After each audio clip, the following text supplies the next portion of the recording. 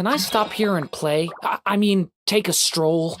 I won't go too far.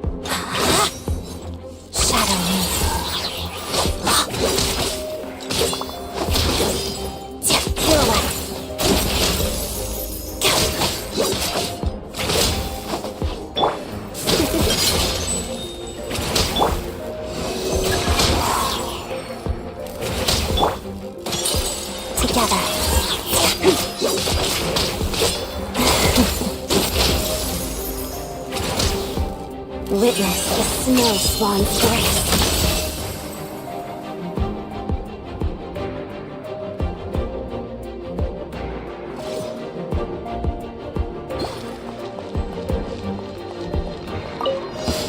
Yeah. You can. It's dog eat dog! Absorption test. Let's begin. Hot as death.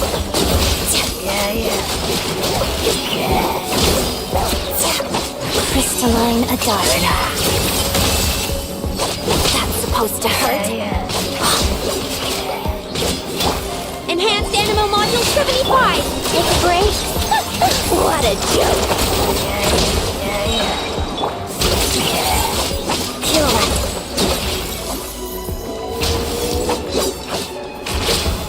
Witness the snow swan's grace.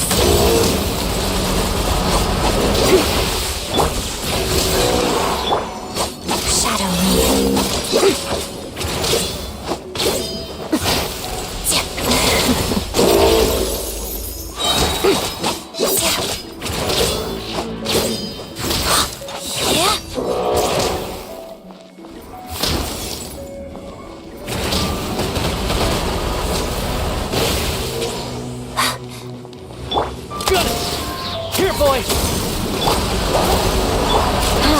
A spot of tea-time entertainment.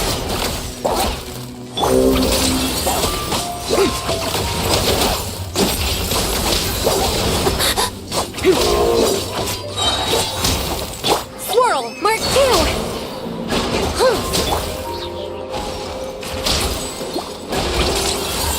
It's dog eat dog! How did that? Crystal Crystalline Adagio.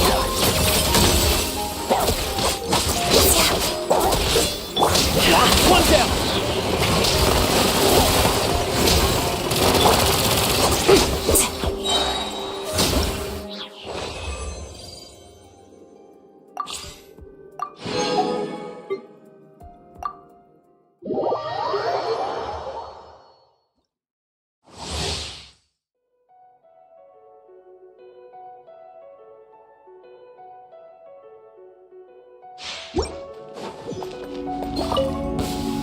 Let's get down to business! Everybody stand back!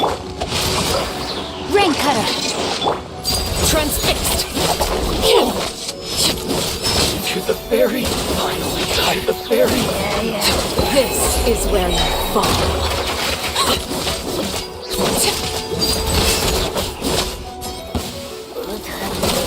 I'm going in! No, my sword! Let me weave you a verse. Animo hypostasis emulation! Everlasting as the moon! Laid bare.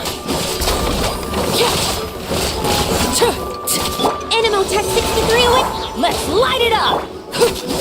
Witness the power of Guhua! Teamwork is dreamwork! Witness my rise!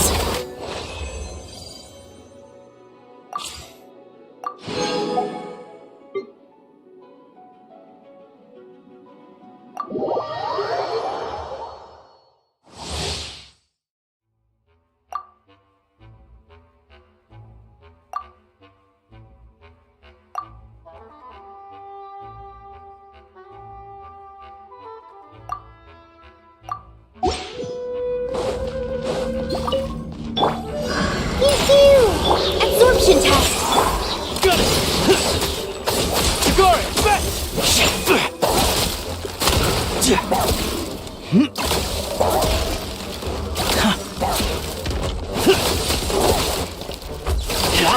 Enhanced Animo Module 74!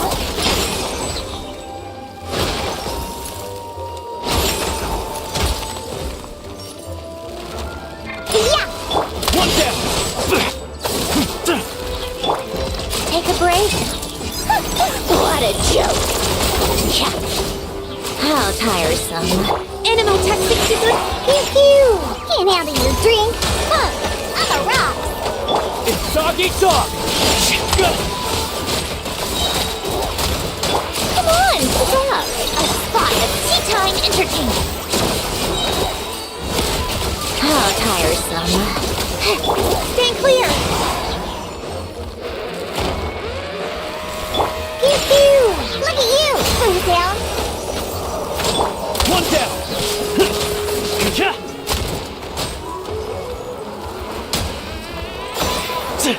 Here, boy! Swirl, Mark 2! Animo Tech 6308! Yeah! Bullseye! What a joke!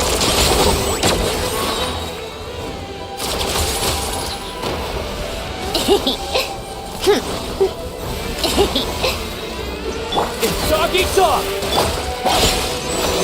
Enhanced Animo Module 7! Can't handle your drink! Huh!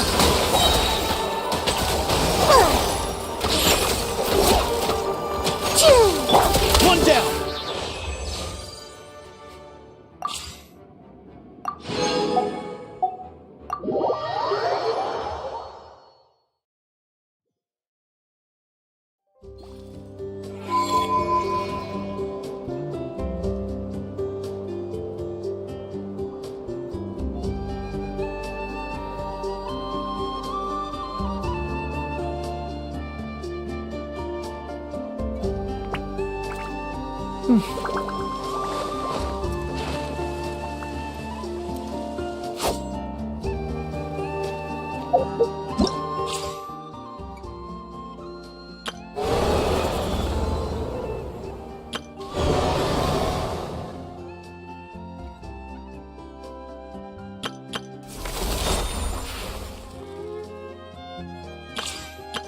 All geared up.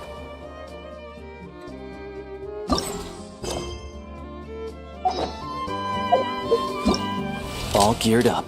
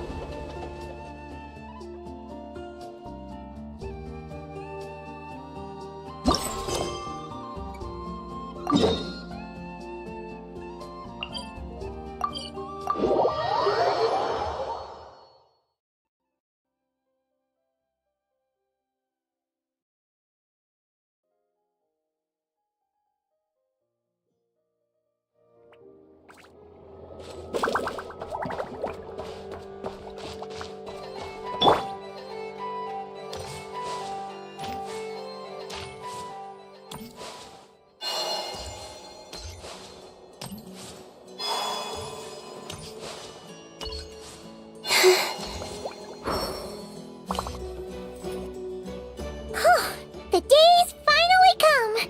We're off to meet the Tsaritsa of Snezhnaya! What is she planning? And why does she need the gnosies? Soon, we'll have our answers! Guess this'll be the end of your journey that your brother mentioned. What is he expecting you to find there?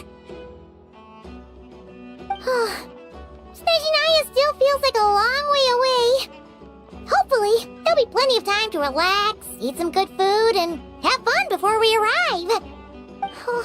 But whenever Paimon gets thinking about how our destination is right around the corner, all these questions come flooding into Paimon's head.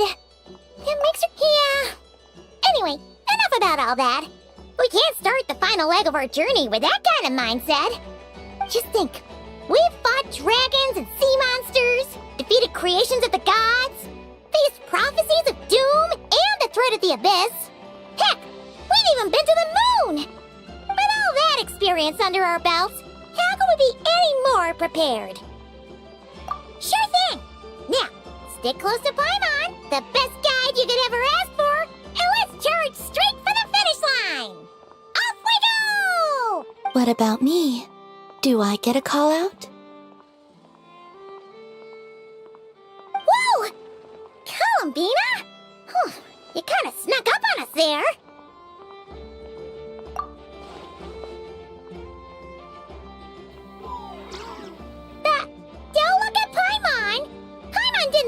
about this time.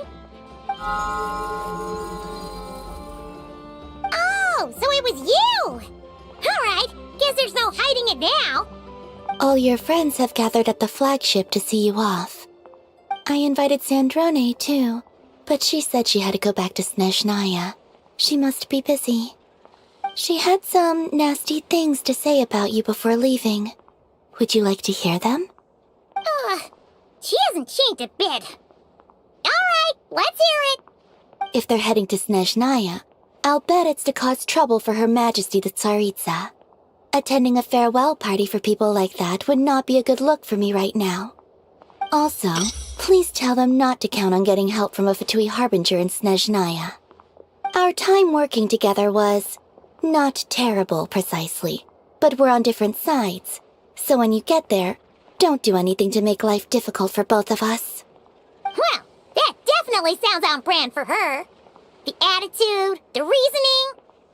Alright, we'll do our best to keep our distance then. No, you've misunderstood. I think she means that she'd like you to go see her. As long as you don't make things difficult for both of you, you'll be fine. Huh. You really have to read between the lines with Centrone. Go on, get to the flagship. Everyone should be there by now. I told Lauma that you once treated me to a truly unforgettable meal. Today, I want to return the favor. It's my gift to you. It's definitely nice to be treated, but hopefully by this point, you know that you don't owe us any favors. The moon of Nodcry will always give you a warm welcome.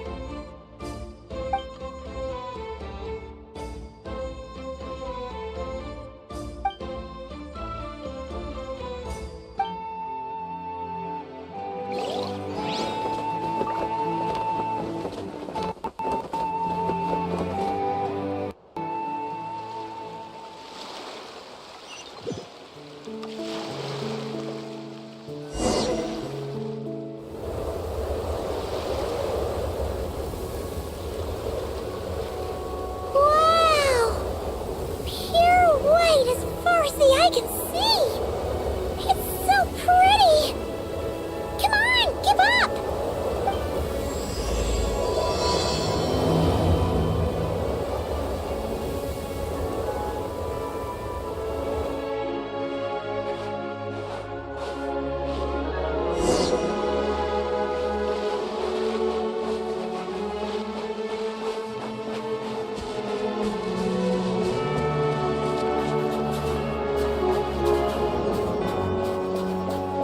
Look! They look similar to the ones in Nodcry! You know, just minus the effects of Kulaki.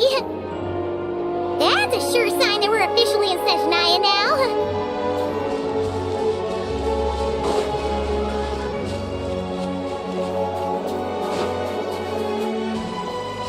There's gotta be a treasure chest around here somewhere. No adventure is complete without a chest or two. Wow!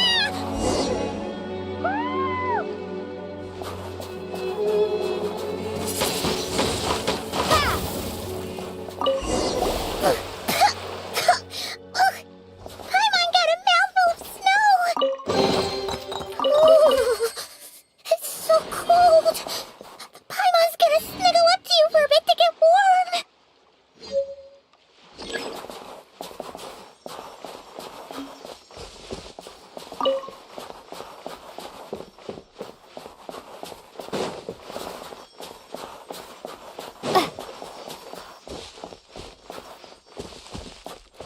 Hey, check it out! Those are bears, right? Oh, look how big and fluffy they are! So cute! Quick, take a picture before the moment passes. Right here. If we get any closer, we might scare them away.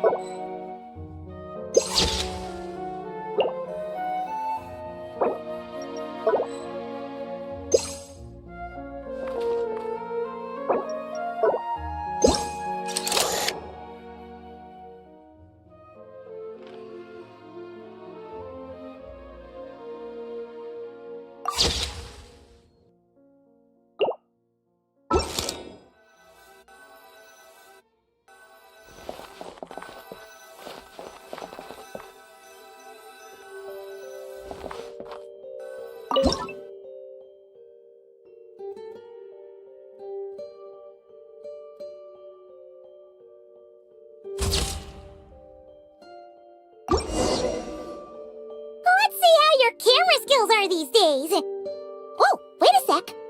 Paimon sees something. Come on, quick! It looks like a train carriage!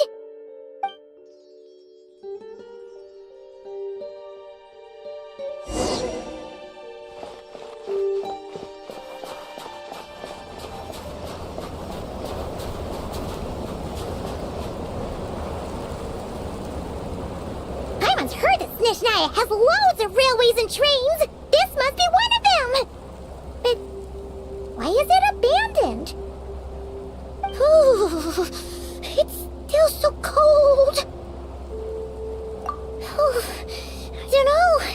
Maybe. Ooh. Also, is it just Paimon or is the snow getting heavier?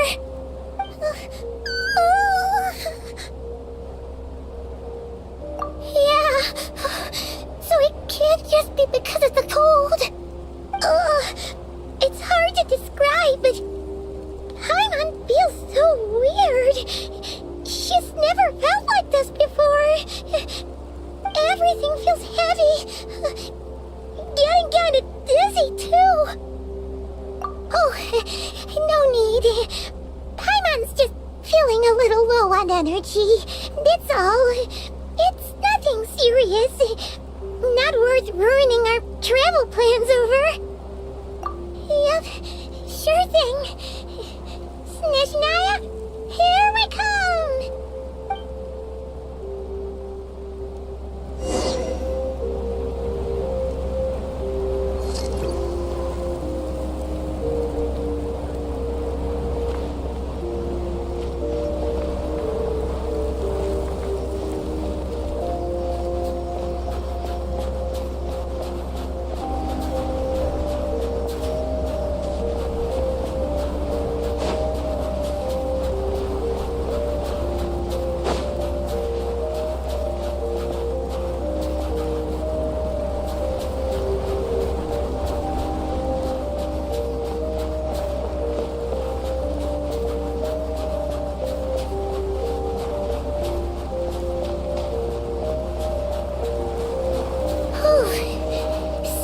Snowstorm is getting worse by the minute. Paimon can barely fly.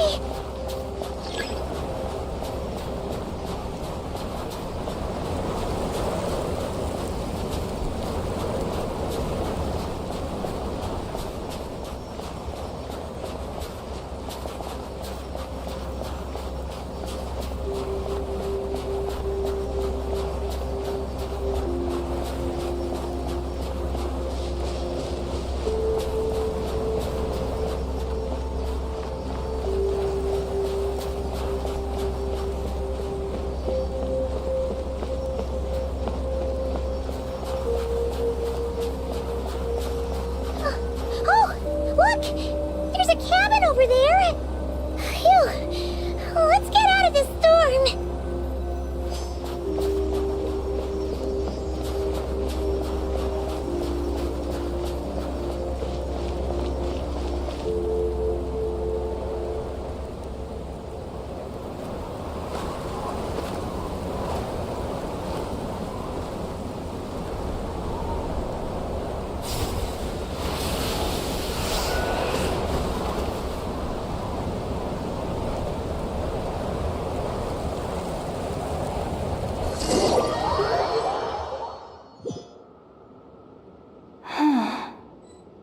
What is this place? Where's Paimon? I need to find her. Fast!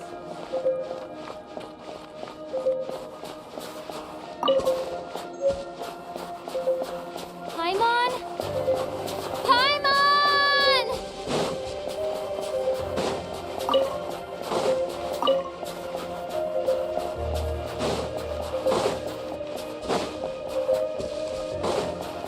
That's strange. Where could she be? I guess I'll try further ahead. Hang in there, Paimon.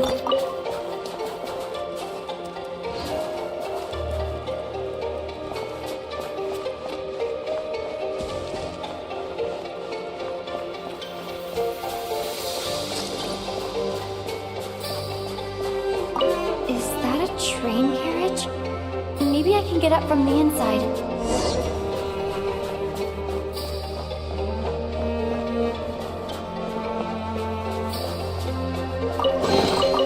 I'll keep this close.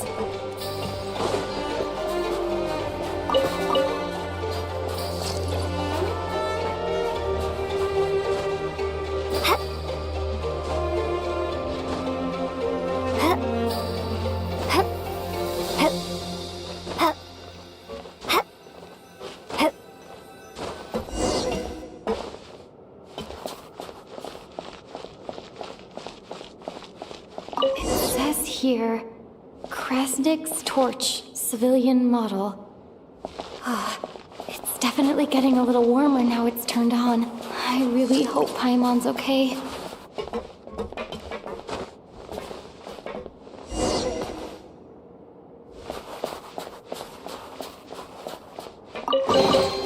I'll keep this close. What was that strange sound? I can't tell if... Paimon? Paimon, is that you?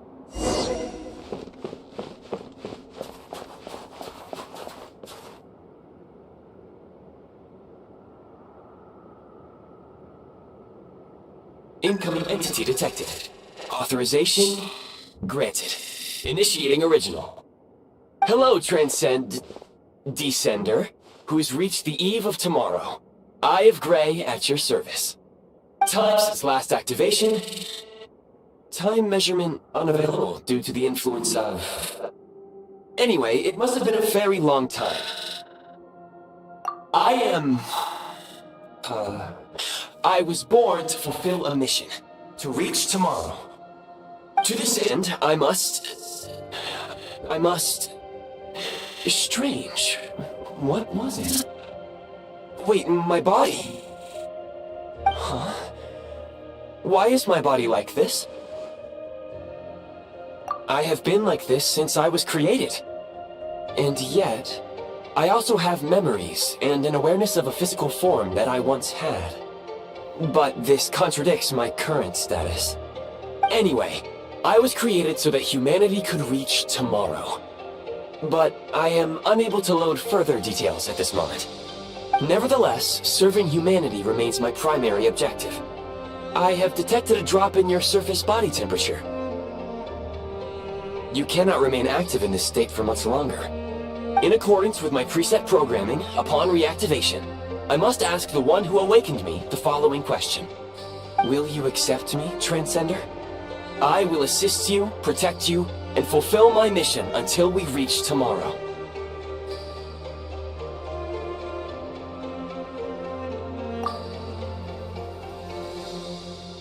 I understand your position. However, given your current physical condition, I must suggest that you reconsider. Before I was activated, you called out a name. Presumably that of your missing companion? If you agree to accept me, after helping you get out of here, I will search for said companion and pinpoint their location. To answer your question, yes.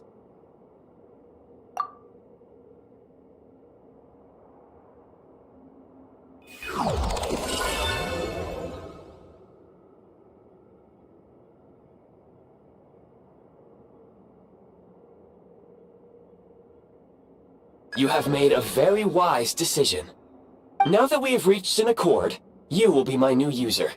May I ask your name? Very well. I will remember this name until the mission is complete. I need to recover my body, retrieve the power to unlock tomorrow, and help the suffering masses to reach the far shores where the empty Ark floats. I can sense my power scattered across this ice-covered land. I even have a vague sense of where it might be found. But right now, that is not essential. The key right now is you. You must survive and reunite with your companion.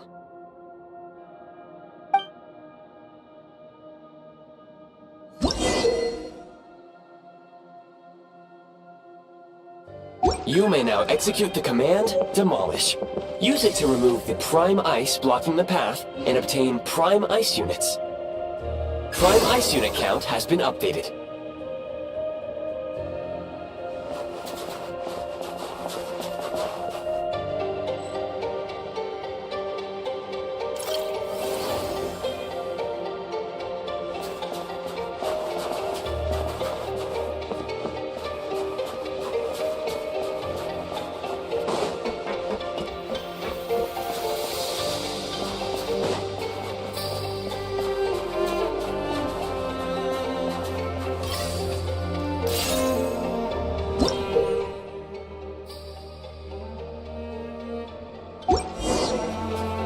now execute the command, build. Use it to create a prime ice construct to prop up the door.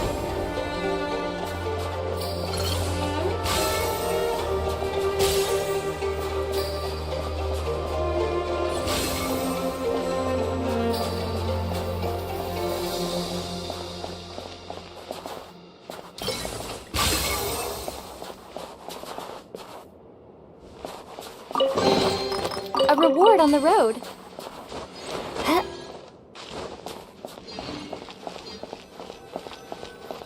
Scanning local environment. Exit has been sealed off with ice. That would not be an efficient approach. One moment. Usable construct blueprint detected nearby. You can use this to clear the solid ice ahead of you more quickly.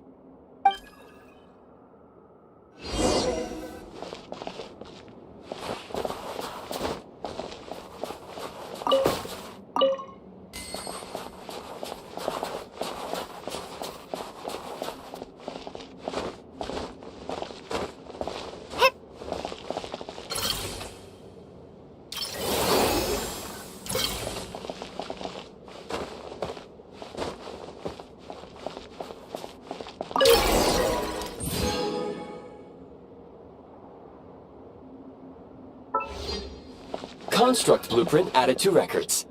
You may now execute the command, build heat source. Generate a temporary heat source to rapidly melt the solid ice.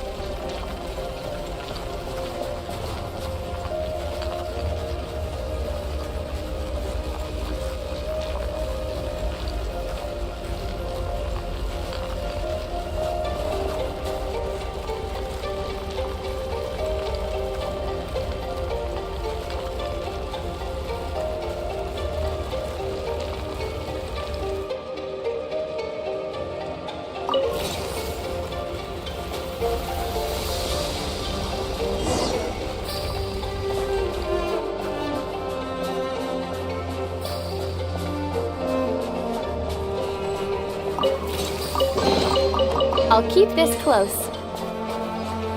My scan indicates the path is straight ahead. I recommend we proceed.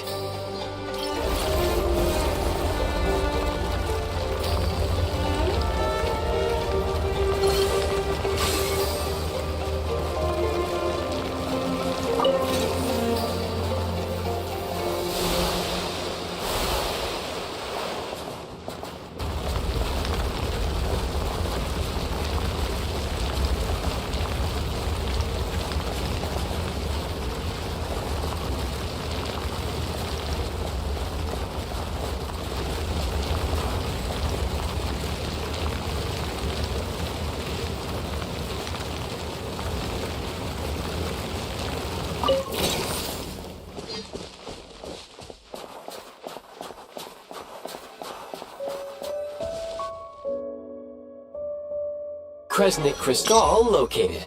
Please collect at your earliest convenience. The recent construct you built provides highly efficient heating by utilizing the unique properties of Kresnik Crystal. Unfortunately, prime ice constructs have a very short lifespan and cannot be stabilized during the development period. Hence, the authorization to use Kresnik Crystal was granted. That said, I have already forgotten what warmth feels like. Yes. Perhaps then, we can warm ourselves by the fireside together. But for now, all you need to remember is this. If you collect Kresnik Crystal, I can extract the energy within and use it to maintain your body's surface temperature.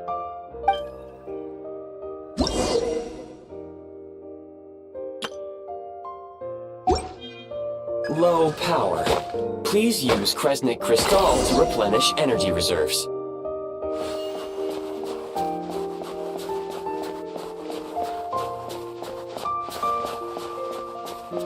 Signs of physiological activity detected in the distance. It is highly likely to be your travel companion, Paimon. Go. Go now. be reunited and sing together. May all the people be united as one. May all of life rejoice in unison.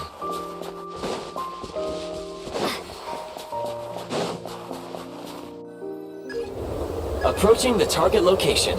Scanning for signs of life. Life forms detected. 2. Affirmative. However, that is not the reason for my confusion.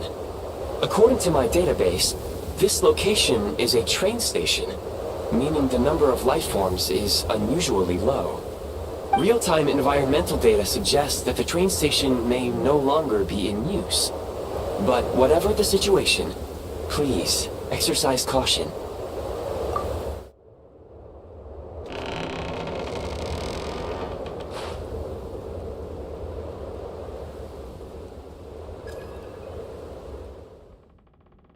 Paimon!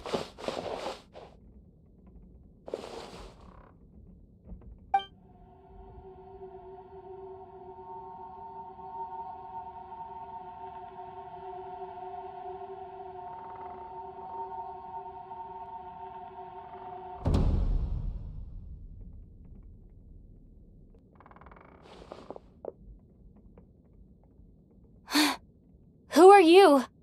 Don't worry. She's only sleeping. You must be the Traveler. She called your name repeatedly while attempting to battle her way through the blizzard. Newcomers to Snezhnaya struggle to adapt to the sheer cold at the best of times. Lately, even the locals are suffering, with a powerful monster having summoned a bitter snowstorm.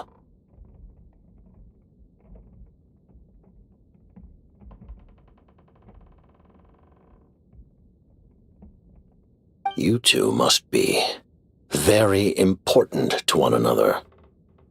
You should take more care not to get separated. Your eyes. Are you Conrian? There are indeed some Conrians left in this world who survived the cataclysm. But I doubt that is news to you. It would be unwise to interrogate my identity here. Focus your attention on your travel companion instead. We will meet again very soon.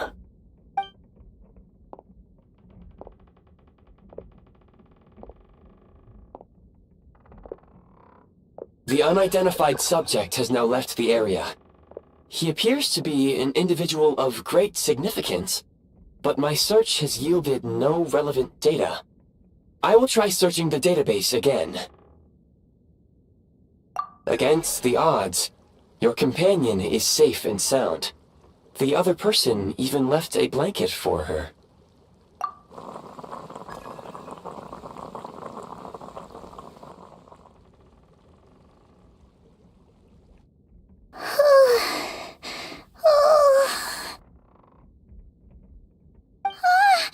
Traveler! Oh, thank goodness you're okay. Paimon was so worried. She looked everywhere for you. It's okay. Take it easy. Are you feeling alright? Pretty much the same as when we first got to Snezhnaya. Paimon must have caught a cold. She was feeling so faint. She just couldn't keep going any longer. So she had to lie down and sleep it off. Wait, where did the jester go? Yep, the director of the Fatui. The Jester Piero. So, you met him? The Jester must know everything about the Tsaritsa's plans. But there's no way he'd tell me just like that. We might well have ended up clashing. Well, he was right about one thing. Right now, the most important thing for me is to take care of Paimon while she's unwell. He had no intention of explaining his motives, and he left in something of a hurry. Hey! What the... Who is that?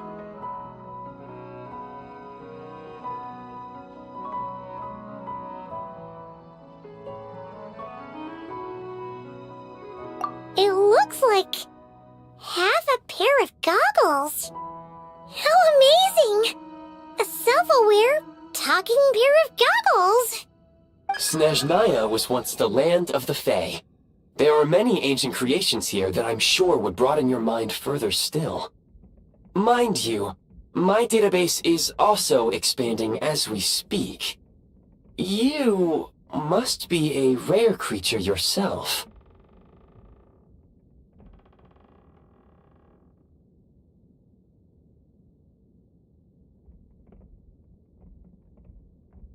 Oh, wow!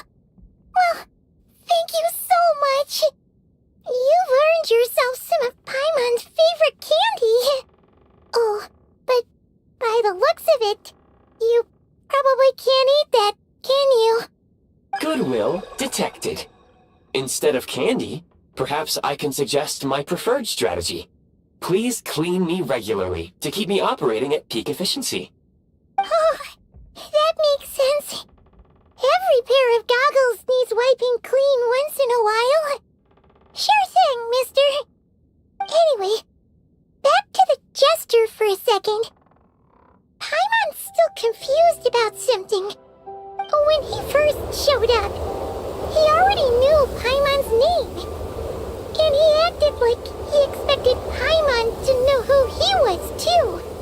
Paimon could tell that he was Conrian from his eyes. And he definitely seemed like someone pretty important.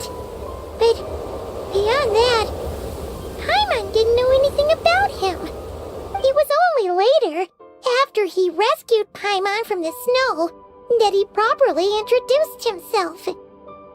That's the only reason Paimon knows he was the jester.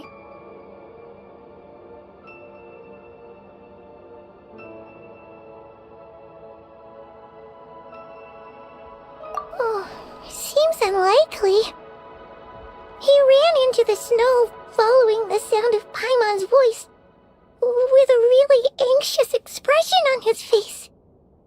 He didn't act like someone who knew she would be here in advance. And after bringing Paimon here, he just stared out at the snow. He didn't do anything to Paimon at all. In fact, he barely said anything. Wouldn't even answer any of Paimon's questions either. Paimon didn't feel unsafe around him, and he didn't seem to have any ulterior motives. For all we know, he might have just ignored Paimon's questions so she'd give up and go to sleep. Please allow me to interrupt. Fatui and director are unfamiliar terms. May I ask for clarification? Wait, you've seriously never heard of the Fatui? Oh, they're like the Tsaritsa's inner circle. Really powerful people. And the director is their boss. Understood. Since they hold elite positions and serve their god directly, it stands to reason that they would conduct themselves with due decorum. I am inclined to agree with your assessment, Miss Paimon. I did not detect any ill will from the gentleman in question.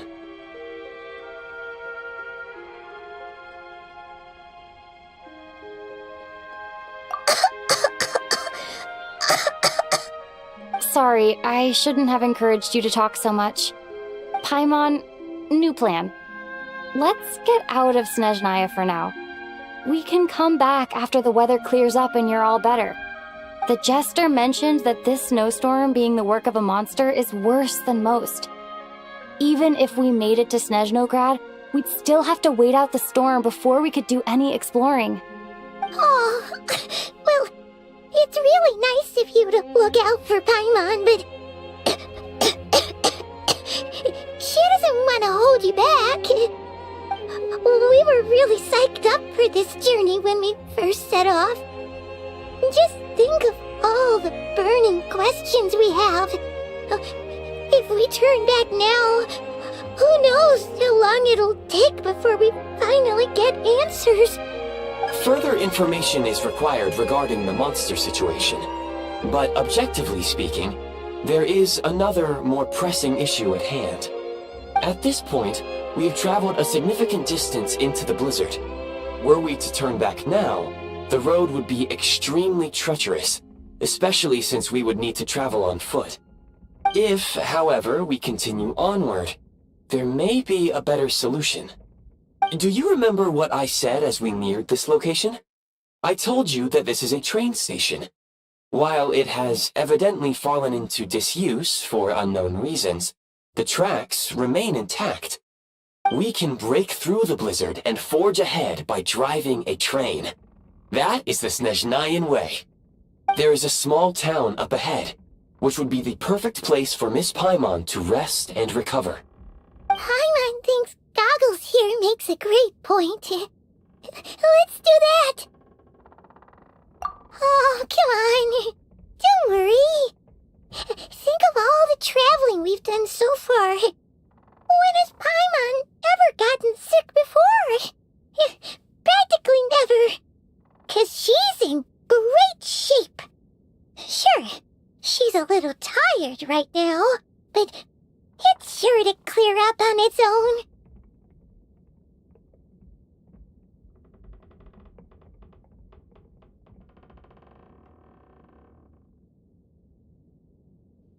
Affirmative.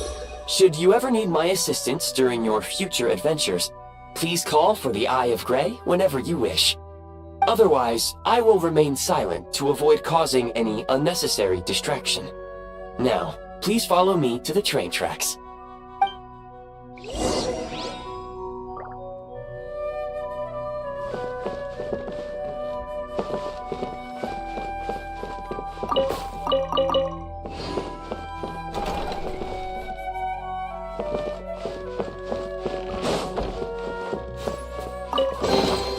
Is this an answer from this world?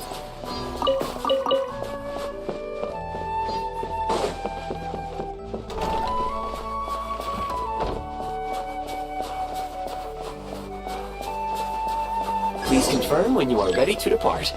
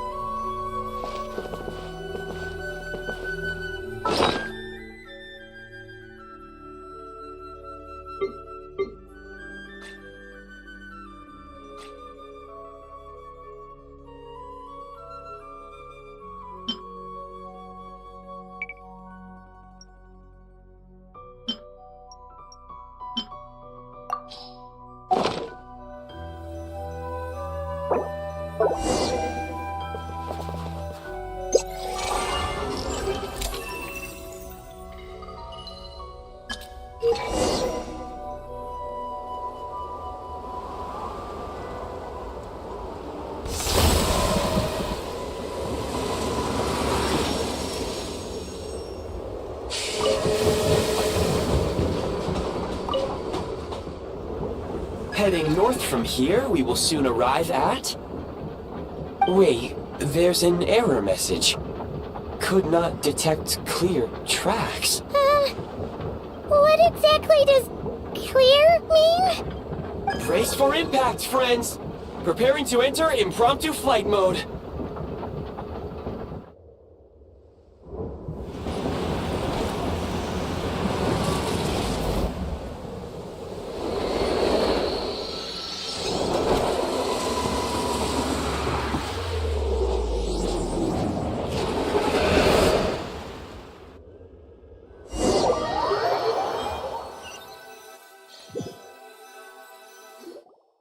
How strange. Not only was the station's status different from my records, but even the railroads and the terrain itself have changed substantially. Yeah. Thanks to your quick reflexes. My sincere apologies for putting you in danger. I'm afraid I'm as confused by all this as you are. Agreed. This is likely a consequence of outdated railroad data. The discrepancies between the old data and present reality are far greater than I anticipated. Fortunately, our crash landing has at least brought us much closer to the town. According to the data, anyway. Your data had better be right this time. I can assure you, it certainly is. Please look this way, and you will see a Kresnik's torch. It seems our ill-fated train ride was a blessing in disguise. We have taken the shortest possible route. Rest assured that I will take user preferences into account next time I plan a route. Next time, I will get it right.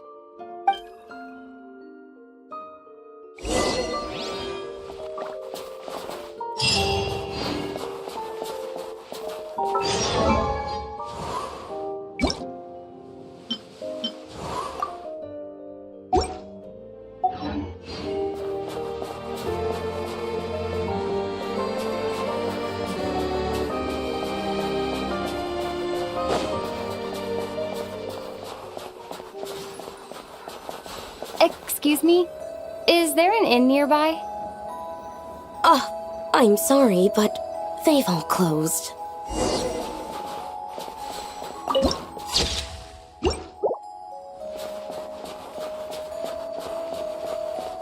Oh, sorry to interrupt. We're looking for a place to stay. I can't even afford to warm my own house, let alone run a business. Excuse us. Is there anywhere we can stay around these parts? I'm afraid not. You'll have to try your luck somewhere else. All we can do is wait for the next shipment of Kresnik Crystal to get here.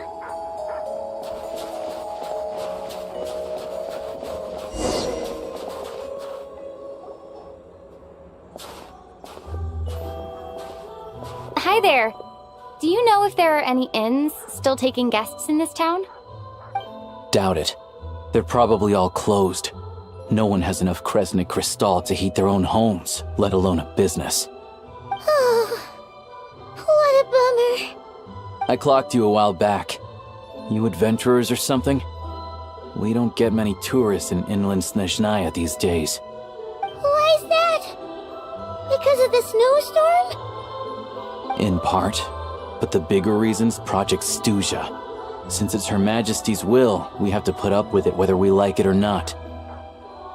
Oh, sorry. I assumed it was common knowledge by now. Basically, the Tsaritsa is planning something big. Something that requires an enormous amount of energy. Even if they used all the surplus Kresnik Crystal in Snezhnaya, it still wouldn't be enough to meet demand. So, the Vecha passed a resolution requiring all factories and households to reduce their energy consumption. The policy has thus been charmingly named Project Stuzha, meaning bitter cold. Bitter cold? So, like, it's gonna be a cold winter, folks? You're all gonna have to find a way to get through it? That kind of idea? Pretty much. When you're broke, you scrimp and save. When it's cold, you huddle together for warmth. There's always a way to stretch things out to make ends meet. Trouble is, if you stretch someone out like an elastic band for too long, who knows if they can ever bounce back. You know what? Come with me and see for yourself.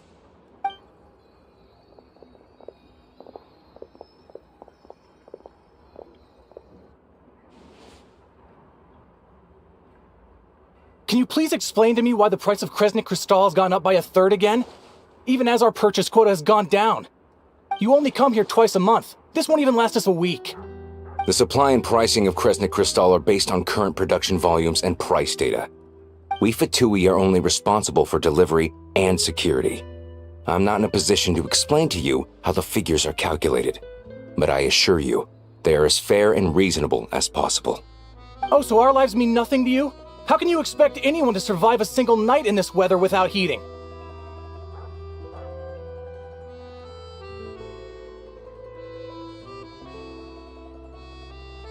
Since you insist on making me repeat myself every single visit, I will remind you again. There is no monopoly on the trade of Kresnik Crystal. You are free to purchase the shortfall from elsewhere on the market. What market? Nobody else is selling!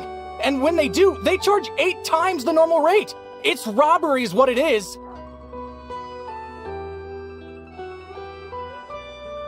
Which is why the Snezhnagrad Veche passed a resolution to support border communities, without which you wouldn't even be able to buy crystal from us to begin with. So if you're here just to argue, move aside and let the next person in line come forward. Everyone's feeling the cold here. You... All right, everyone, let's calm down for a second. A few words, if I may. We're all subjects of Her Majesty the Tsaritsa, and I'm sure every one of us is dedicated to her great cause. We all know how cold it is, and the more it snows, the harder life gets. Everyone's struggling already. Let's not make things even more difficult for each other. But Liaison Shishkin, there's clearly something wrong with this quota. I have a family in Marepasak who tell me they can buy at least double our crystal allotment. Oh, believe you me, I had the same reaction when I first saw the numbers. Couldn't believe what I was reading. I even wrote a letter to confirm the true figures, but... I'm afraid the quota really is as low as you've been advised. Still, you must understand that calculating these energy quotas is a complicated balancing act. They have to factor in population, town size, industrial application. Our top priority must be to keep the largest Kresnik's torch burning continuously. Only then can we sell the remaining crystal for household use, and in doing so, we must make sure that everyone is treated fairly. As our Fatui comrades said, they are only responsible for delivering the goods. They need to keep accurate records, and they do not have any authority to modify the rates or quotas. That's right. Our duty is to do things by the book. Tell you what, listen. I know how anxious and upset everyone is. As a matter of fact, I was just discussing it with the mayor. What we can do is open the lower combustion chamber of the Kresnik's torch to the public. You can come to me directly to register, and I will allocate time slots accordingly. I can't guarantee there will be ample energy for household use, but we can at least make sure you'll be able to boil water and cook food each day. Let's hang in there and make this work together, all right? Fine. I don't see any alternative. So, this is Project Stuja in action, huh? Oh, no wonder nothing's open for business. People are barely getting by. You were looking for an inn, right? For your, Fae friend? Oh, Paimon's not a fae. Just Paimon. She must have caught a cold or something. We only just got to Snezhnaya, and we're still getting used to the climate. I have a small place in Stratomaros. I don't stay there very often, though, so it's pretty basic. But if you're not picky, you're welcome to rest there for now. It's not much, but I've got blankets and a warm fire. Are you sure? Oh, that's really kind of you. All right, then. This way. Hello, I'm Alosha. I'm a hunter. Though, if you've talked to any highwaymen, you might have heard a different side to my story. But anyway, let's keep that between us for now.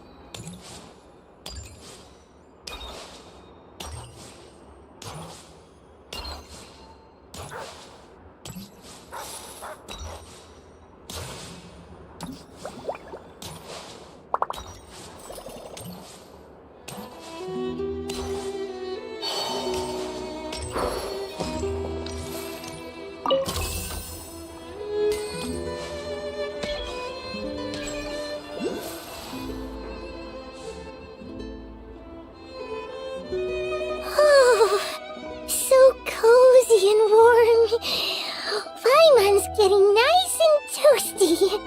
Oh, wait. Paimon only introduced herself so far, didn't she?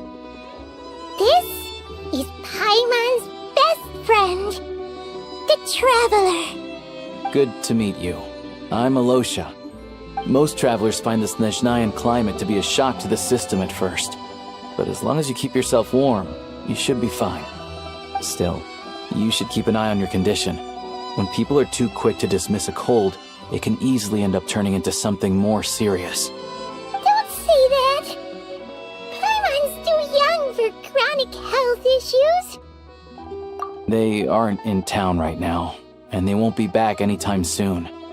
The train station has been closed ever since these power shortages began. I do a lot of hunting, so I spend most of my time exposed to the elements. But even the animals wouldn't survive long in a storm like this, let alone a hunter. Nothing to do but sit tight in town until the weather improves. I get that you're in a hurry, but even if the station were open, that doesn't mean there'd be any trains. We could end up stuck here for a long time, I'm afraid. What? Your own train? Wait, hold on. That train? The one that suddenly fell out of the sky and crash-landed on the ice? Oh, we got lucky and found it in a cave. Oh, then our luck ran out and we had a little accident. Pretty crazy for a random find in the mountains. Well, as long as your train's good to roll, you might get to Snezhnagrad after all. I've been doing some digging recently. Turns out, the real reason for the current energy crisis in Stratomeros is that some of the supply is being seized for a private stockpile. But to expose what's going on, I need to catch them in the act. So, I'm heading off to catch a rabbit. Huh? Wait, a rabbit stole the crystal? It's a figure of speech. Real rabbits couldn't pull this off. They'd prefer carrots to Kresnik Crystal anyway. Shishkin, Mr. Positive Attitude, let's all get along now, shall we? Him? Really? Paimon never would have guessed. Huh? You're coming with? Oh, okay then. Just give Paimon a second to get ready. Alright. Guess there's no point pushing myself. Paimon will stay here and hold the fort then. Be careful, you two. Oh yeah, there's one more introduction to do. Tagarin, get in here. Oh, a doggy.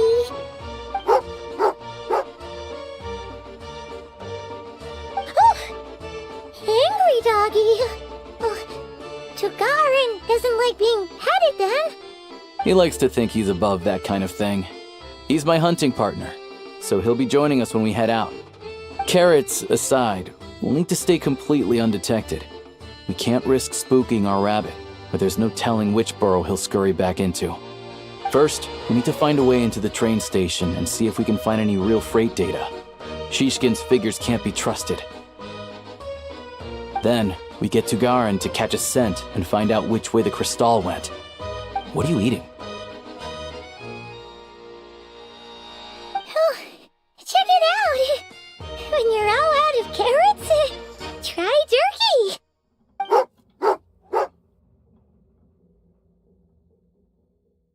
Good doggy.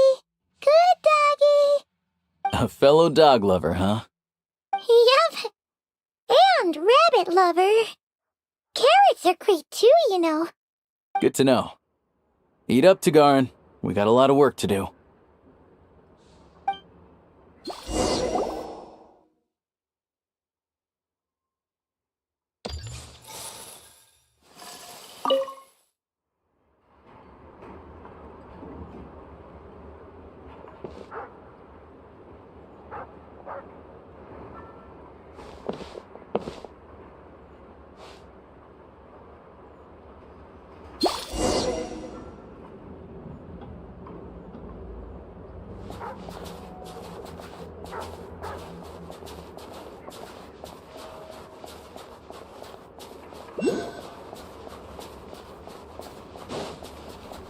Wait.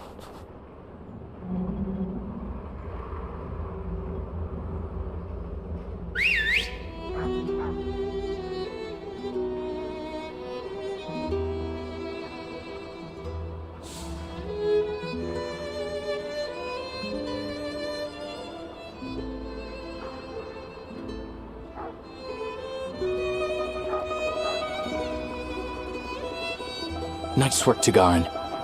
Come on, we'll go around.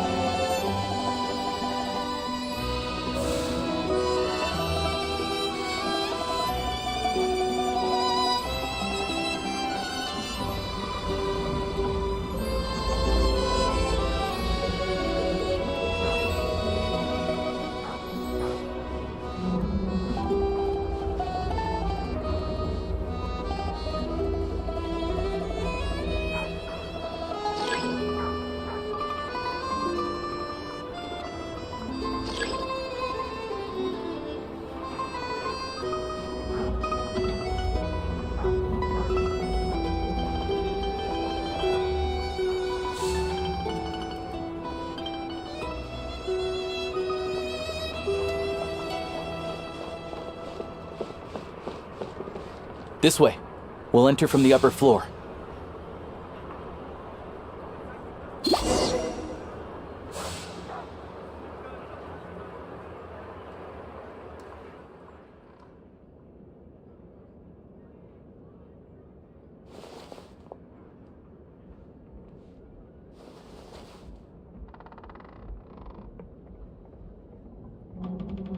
There we go.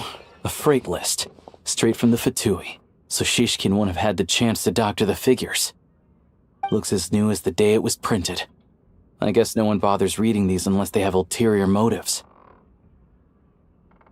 Yeah, this is all we need. Come on, let's get out of here, then go track down the Crystal. Tagarin's a keen hunter, and catching rabbits is his specialty.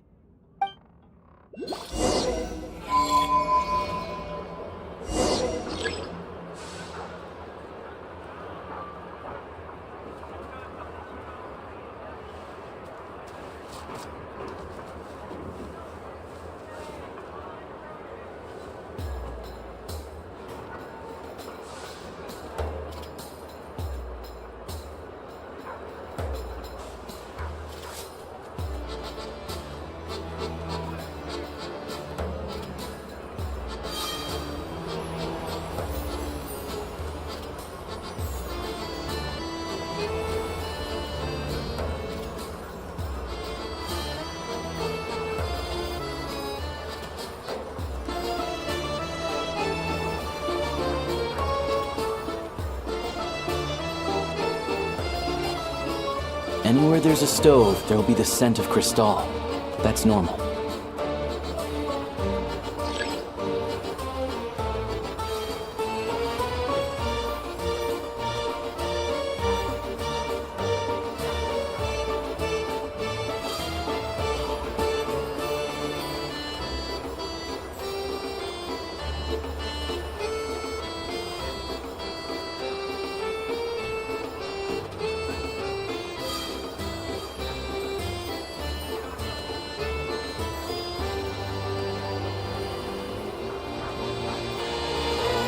But if he picks up the scent of Crystal somewhere and there's no stove around, that's how we know something's up.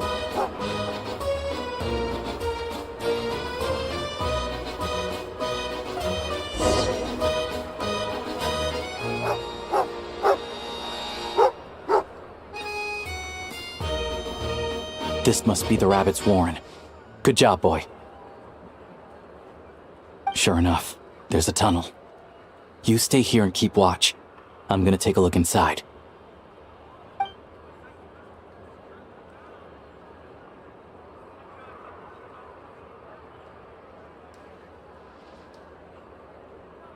Thanks for looking out for us. Things are getting tougher by the day.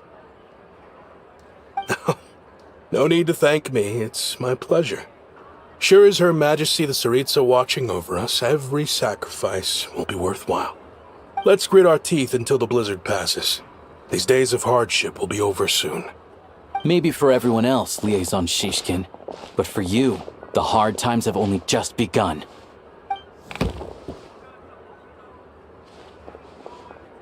Huh? Who are you? What's the matter?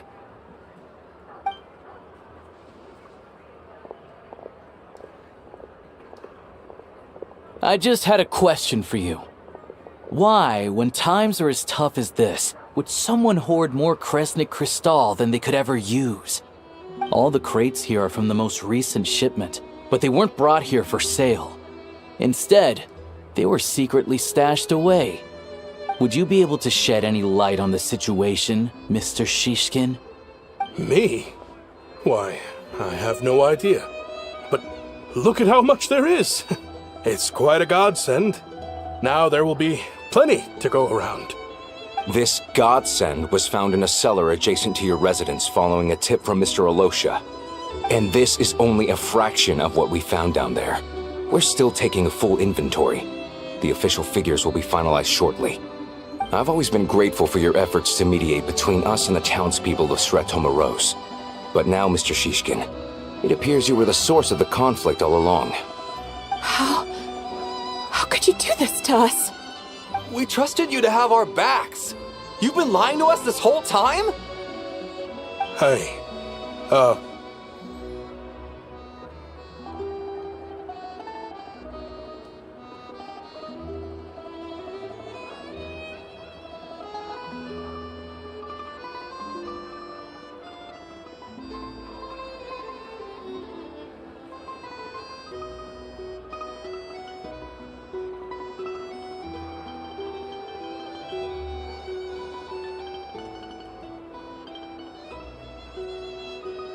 I owe you all an apology.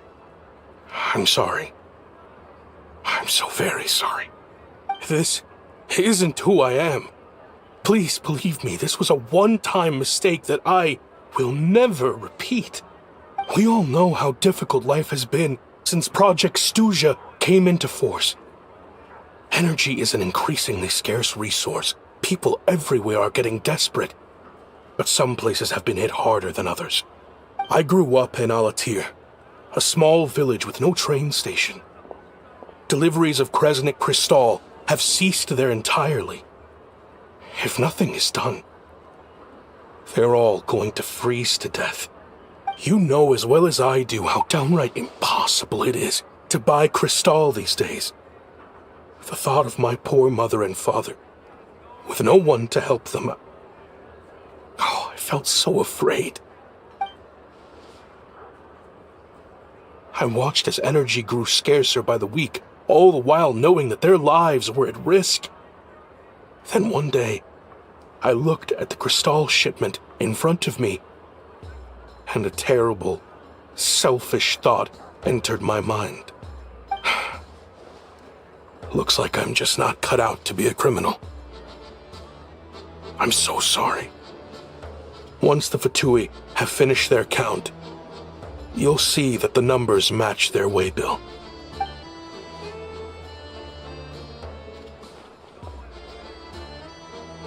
I have the official Snezhnayan quotas here. Anyone who has already purchased energy, please make your way over here to correct your transactions. I'll make a batch purchase of Crystal worth 3 months' salary for you all to use free of charge. As for Alatir, I'll think of something else. You don't have to go that far. Yeah, owning up to your mistake is enough for me. You've done plenty of good for the community in the past. I'm not looking for a handout. Drop the act. You claim this was a one-time mistake, but the real reason there's only 1 shipment's worth of stolen Crystal in your basement is that you have an accomplice. Reporting in, sir. We've conducted a full search of the mayor's house. As expected, we found many crates full of Crystal, half of which were still in their original shipping containers. This wasn't your first time at all. You've been colluding with the mayor of Sretomaros for a long time now. The train station's currently out of service, but it does open for a short window every time there's an energy delivery. And every time a train pulls in, you're there on site to take inventory and oversee the workers unloading the cargo. The mayor handpicks said workers. Per his instructions, they transport the Crystal by tunnel at night to the mayor's house, and he sells it out of town. But since he can't get the goods out of town by train, he had to arrange an alternative method of transportation. This meant slower sales, which gave me plenty of opportunity to catch him in the act. Wait, the mayor's involved in this too? Preposterous. What proof do you have of any of this? Basic math. I've spent a lot of time lately counting carriages as the snowstorm rages. Counting carriages? What? The energy consumed by a train depends on its total weight. And since energy is a limited resource right now, it's fair to assume that every carriage is packed full. So, if we take the energy required for the Kresnik's torch, add the sales figures you provided, then compare that figure to the train's theoretical cargo capacity, guess what? The numbers never match. It's always off by 1 or 2 carriages worth. This time, you set a new record. 3 carriages missing. You mean to tell me that you sat around outside, counting carriages, in this weather? I'm a hunter. I have 2 options. Hunt or starve. Well, I've heard enough. The evidence speaks for itself. Take Shishkin and the mayor into custody and escort them back to Snezhnaya.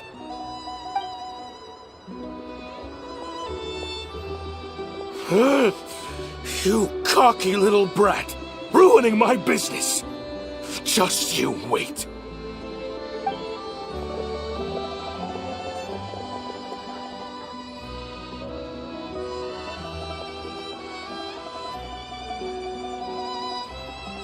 Yeah, something felt off. So I just followed my gut.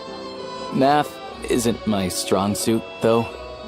I'm lucky my dad made me learn enough to get by, but all this number crunching was a million times harder than the aim and fire work I'm used to. Thank you for your assistance. You're a brave lad. Shishkin was quite the cunning criminal, as I'm sure you can tell. He did all of this right under our noses, and we never suspected a thing. A wolf in sheep's clothing. He had everyone fooled. Even with that sob story he fed us. He was probably trying to keep the mayor out of it, not just mask his own motives. Without the compelling case you put together, even I might have fallen for it. Alosha, was it? Tell me, are you really a hunter? We can go find some wild animals if you want. I'll fire off a couple of shots, and you'll see whether I'm the real deal. I didn't mean to cast suspicion on your identity. It's just... well, I'm sure you've heard of the Rokot. Recently, they've been recruiting people with your kind of talent. They hide in plain sight under false identities, working against Project Stuzha, sometimes directly opposing the Tsaritsa herself. They aren't a violent organization, and their goal is to improve the lives of the common folk. But still, as a member of the Fatui, I wouldn't be doing my job if I didn't keep tabs on them. First I've heard of this. I don't really keep up with what goes on in the city. All I know is, people who don't mind their own business in the city end up paranoid about everything. As for me, I just couldn't stand Shishkin. I'm from Alatir myself, and I can tell you, nobody's lived there in years. Why would an abandoned village need Crystal? Of course, no one really cares about the fate of that place. I'm guessing today is the first you've heard of it. I see. It does sound quite tragic. Really. Well, thanks again for your assistance, and your friend here too. I will report this incident to Snezhnaya. The Fatui will take over energy distribution until new officials are appointed. We'll also ensure that the train station resumes normal service as soon as possible. Looks like it's my turn to brush up on math now. I never liked it as a kid either.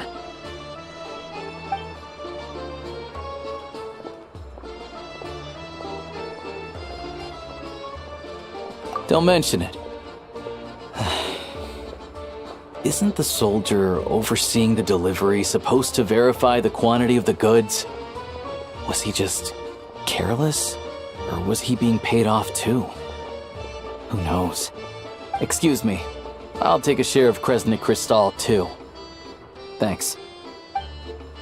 I need to take a detour before we head back. There's someone I have to deliver this crystal to.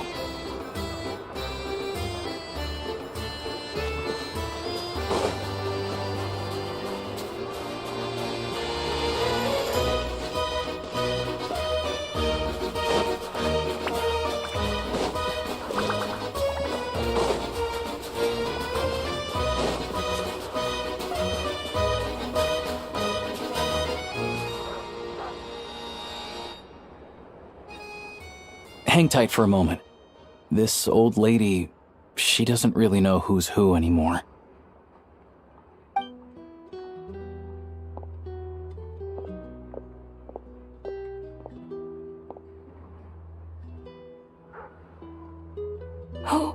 Oh, grandson.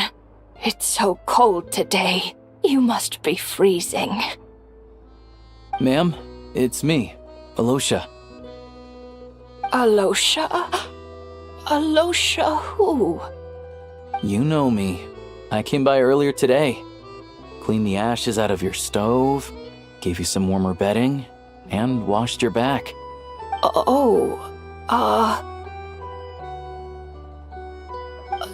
I'm sorry, I don't remember. Now, how often do I get to see my grandson? Come on, take a seat and relax while I fix you something to eat. It's okay. You just rest. I'm fine. Oh, you. It's nice to come and visit your old granny once in a while, isn't it? Sretomaros's a good town. All sorts of things to do and people to meet. And the local officials are good to us. Sit down, come on, take a seat. I still have some fruit left. Let me get it for you. Please, don't get up on my account. You need to rest. Where's the fruit? Right under the basket by the door. Or maybe it was on the bedside cabinet.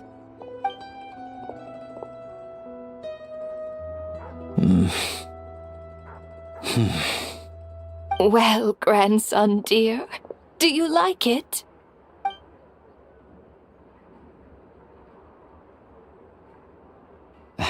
Very much, ma'am. It's delicious. Good, good. Wonderful. You don't need to save any more for me next time, all right? Fresh fruit is hard to come by at the moment. You should eat it as soon as you get it.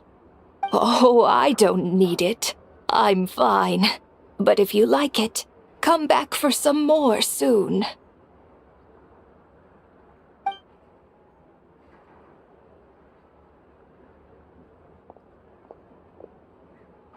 Some kind soul must have given these to her. But she always saves the nicer things for special occasions. I met her at the market back before her health began declining. She was a lovely old lady. We're from the same hometown. Not many people have heard of Alatir. And if they have, it's usually for all the wrong reasons. There's a gang of highwaymen that came from there. Now that it's an abandoned village, it's rare to find anyone who shares fond memories of our hometown. So after we got talking and realized we were from the same place, we decided to keep in touch by letter. I first learned of Sretomaros's energy supply problems from a passing comment in one of her letters. Then, after her health went downhill, I started visiting more often to check in on her.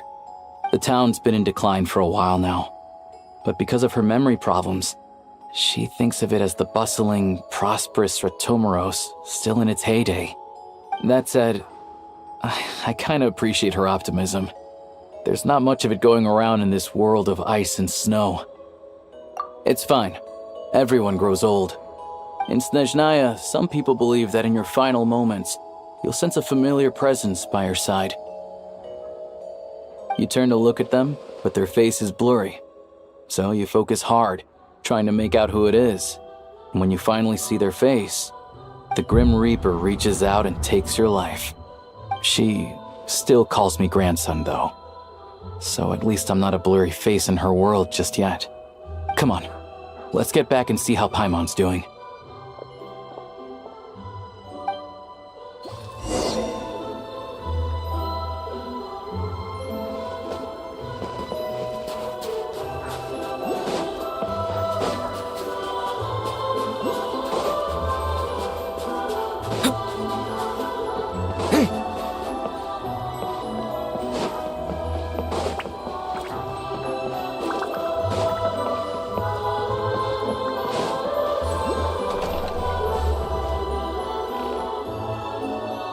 Paimon, we're back. Are you feeling any better? Yep, cold anymore. But she's still a little dizzy. Flying probably isn't a good idea right now. Paimon might lose her balance. But Paimon's sure she'll be fine. It's probably just from getting hit on the head by that pile of snow when we first arrived in Snezhnaya. Her complexion's looking much better. Let's keep an eye on her. Sure, but enough about that. How did everything go on your end? Are you all set? Did you have any trouble? I'll explain. It's a bit of a long story.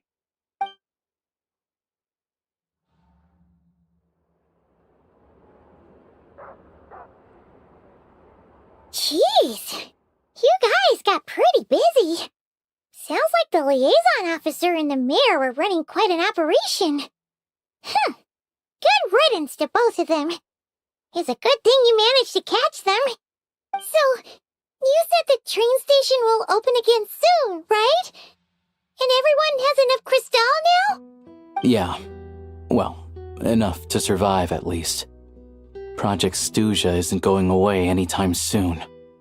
People will still have to scrimp and save to make ends meet. Don't know.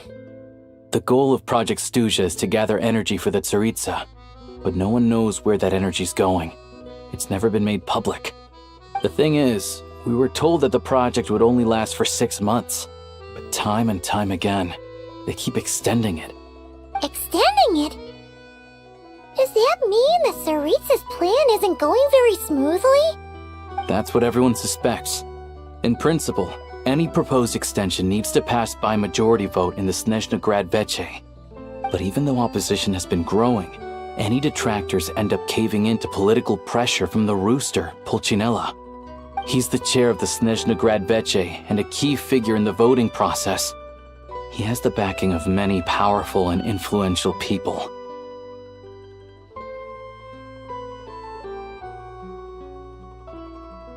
How come the Fatui are picking on ordinary people even here in Snezhnaya? I don't see it like that. Fundamentally, the Fatui will always think and act in the Tsaritsa's interests. But that doesn't mean they don't care about the plight of the common folk. The only reason Sir Tomoro still receives crystal shipments is because of a relief proposal put forward by the rooster himself.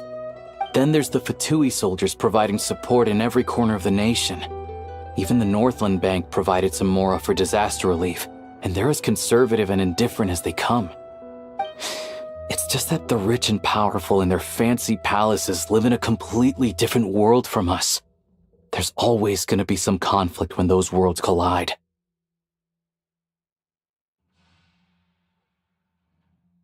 Yeah, well, even though we all believe in Her Majesty the Tsaritsa, there are still many differences of opinion on how best to tackle the big issues of the day.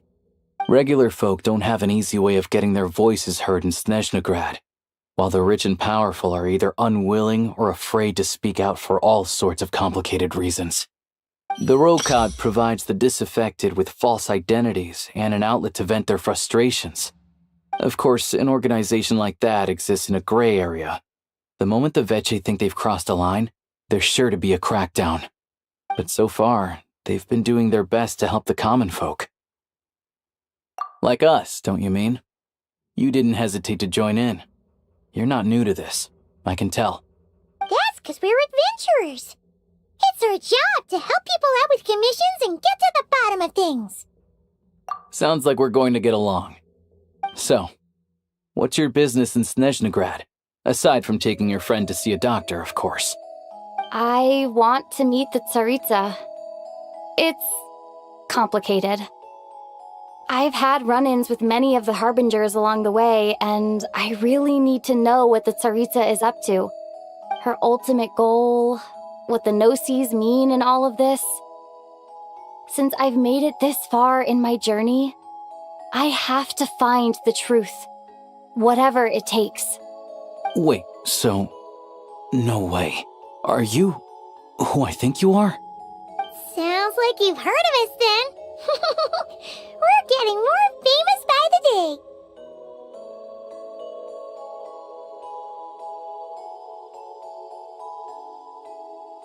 I didn't realize I was in the company of giants. Honestly, we're all as curious as you are about what the Tsaritsa's planning, and why it has to involve us freezing to death in the snow. But getting in the same room as her won't be easy. The common folk aren't permitted to meet her at the best of times, and right now, she's probably not even in Snezhnagrad. Word is, she's heading east on a campaign to slay a monster. Yeah, so you've heard of it. A wild, unpredictable monster with the power to summon snowstorms. It also absorbs everything around it into its body, so it's growing constantly. Now, it's so big that the Tsaritsa has deemed it the #1 threat. Luckily, as it grew, it became increasingly less mobile, so it doesn't pose an immediate threat to this town or to Snezhnagrad. I'm sure that Tsaritsa and her personal guard, the Druzhna, won't have any trouble defeating the creature between them. It's just a question of how long it'll take. Suffice to say, you won't be seeing her anytime soon. You'll have to wait until she gets back. Fair. Well, the Fatui will be taking over management of the train station for the time being. Things should be up and running by tomorrow. Once it's open, we can see about getting your train towed to the station. Whoa! That's gotta take a lot of manpower. Are you sure we can talk them into it? The Fatui aren't exactly spotless in this whole mess. Plus, we helped them out. Should be easy enough to negotiate. As far as I know, all the paperwork is dealt with upon manufacture. I've never seen anyone check it, so I wouldn't worry.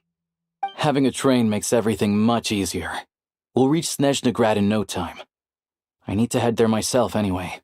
Got some game to trade for Mora. I know a good doctor in the city. I'll introduce you when we get there. Oh, thanks so much. Let's get a good night's sleep ahead of our big trip tomorrow.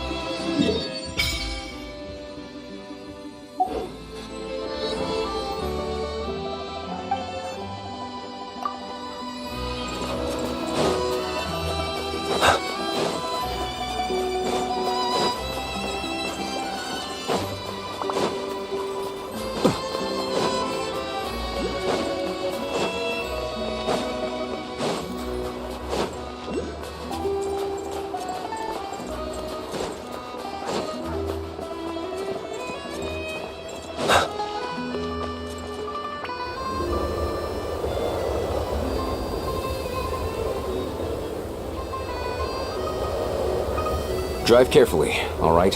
You don't want to end up in this situation again. Also, I don't think I've seen a train like this before. Is it a new model or something? Not a fan of small talk, are you? Anyway, take this. It's an up-to-date map of the Snezhnayan rail network. All the track switching is automated, so as long as the train's moving, you don't need to worry about collisions or anything. We'll leave you to examine the train's conditions yourselves. Fingers crossed nothing's broken. I doubt Sratomaros has any engineers with experience working on this model. Shouldn't be a problem. Thanks for everything. All right then. Have a safe journey.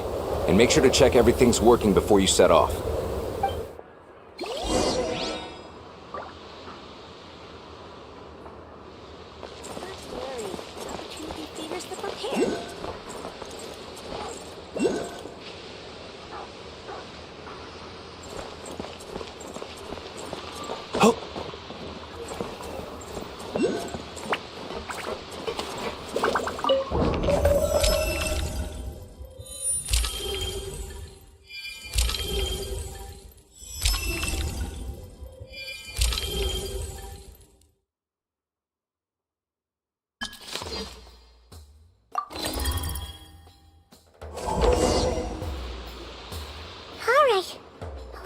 our destination settings have been applied.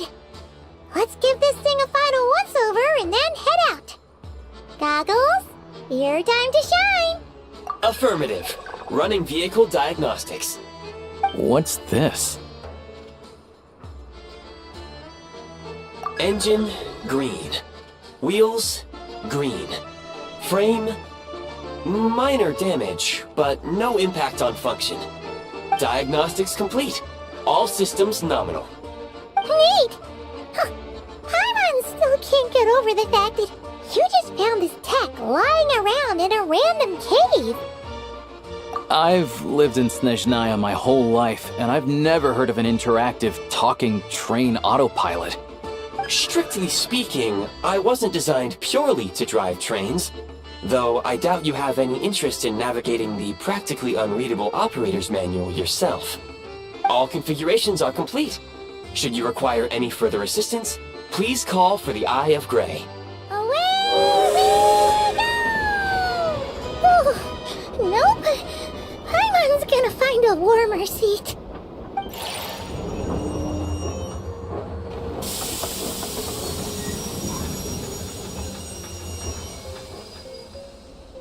Huh? What's going on?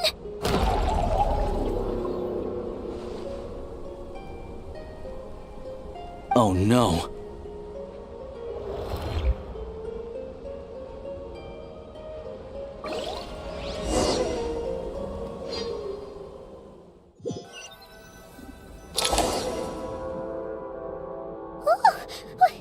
What is this place? Traveler, are you okay? Paimon's still airborne, but it feels like swimming through thick, gloopy water. That's horrible. Just our luck. Of all the things that could have gone wrong. Halosha, you're Snezhnayan, right? Any idea what the heck this place is? It's called the Shadow Realm. A place where no wind blows, no light shines, and no elemental energy flows. Even time itself doesn't exist here. It's a world where everything seems to come to a standstill. I've only seen it a few times before, and this is my first time inside. It's a dangerous place. Most people who get sucked into the Shadow Realm are never seen again. And the few who do make it back, they're never quite the same. Huh? Then what the heck do we do now? Oh, maybe Goggles knows something. Goggles? Great! Now we're done for! Hold it together. Let's not get ahead of ourselves. I heard a story once about the world of shadows. If it's true, there's a way to escape. We just need to find the exit. Come on, let's explore.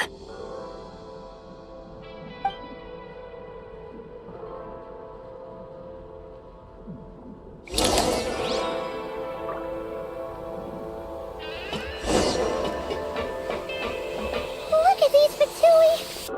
It's like they've lost their minds! Their shadows have been devoured. They're no longer amongst the living.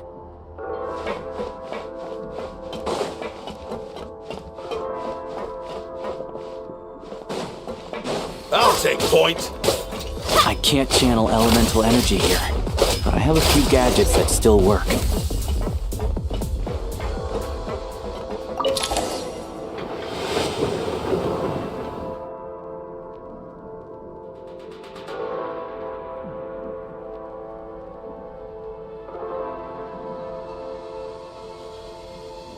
Wait! What's that blue thing? Is that... Goggles? Guess we'd better find a way over.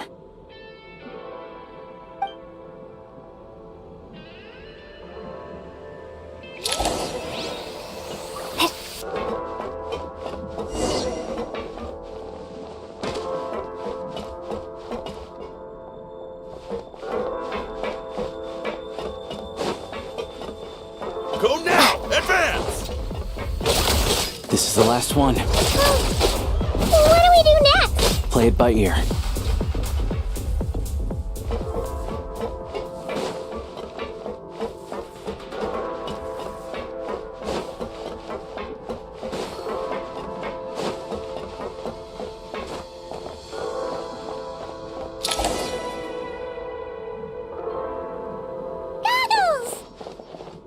Hello. I am glad to see the three of you safe and sound. For now, at least. But things aren't looking too good. Correct. We are now inside what is known as the Shadow Realm, the darkest space in the shell, where even the Most High is loath to cast its gaze. Time and space hold no meaning here. It intersects with the world of the Light Realm only rarely, like an air bubble that rises to the water's surface. We must leave this place before it sinks back down into the depths once more. Sounds like you have a plan. Yes. In fact, the very purpose of my creation was likely to... from the Shadow Realm. It appears that key data is currently inaccessible, but now is not the time to resolve that problem. I have marked the exit to the Shadow Realm for your convenience. In addition, I have prepared some equipment to aid you as you traverse the Shadow Realm, Traveler. It may well be one of my core functions. Scan complete. Construction in progress. Activation code? We once peered into the past from the ruins of the shadows. This is what remains of the Golden City, Hyperborea.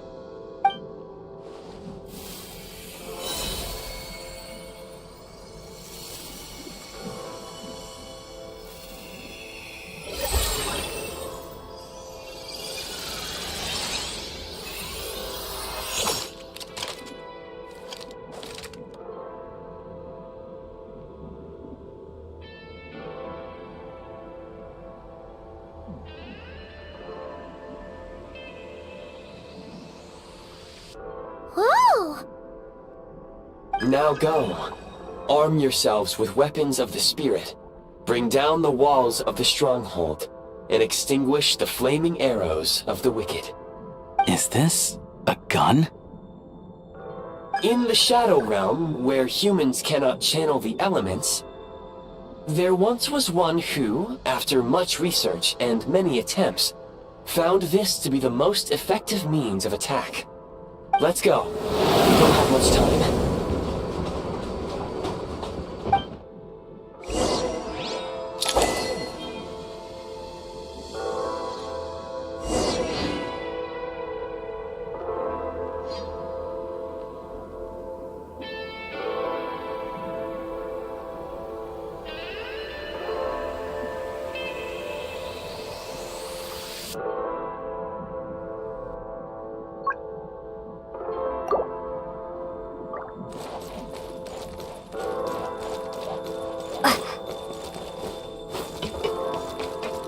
When you encounter small obstacles, you can simply clamber over them.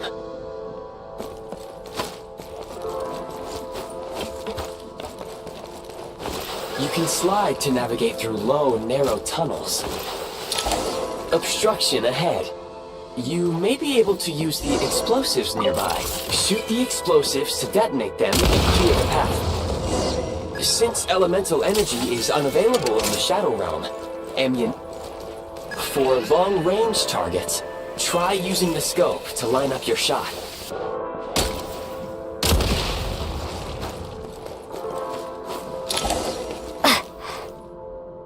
Many hostile units approaching. I suggest a new strategy. Take cover, and pick them off one by one.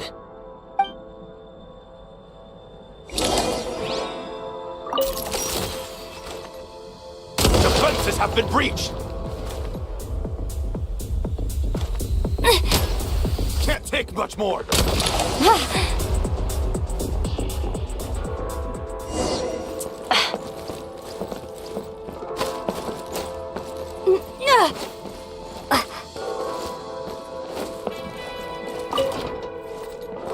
More enemies detected. Try attacking with the newly unlocked Assault function.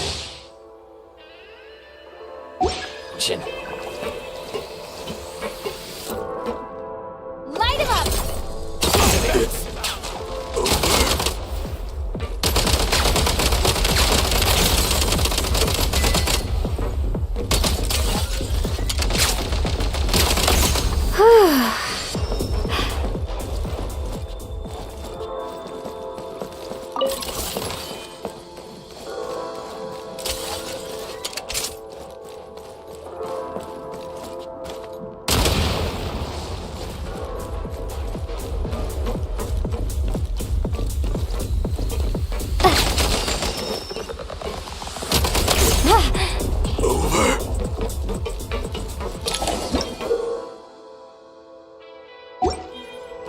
the freeze mark and pull the trigger to move using the rope.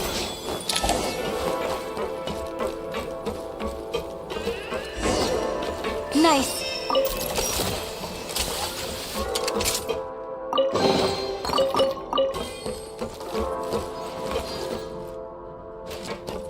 Switch mode! Mind the rhythm!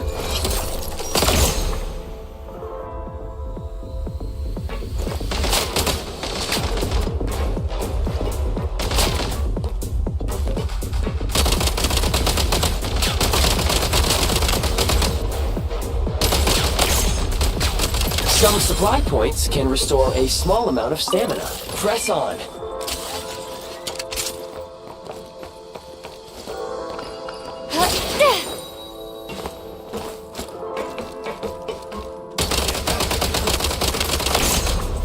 Fall back.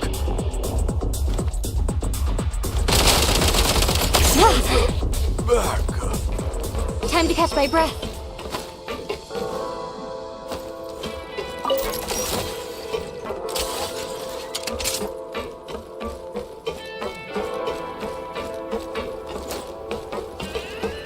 You should be able to use the prime ice construct left here to cover long distances.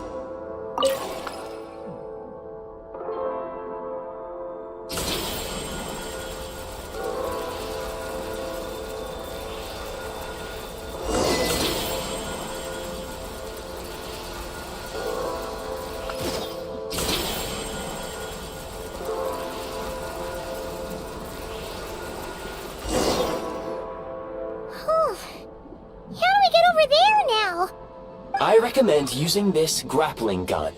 Such devices were originally used to secure structures in the Shadow Realm.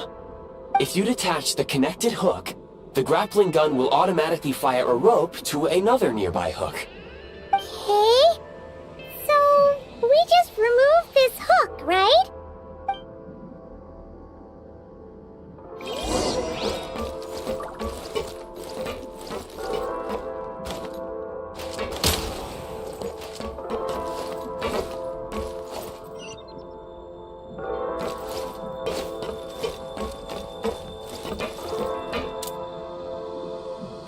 Mind the rhythm!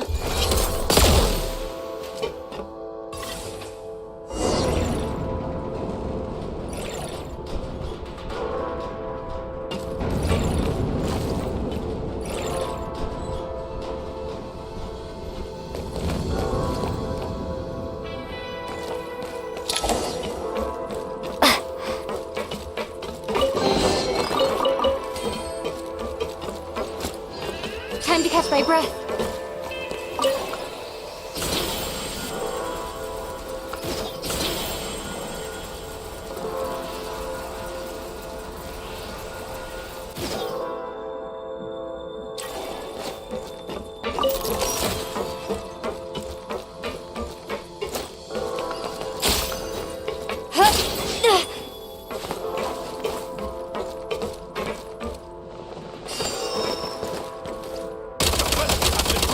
Where's the back?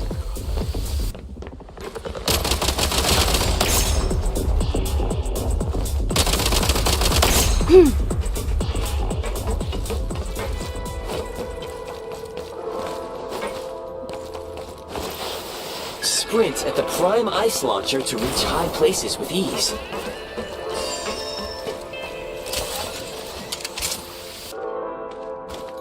Light him up!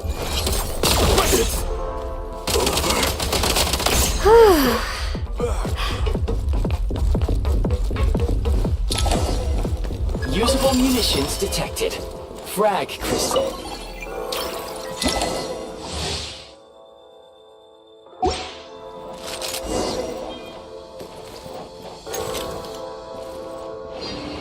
Demolition time!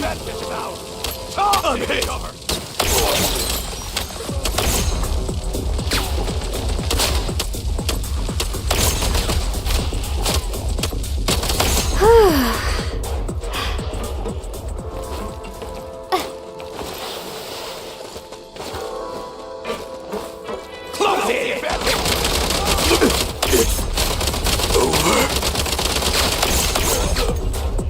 Try this!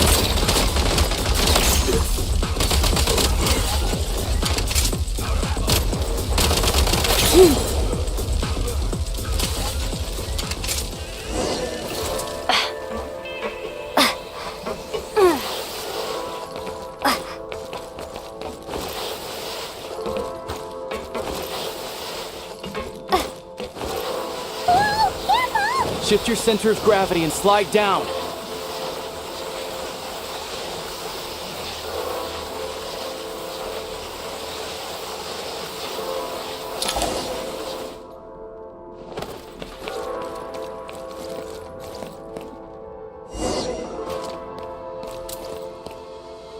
Charge!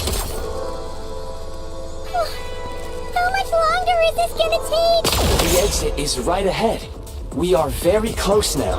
However, it's like they're trying to keep us trapped here. That platform and the carriages are swarming with undead Fatui. Guess we gotta storm through.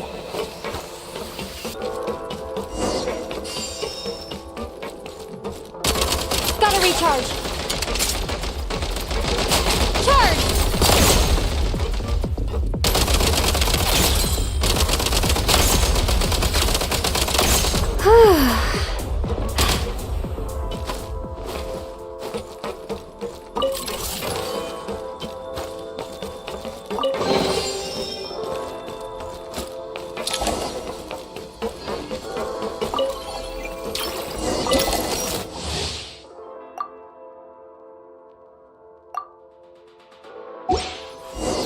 you may find switching to assault mode makes your attacks more effective.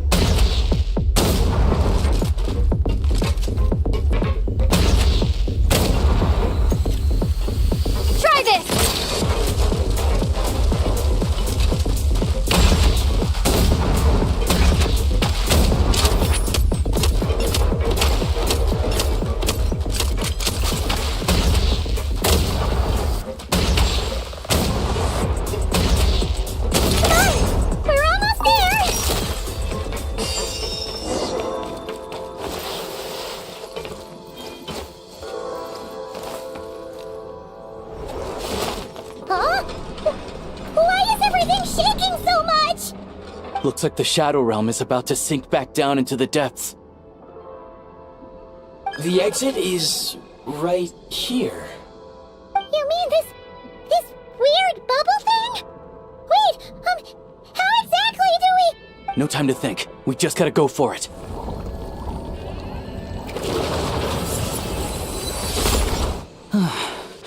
Looks like I was right.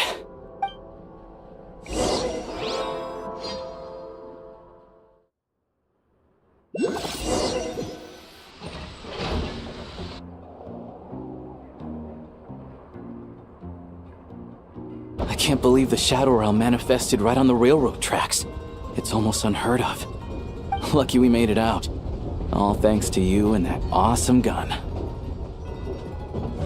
Ah, so you have heard of the Golden City before? Yeah, it came up a whole bunch in Nokrai. You're a pretty neat surprise in that sense, aren't you, Goggles? We had no idea they left cool gadgets like you behind. Make no mistake, it was a team effort. For a first-time firearm user, your performance was quite outstanding, far beyond my expectations. As Alosha said, it is highly unusual for the Shadow Realm to manifest in a place like this, but we should still watch out for similar dangers ahead. Oh, let's hope not. If anything else goes wrong with this trip, Paimon's gonna have train trauma for life. The Shadow Realm can appear anywhere, not just on the railroad. I am simply advising that we take sensible precautions.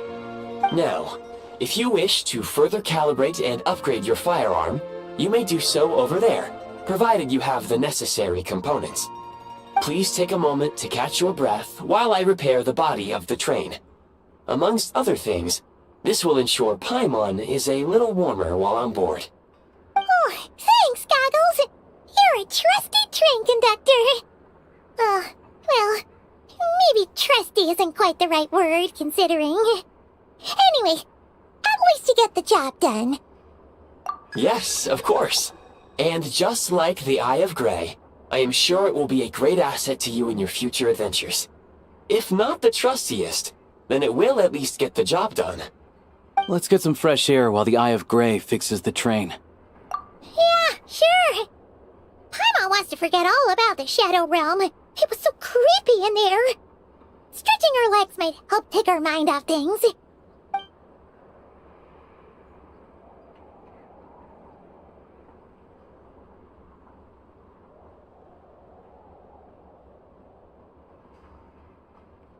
It's so quiet here for a train station. Not a person in sight. Just abandoned houses.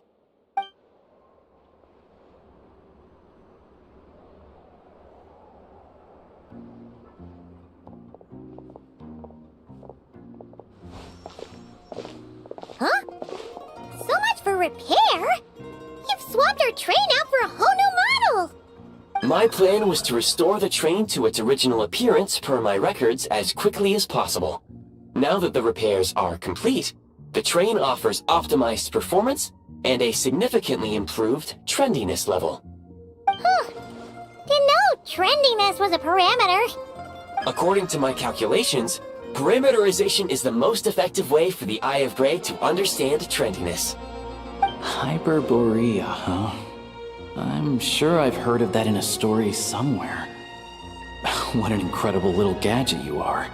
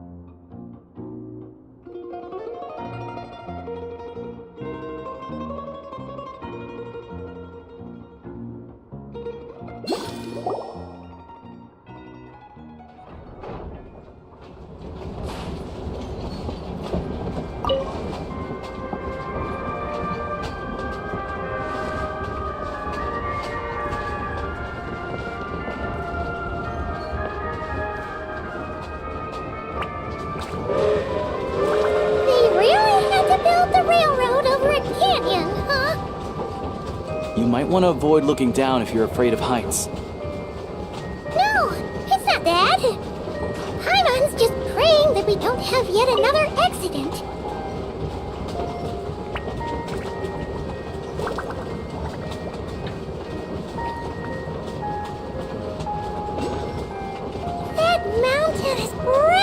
breathtaking. Reminds Paimon of Dragonspine.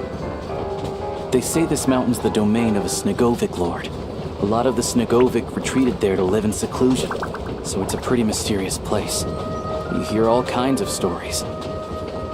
Even the residents of the nearby town of Svietlolaidovka steer clear of the summit, and they make a living off of harvesting prime ice.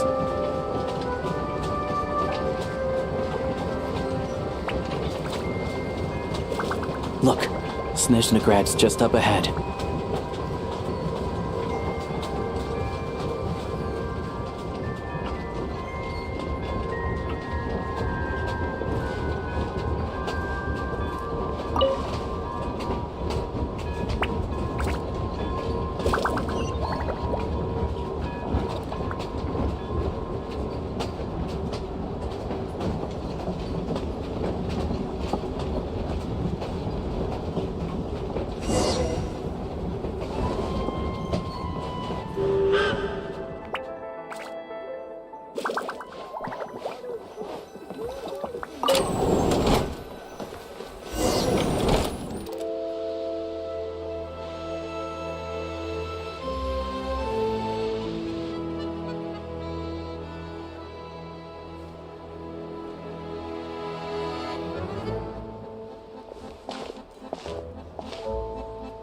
Here we are.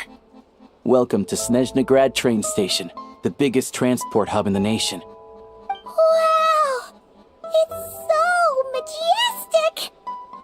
Just flying from one side to the other would probably leave Paimon out of breath! It's built for maximum efficiency, but yes, transferring trains here can be a little tiring. In the future, you can use this train station to travel anywhere you want in Snezhnaya. For now, though, come with me. Let's get Paimon checked out. This way. There's a lift car that goes straight to Sapoliarny.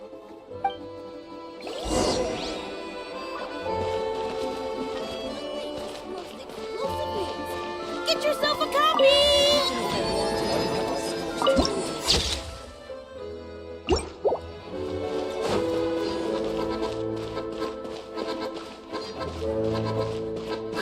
Look! They have really funny-looking heads! And those ones are about the same height as Paimon! But it looks like they can't fly! Those would be Volkudlak and Domovoy. You'll also see the Winged Vila and the Snowborn Snegovic amongst others. No wonder! We'd heard that Snezhnaya used to be the realm of the Fae. Paimon can really see it now.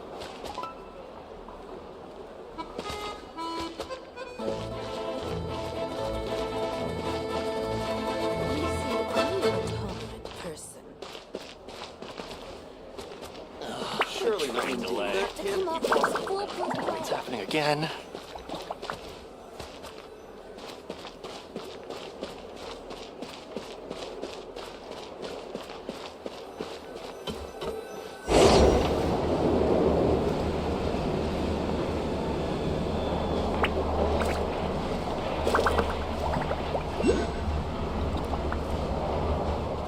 Did it? To the left is the market of Zolny. They sell everything there. You can often find some nifty little trinkets. To the right, you'll see the Korolyevsky Theater in the distance. Look at that! Incredible!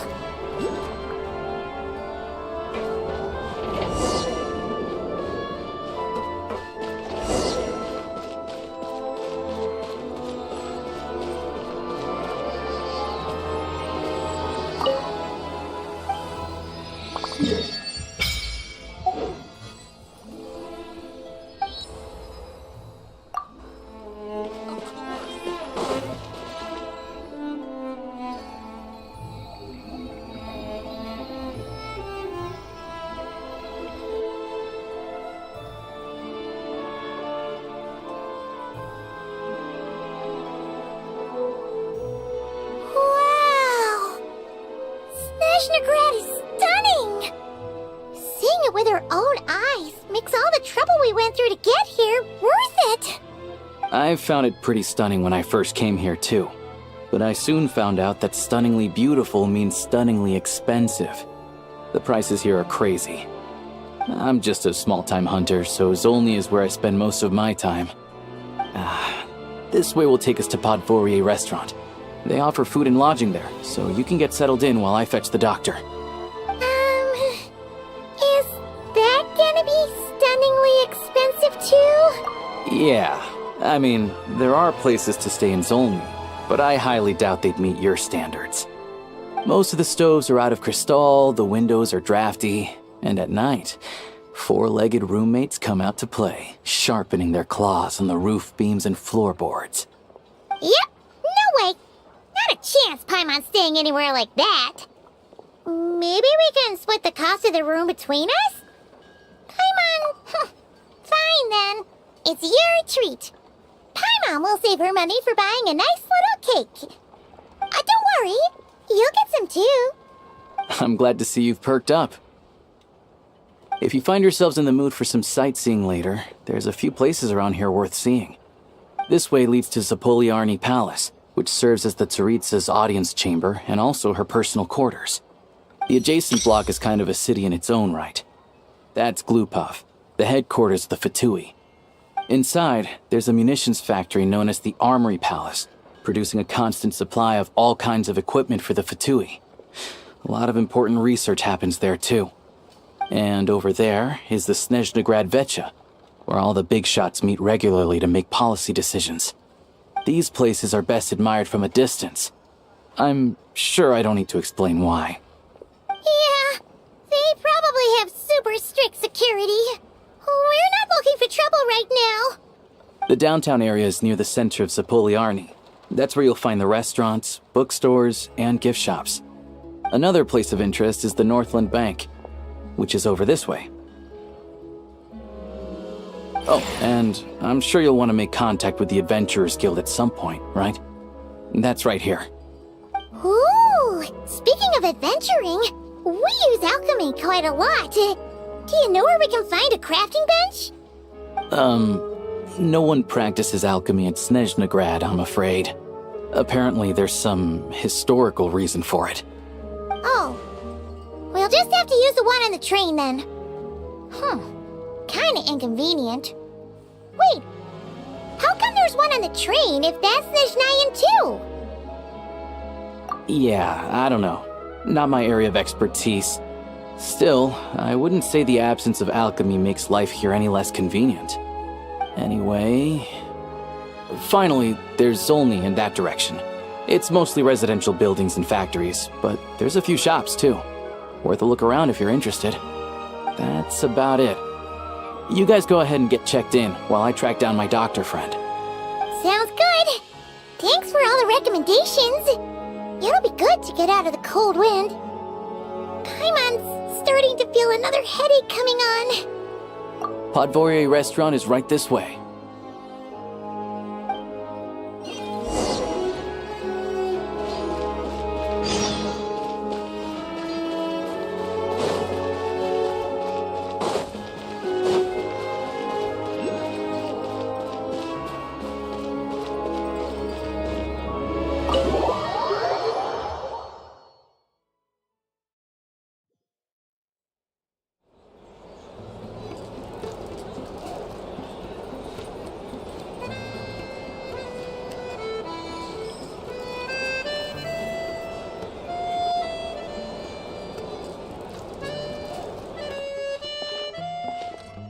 Looks like you get what you pay for, huh?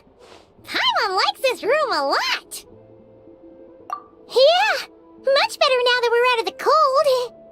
Oh, thanks for taking such good care of Paimon.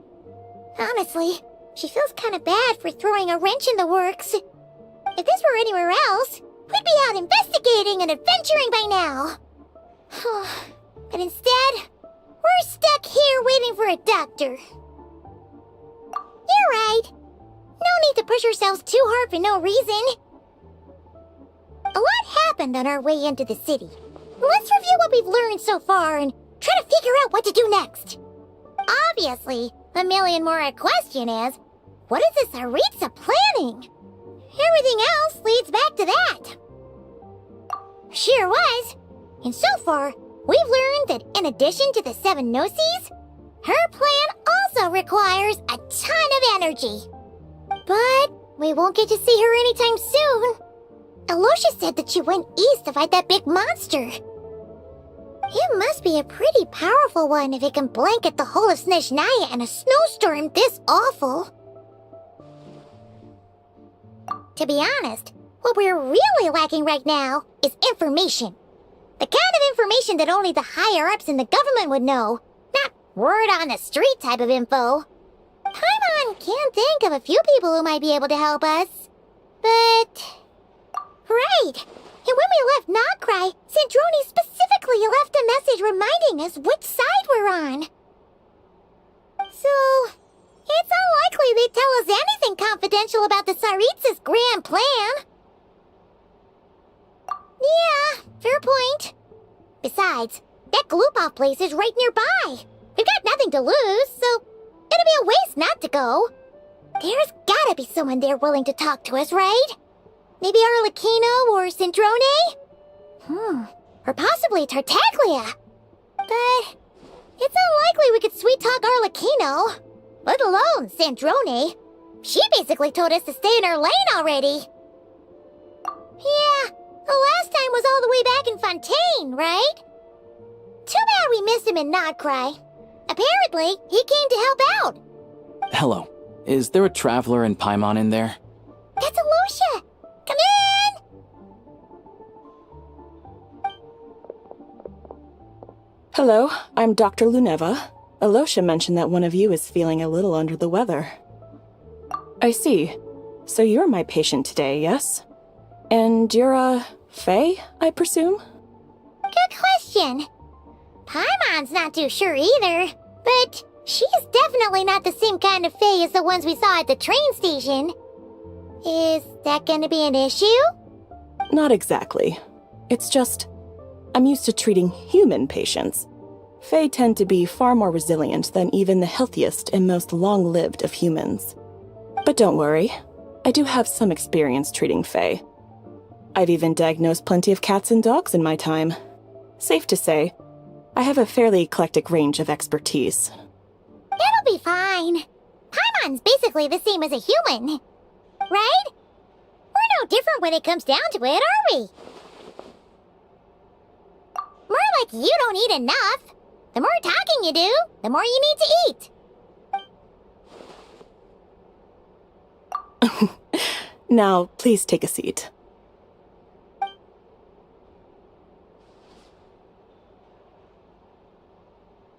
Okay, vital signs are good.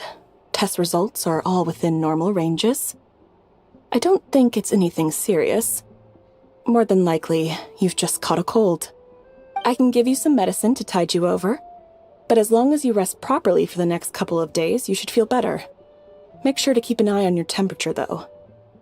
If you find yourself with persistent low-grade fever, or if your symptoms don't improve, just contact me again. Sounds like there's no cause for alarm. Thank you, Doctor. You're very welcome. Just doing my job. I'll leave you in peace now. Time to visit my next patients. Take care. You heard the doctor. Best you rest up here for a couple days. No sightseeing for the time being. Alright then. Guess we've got no choice. Let's just treat it as a short vacation. I have to get back to it. If you need anything else from the doctor or me, go to the Hunter Trade Station in Zolny. The boss there knows how to reach me. Hey, no big deal. You saved my life in the Shadow Realm. This is the least I could do. See you around.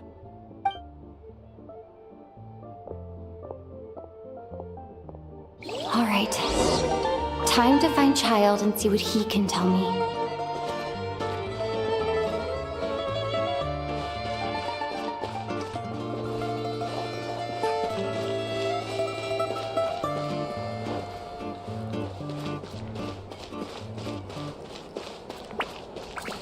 If there's anything you need.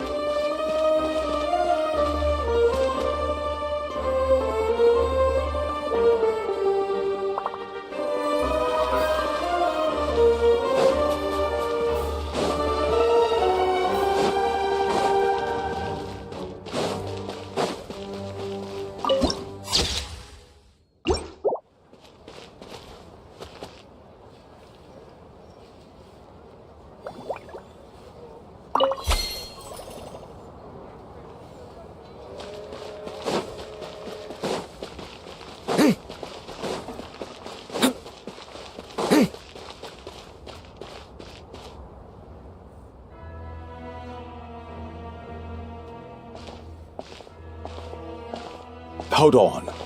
Please display your invitation letter or permit. Glupov does not accept meeting requests without a prior appointment. You'll have to apply per the advertised booking process and wait until your invitation letter is issued. Might I ask who you're hoping to visit? Another one who thinks the rules don't apply to them. I don't understand why people think they can just talk their way in here. You don't just show up and land a meeting with the Harbinger.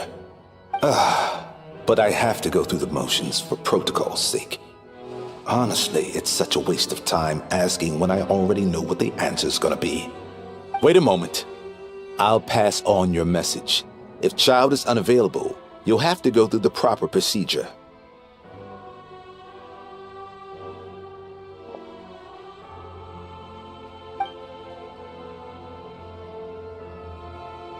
Lord Child is a busy man. He's probably not in Glupov at present. If I were you, I'd cut your losses. No point waiting any longer. Even if you two are old friends as you claim, please understand that the Fatui Harbingers are often busy with their official duties. They tend not to stay in Glupov for extended periods. Next time, stick to the rules. You'll make life easier for both of us, Greetings, Lady Marionette. I'll take care of our guest here. It's her first time in Snezhnaya, so it's no surprise that she doesn't know the rules yet. I trust no choice words have been exchanged. No misunderstandings I should be aware of. No, Lady Marionette. No incidents to report. Whew, that was a close call. Good thing I played it cool. Is that right? Good to know. Wait, where's Paimon? Under the weather? That's hard to imagine. She's always buzzing with energy. I take it she's still adapting to the climate. Happens to a lot of people. It's even colder here than in Nodcry. Has she seen a doctor? I can get you one if you need. All right then. Well, let me know if you run into any other problems. Why else? I was just about to sit down for some much-needed tea time when I heard that an old friend of Tartaglia's had shown up outside. No appointment, nothing. And, as obnoxious as it may be to show up uninvited at Glupov, I couldn't help but take pity on the poor soul who was waiting outside in vain. So I had no choice but to abandon my freshly brewed piping hot tea and come to see this mystery guest for myself. Well, I felt our time working together in Nodcry warranted some courtesy. I couldn't exactly let you freeze to death out here in the wind. Unfortunately, I can't invite you inside either. The rules of Glupov wouldn't allow it, and as a harbinger, I have to lead by example. On the plus side, Snezhnograd actually has some class, unlike Nasha Town. Torchlight Books has a very nice selection of teas and cakes, so we can catch up there. Your treat, of course. Because I already wasted one perfectly good cup of tea today. That's why.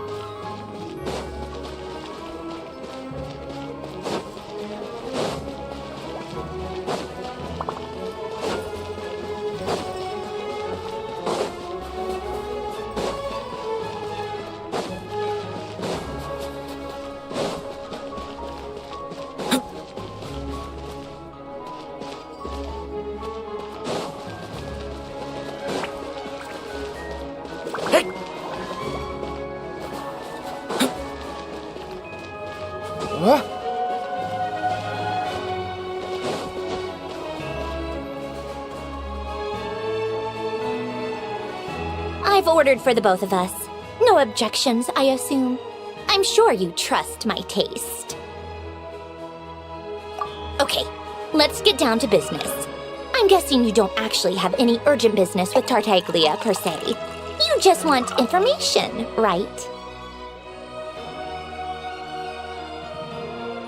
Wanna take a guess? Of course you'd say that.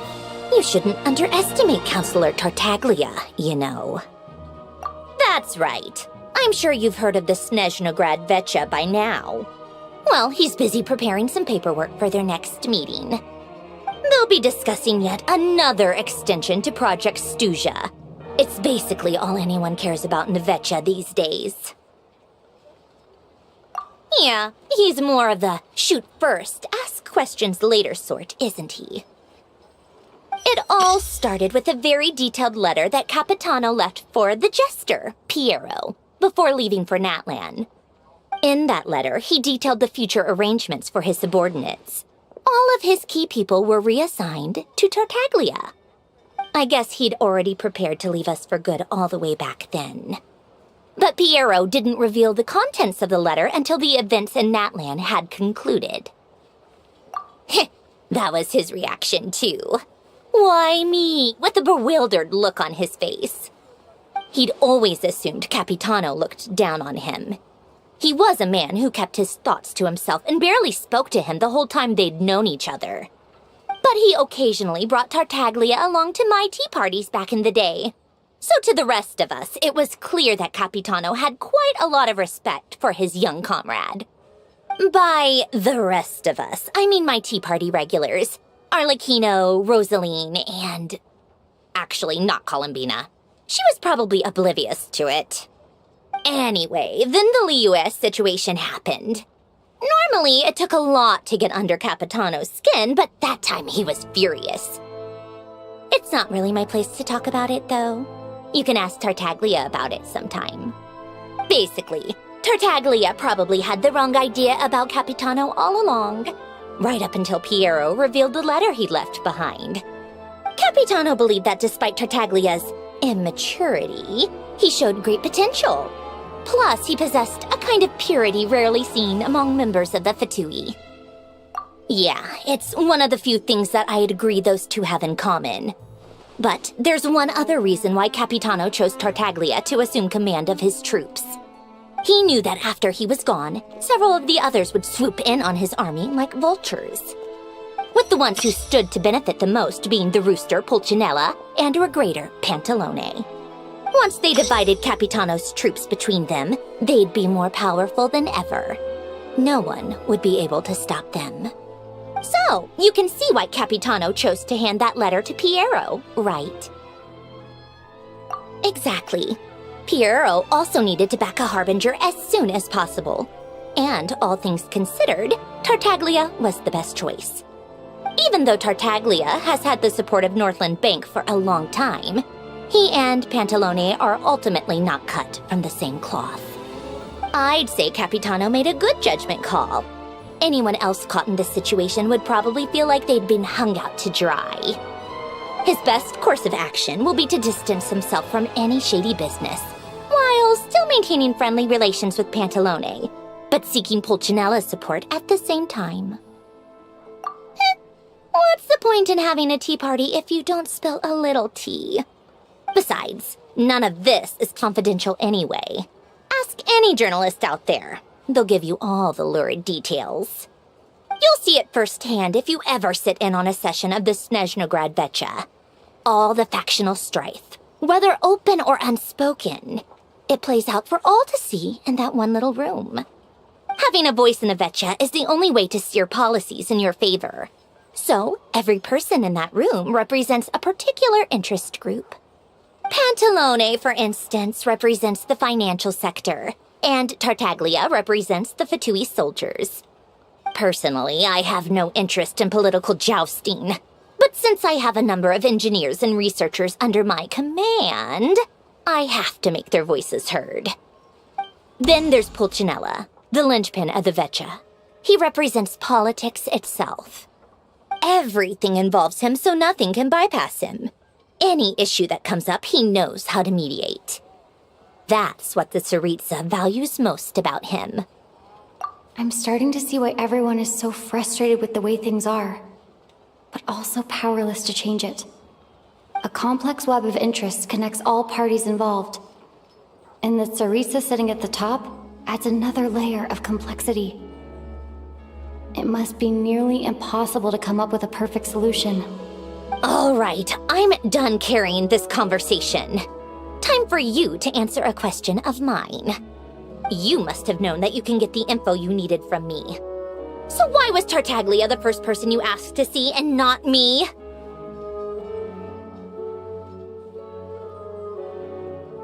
Huh? Jealous? As if. Wait. Oh, I think I know what it is. Columbina passed on my message to you before you left Not Cry, right?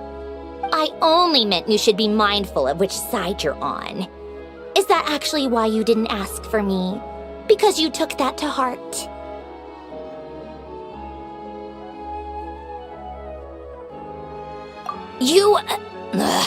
Fair enough. It's not your fault. I blame all these politicians I've been hanging around with lately. Always beating about the bush when they talk. I guess it must have rubbed off on me. Anyway, just ask for my help next time, okay? Little things like this are no problem. Lady Marionette. What now? Can't you see I'm on my break? Whatever it is, just leave it on my desk. I'll look at it later. Sorry to disturb you during your break, ma'am, but I'm afraid it's an emergency. Isn't it always? I've told you before, fixing the tracks and transporting ice blocks does not constitute an emergency. The equipment in Svietlo-Laidovka is in urgent need of maintenance. With how the weather's been recently, we suspect that the cause is a buildup of snow, exceeding the maximum weight limit. The supports on one of the machines broke and fell, awakening a dormant beast and leaving many of the ice miners trapped in a nearby ice cave. Luckily, Odette's team was nearby and launched a rescue operation, but we're still facing a severe manpower shortage for both the rescue and engineering teams. I guess that's it then. Our tea party will have to end here. I'm the only engineer you'll need. Do you actually want to come with, or are you just saying that? Nice of you to return the favor. I'll have a couple of people look after Paimon. They can let her know that you had to step out for a while.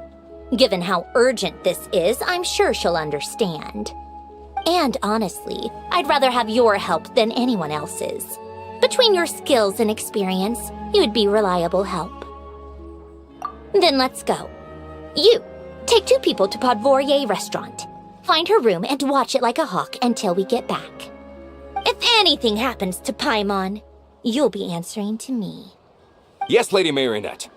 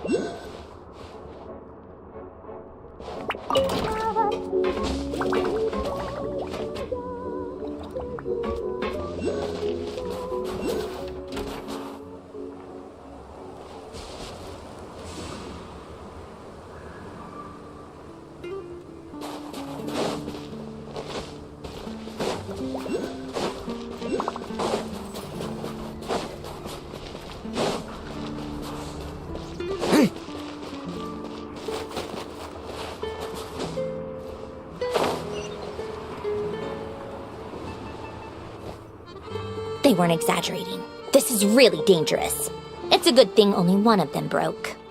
From what I've been told, most of the trapped miners are over in that direction. Yeah, you do that while I check the rest of the equipment. I'll evacuate the people around here as I go. Meet me back here as soon as you're done.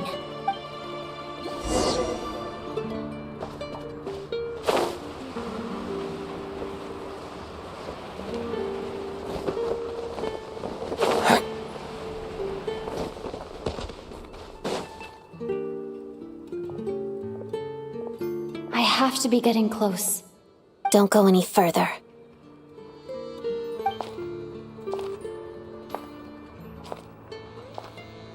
It's too dangerous here. There's a highly aggressive monster on the prowl. You need to leave, now. Ah, I see. You're the backup from Snezhnaya. Well, I'm Odette. Good to meet you. Ah, so this is Odette. She was the first member of the Fatui on the scene. There are 5 people trapped in the cave. Monster type is unknown, and so is its location. Let's go. Every second counts.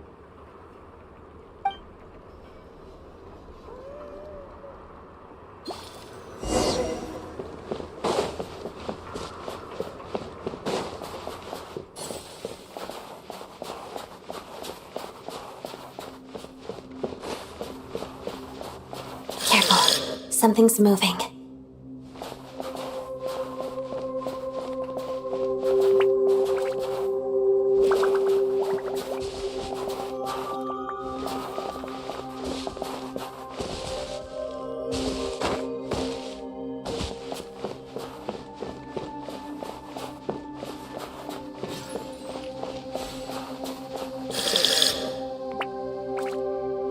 This must be the monster's shadow. Looks like a tough opponent. Together. Pirouette.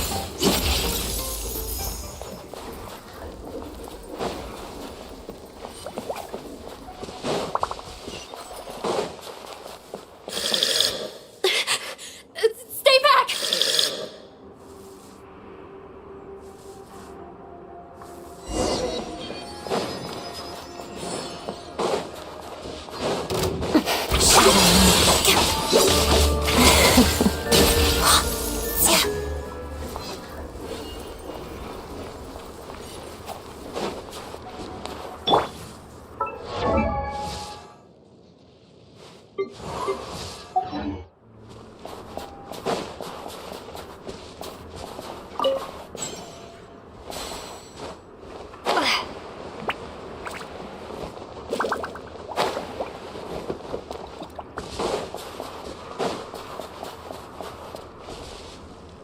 I see them.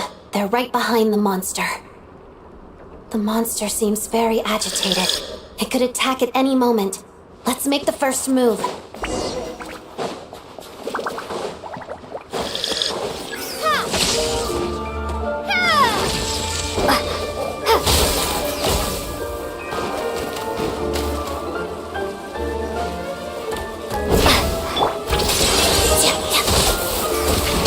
Waltz of the snowflakes. Pas-de-deux.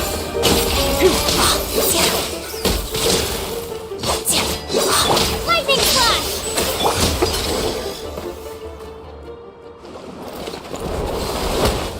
Oh, thank you for saving us. We'd have been monster fodder otherwise. Thank you. Thank you. You're welcome. You should be safe now. Follow this route out. She and I will stay behind to watch the rear. Thank you. Come on, let's go. This way.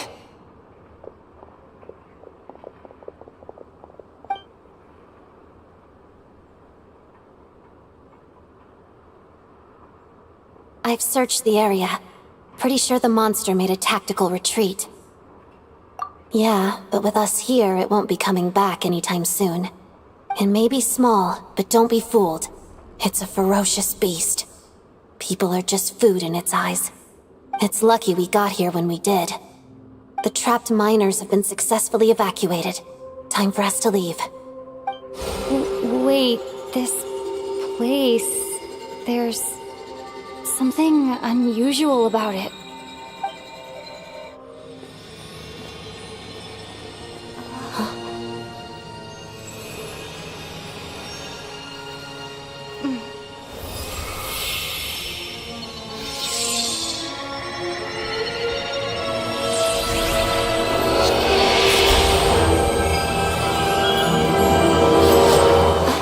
What is that?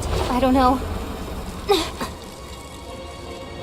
It's back? Guess it has family.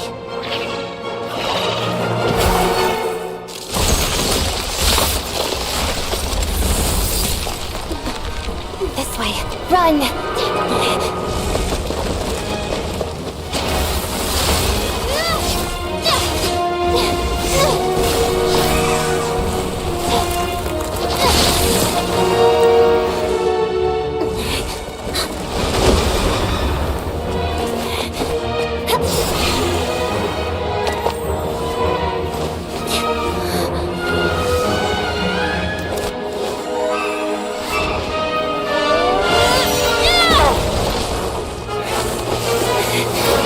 Thanks. Let's get out of here.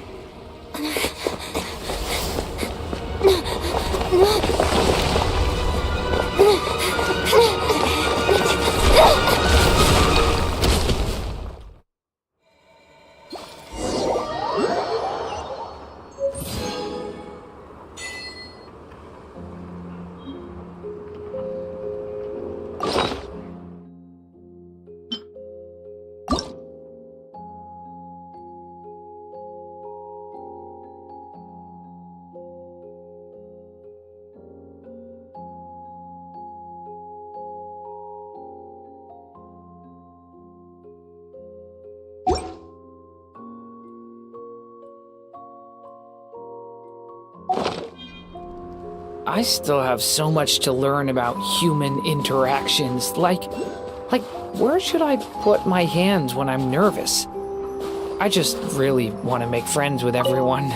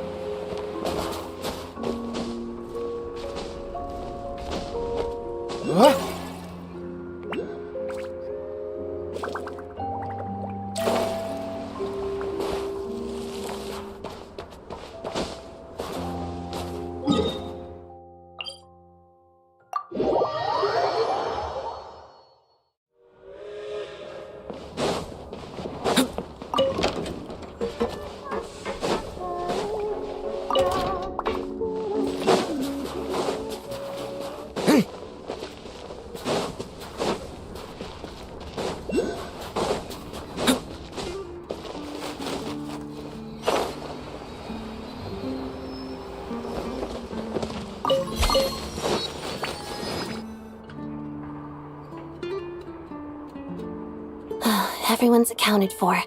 We managed to rescue them all. We also placed a sign at the entrance to the cave, warning people to stay away. You really held your own today. I still don't know your name. Don't think I've seen you before. I'll remember the name. Alright then. See you around. Hello, Lady Marionette. I hear the rescue operation was a great success. I knew I could count on you. What brings you here, Odette? Here for a performance? No, a Fatui mission. I happened to be nearby and heard the crash. She hasn't introduced herself then. Odette is the prima ballerina of Snezhnograd. She's quite the celebrity.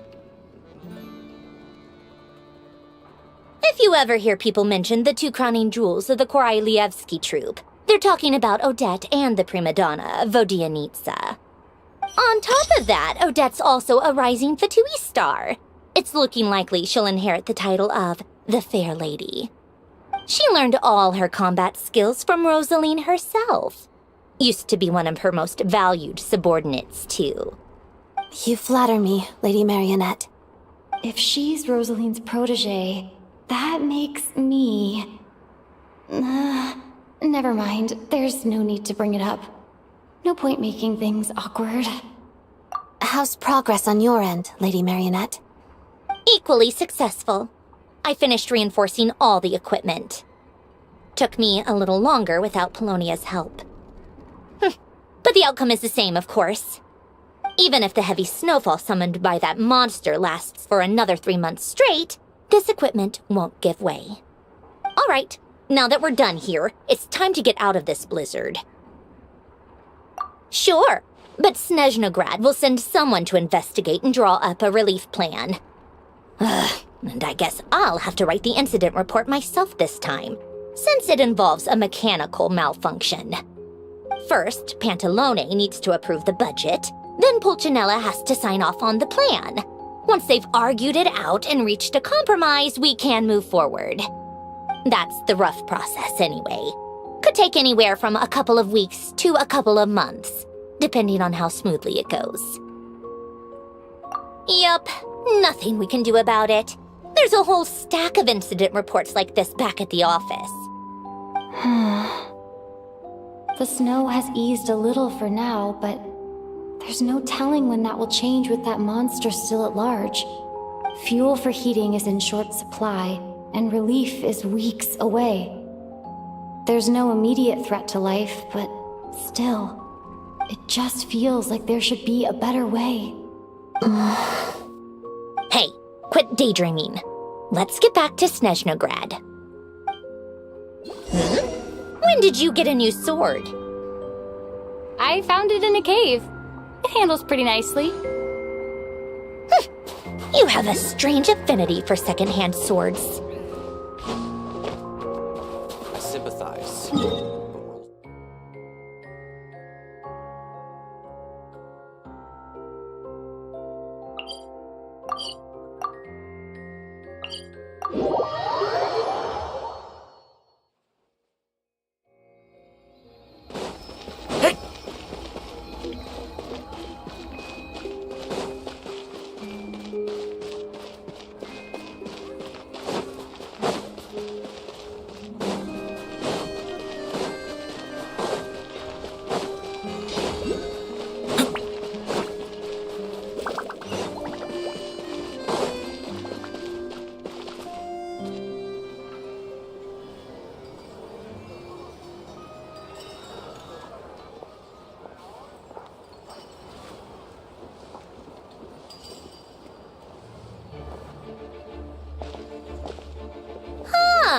Well, if it isn't Counselor Tartaglia, Mr. Big Shot himself. Go easy on me, all right? I'm still recovering from the interrogation the real Big Shots put me through. Hey, comrade, it's been too long. I heard you came looking for me earlier. Nicest surprise I've had in a while. Good to see you too, Odette. I'm guessing you guys just got back from Sviatlo Laidovka. How'd it go? Crisis averted? It went fine. How about you? Any new developments? Not really. Same as ever. Growing opposition to Project Stuzha, and the usual rebuttals are starting to ring hollow. The results of the mock vote were pretty dire. Pulcinella was fuming. I've never seen the old man so angry. That's not good news. It takes a lot to rattle him. Yeah, obviously if push comes to shove, there are ways to crack down on dissent. but... Sorry, I have to ask something. This is going to sound blunt, but may I? Huh? Of course, fire away. It sounds to me like everyone's tearing their hair out trying to figure out how to deal with opposition to Project Stuzha. But what exactly is this project's purpose? And how can it be so important that even people like you two refuse to stand up for the ordinary people of Snezhnaya? Interesting. I gotta hand it to you, comrade. You sure don't mince your words. Excuse her? What does she mean? Refuse to stand up for ordinary people? Oh my gosh.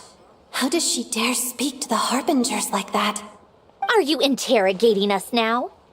It's okay, Sandrone. Let me explain. I think I understand where she's coming from. If I could, I'd take your side right now. In fact, my position's very similar to yours. I've only held back on casting a dissenting vote in the Vecha because the Tsaritsa would never let me get away with it. Still, I have a responsibility to the Fatui armed forces, so I do what I can to make their voices heard. Most of them are just regular folks from small towns far from the capital. I'm sure you've seen how much those kinds of places are struggling right now. Oh, and for what it's worth, I'm from Arepasak myself. Things aren't going so swell there either. The Tsaritsa wants to create a better, safer future for the people of Snezhnaya, but she's thinking long-term. I don't doubt that from where you're standing, Project Stuzha seems to be creating all sorts of issues for everyone. But considering the Tsaritsa's vision for the future, these are sacrifices worth making. Sounds cold, I know, but I promise it's not as black and white as it seems.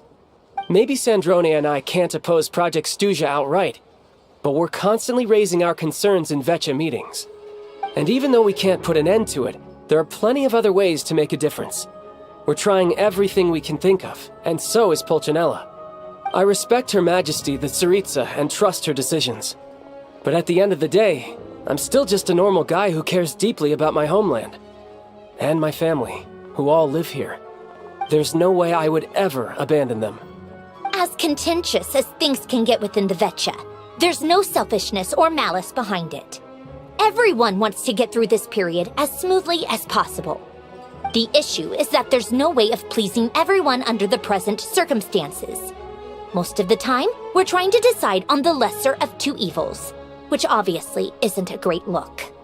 But that is not the same thing as being blindly loyal to the Tsaritsa. No one's got their head in the sand here. We're all well aware of the way things are. We're just doing our best to make it work. In fairness to Sandrone, she rushed to Svietlo Laidovka's aid the moment she heard that people were in danger.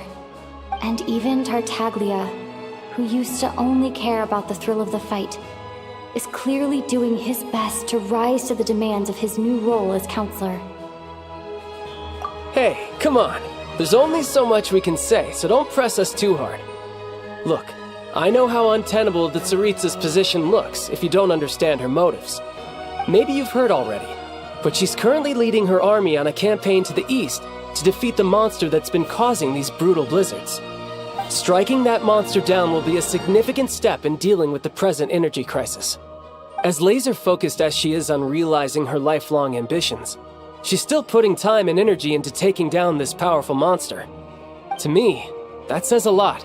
If she thought Snezhnaya and its people didn't matter in the grand scheme of things, why would she waste her time on something like this? Thanks. I meant every word I said, though. I wasn't just trying to placate you. I've already done more than enough diplomacy for one day. I still think this adventurer raises a very important point. Our two Harbingers have made their positions very clear. But there are many others in the Vecha who must feel trapped and forced to vote against their conscience. I think it's a very valuable quality to be willing to speak one's mind, despite the risk of offending powerful figures. You can say that again. I highly doubt we'd feel the need to explain ourselves so much if we didn't know you so well. Forgive me, adventurer, but might I be so bold as to ask about your background? How is it that you can converse so openly with two Harbingers? Oh, haven't you been properly introduced? Easier said than done. I like to think I'm not the kind of person who goes around busting open people's old wounds. I've only learned her name so far, and no details of her experiences. Is something wrong? Uh-oh. Is there no avoiding the subject of Rosaline? No, it's just... All right, I guess there's no getting around it. This is the world-renowned traveler who helped resolve the storm terror threat in Mondstadt, cleaned up after the mess I made in Liyue, and then went to Inazuma, where there was a duel before the throne in which the traveler defeated Rosaline. Oh. I'm sorry. I didn't think you two would be seeing much of each other, so I figured it wasn't worth bringing up. It's fine. It was a long time ago. It's fine. Sorry. I just remembered that we have a rehearsal coming up. Please excuse me. I should get going.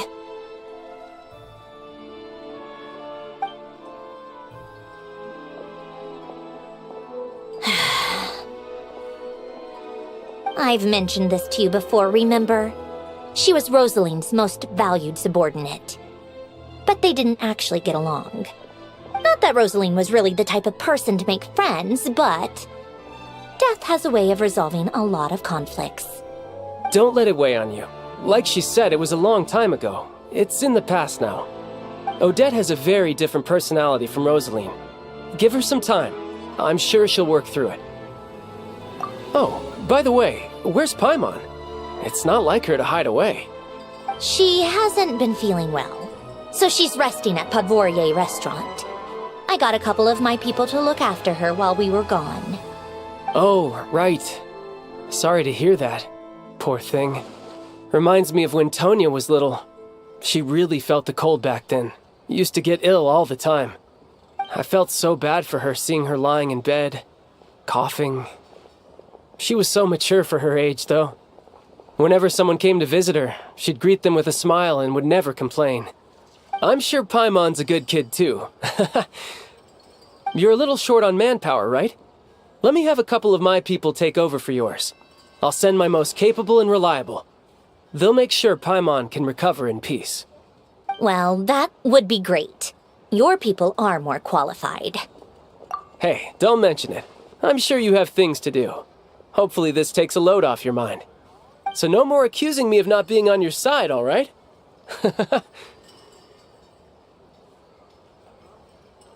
Already? That was quick. I'm afraid I can't help you there. Our director's recent movements are confidential. Even we're not in the loop. If you hadn't told me, I never would have known he'd gone south. I assumed he'd been in Glupov this whole time. Well, I guess I'd better go sort out Paimon's security situation. I have some other work to catch up on at Glupov anyway. Me too. I have an incident report to write up. Let's leave it there for now. I guess everyone's in a difficult position. But Tartaglia's right. I have things to do. Things I want to do, and things I ought to do. To start with, I should go ask Alosha if he knows of any way to help Svietla Ledovka.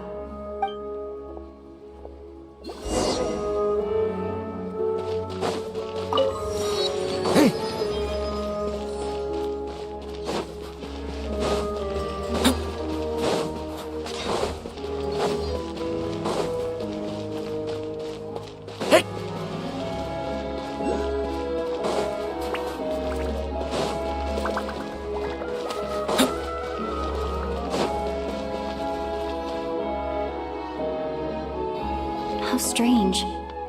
This sword seems to be vibrating of its own accord. It's a very faint vibration, but it's getting stronger as I get closer to the Statue of the Seven. Does this sword have some connection to the statue? But all it does is vibrate, even when I touch it. That place I got this sword from was definitely out of the ordinary. Maybe I should try channeling the power of cryo?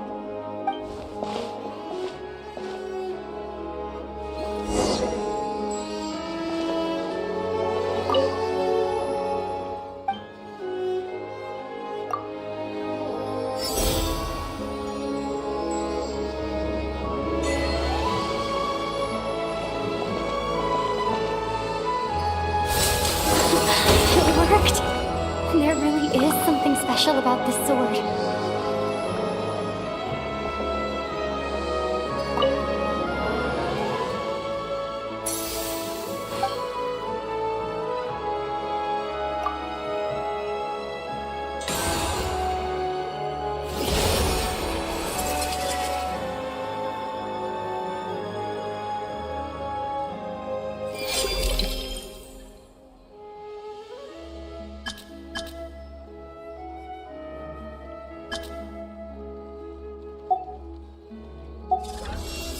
I don't really understand what just happened, but I'm pretty sure this sword just got a little more powerful. I'll have to try the same thing again when I come across another statue of the Seven. In the meantime, I better go find Alosha.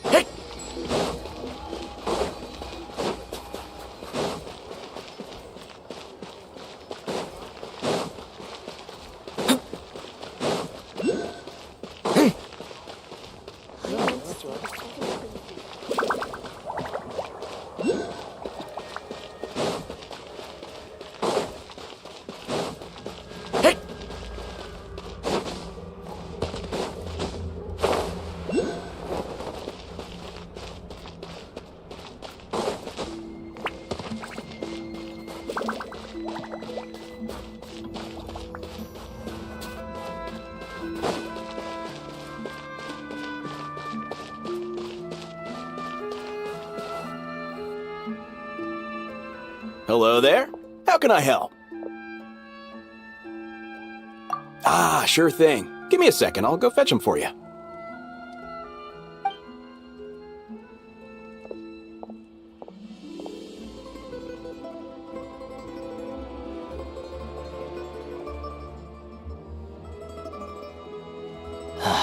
It's a familiar story.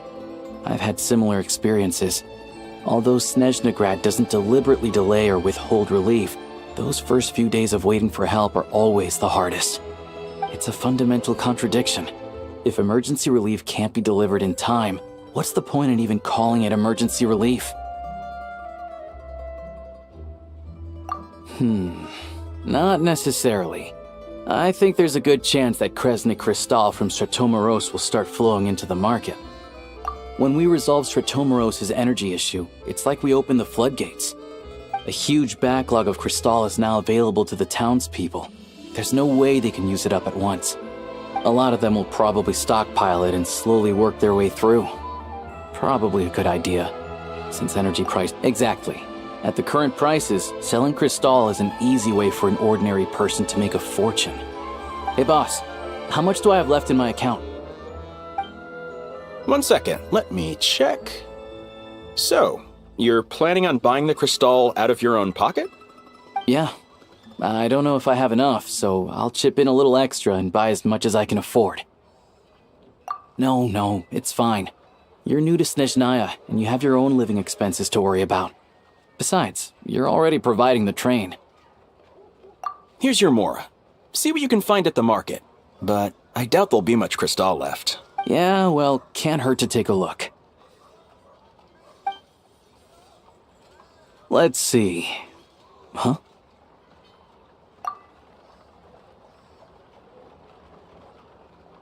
Oh, Alosha, and... Hello? I didn't realize you two knew each other. Yeah, I take on some odd jobs in the city to supplement my hunting income. Sometimes I work as a cleaner or prop hand at the theater where Odette is one of the big stars, so I've met her a few times. When the weather's as bad as this, it's better for a hunter to adapt than to keep looking for game. Yes, and we sometimes need extra help.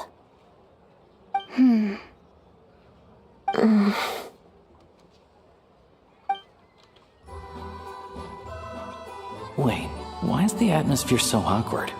I thought things went pretty smoothly in Sviatlo-Lidovka. So, what brings you here, Miss Odette? Looking for some new props? No. After I got back to the theater, I couldn't stop thinking about the situation in Sviatlo-Lidovka. It bothered me so much I couldn't focus on my dancing. So I decided I'd come here and see if there's anything I can do. You too, I presume. I suppose that's why you're here. I didn't feel comfortable expressing my true opinions in front of the Harbingers. Not least because ordinary Fatui like me don't even know what Project Stuzha is all about. Without knowing the full picture, I can't make sense of it. And at some point, if things aren't making sense to me, I can't just keep going along with it. So many people feel the same way. They wish they could do something, but all kinds of reservations hold them back.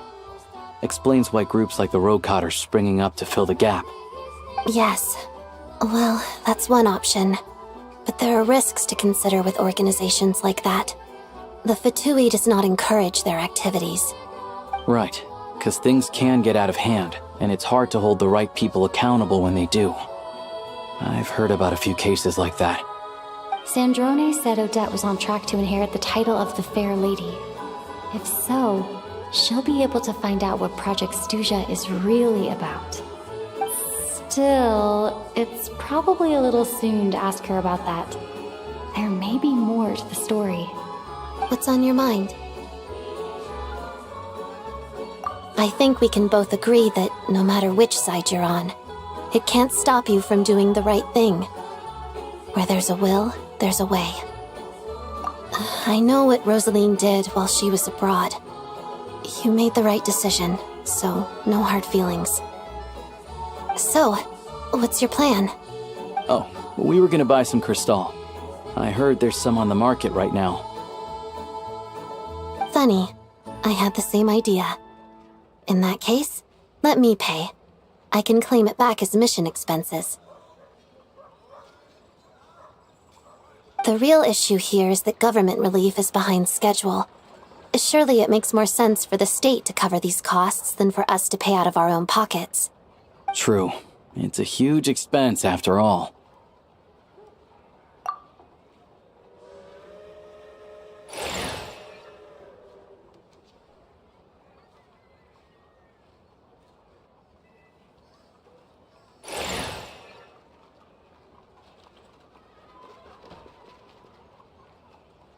Let me see. I'll take it all, please. And I'll be needing a receipt. Right. Choose mission budget under the expense category, but be sure to specify emergency rescue operation in the description. Otherwise, the normal reimbursement limit will apply. Let's book this train. Regulations say that if we need to transport Kresnik Crystal during Project Stuzha, extra carriages can be added 1 hour before departure.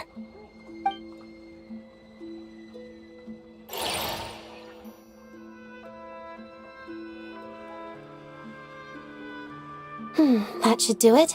The train will be escorted to its destination by Fatui guards. This is my first time seeing you handle Fatui affairs, Miss Odette. It seems you're as skilled an officer as you are a dancer. You flatter me. It's only because I've been doing both my whole life.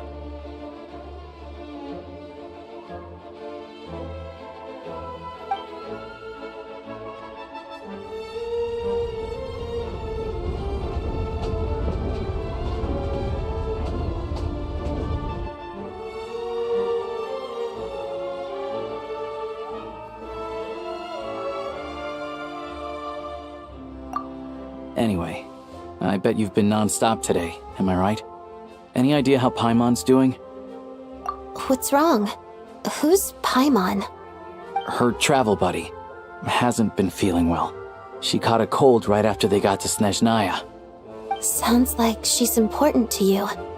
I can't believe you've been dealing with this on top of everything you've been doing to help the people of Snezhnaya. I've got nothing going on right now, so I'll join you. I want to see how she's doing. May I come too? I have some candy that someone gave me back in Svietlo-Lidovka. Plus, I know a little bit about relieving cold symptoms. All right then, let's go.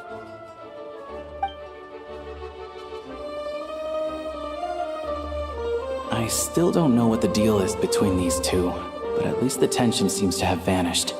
A good sign, hopefully.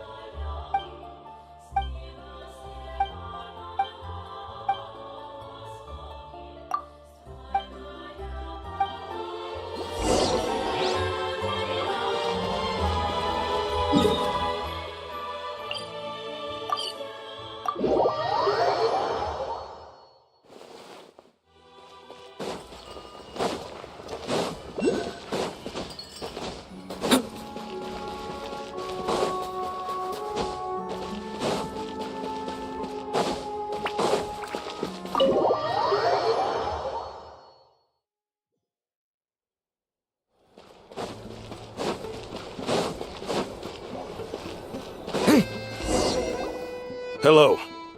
Sorry, but there's a sick person recovering. What happened? Oh. Please, excuse me. Are you the Traveler? Could I take a quick look at your Adventurer Handbook? Master Child said I should verify your identity.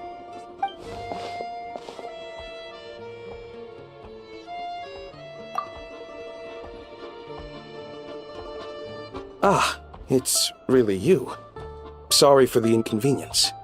We're under strict orders from Master Child to keep this room well guarded. At the same time, we can't interfere with Podvoye Restaurant's business. That would only seem all the more suspicious and draw unwanted attention to this room. Besides myself, a few of my colleagues are stationed in and around the restaurant, in plain clothes, of course. Rest assured, you're in safe hands. I didn't expect such a high standard of protection. Well, Master Child handpicked us for this special assignment. We're not about to let anything go wrong. Anyway, I won't keep you any longer. Please, head inside.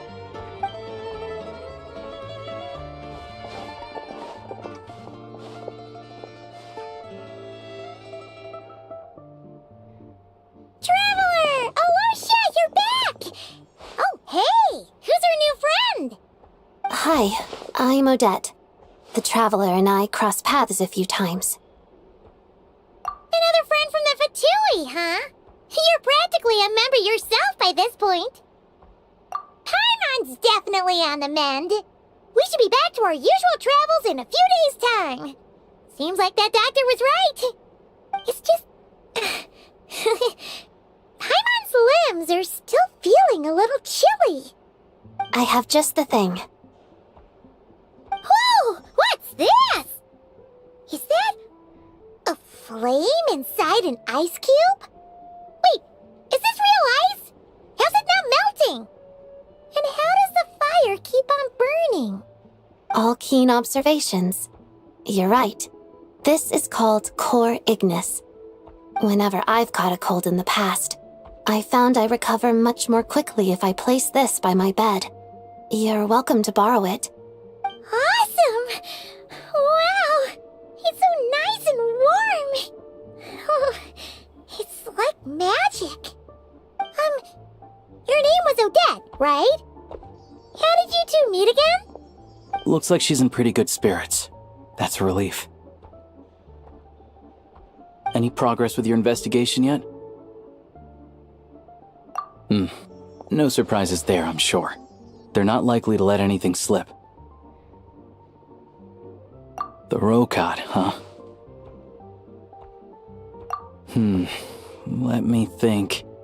Members of the Rokad keep their true identities hidden, but I think there might be someone I can introduce you to. Leave it with me. Meet me at the Korolyevsky Troop tomorrow, and I'll tell you how it goes. Would anyone like a drink? I'm gonna head to the bar. Paimon will have... maybe some hot milk? Yeah. Paimon's in the mood for something warm. Enough with the secret chat, you two. Let's catch up properly in a minute. Paimon wants to know everything that's happened today. It'll be kinda like Tabletop Troop. No reason why listening to a story can't be an adventure.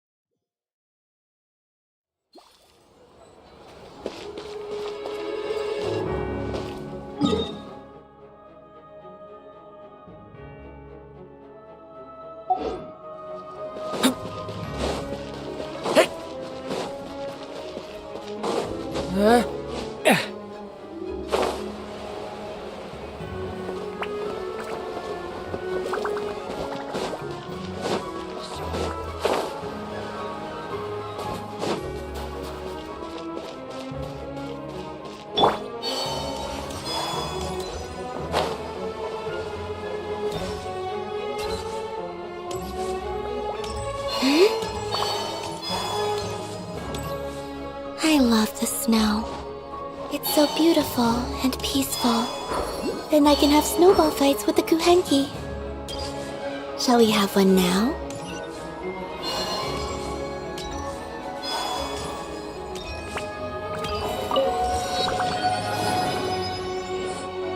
Ah, you made it.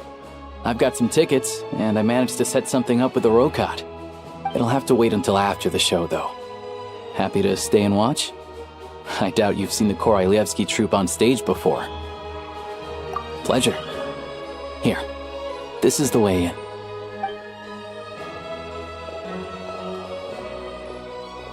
Please present yourself for a routine inspection in accordance with theater regulations. Thank you.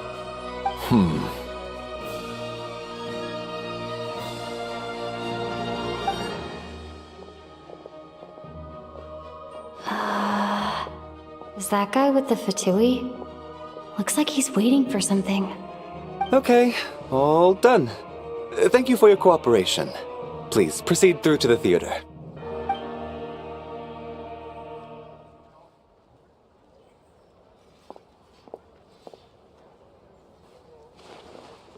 What's up? Everything okay? Snezhnaya's business and political leaders are always passing through here, so it makes sense that security's tight. Still, it's a little unusual to see the Fatui's Armory Palace guard here. You saw him, right? The guy right at the back. Strong, silent type. His name's Valeri. He's part of the Special Assignments Battalion, but I only ever see him here for one thing. To look for a guy named Mitya. Supposedly a researcher, though he never seems to put much time in at the office. The theater is one of his favorite places to hang out when he's playing hooky from work. But that's not for us to worry about. Let's go. The show's about to start.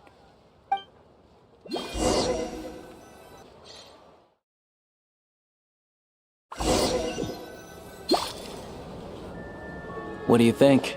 Pretty impressive, huh?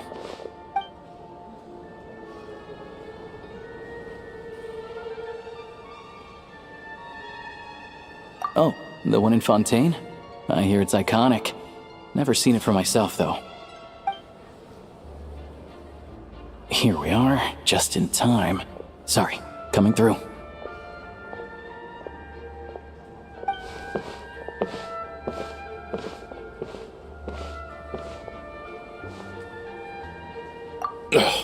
If you're gonna show up late, keep your mouth shut. What's his problem? Whatever. No point arguing with people like that. Look, there she is. That's who I'm introducing you to later. She's the lead singer of the troupe, Vodyanitsa.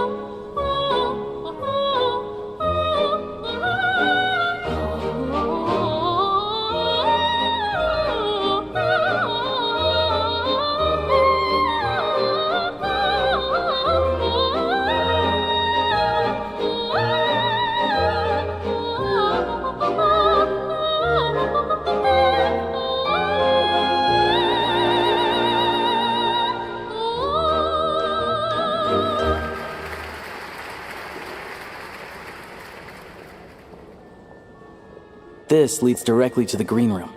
They're expecting us. Vodyanitsa will be waiting for us there.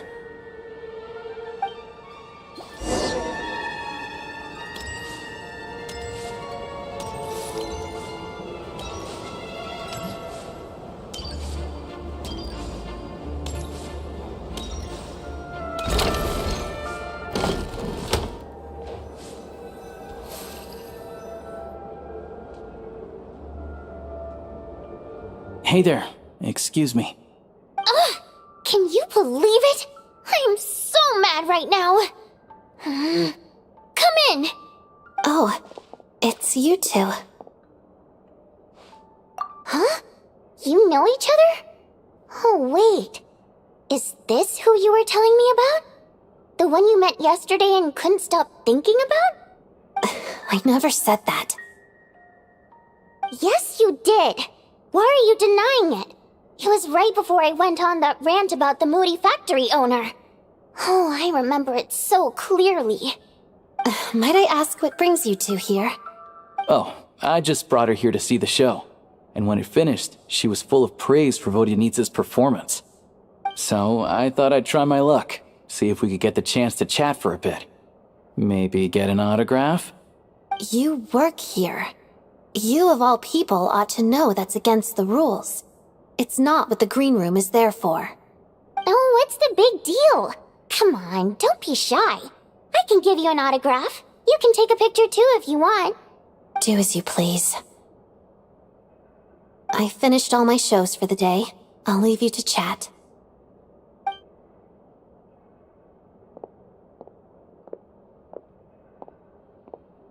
I wasn't making that stuff up, you know. Odette's just too proud to admit it. She thinks very highly of you, and so do I. You did the right thing in Svietloladovka. We're good. Odette's out of earshot. I'll lock the door. Confidentiality, of course. The Rokat is very strict on that. Whoa, Alosha! Not out loud! Not with an outsider here! Relax, I've taken care of it. Look at this. The president's reply sent this morning. Wait, so she's been approved to join? You told me last night that you wanted to get intel from the Rokat. Unfortunately, Rokat intel is only available to members. But ever since you set foot in Snezhnaya, we've been working together. I've seen the way you work, your character, and your motives. Everything about you is perfectly in alignment with what we're trying to achieve in the Rokat. So I figured I might as well cut to the chase. I wrote a letter to the president explaining your situation, including just the right amount of detail. His approval came very quickly. Of course, it's still your decision whether you want to join or not. We'll respect your choice.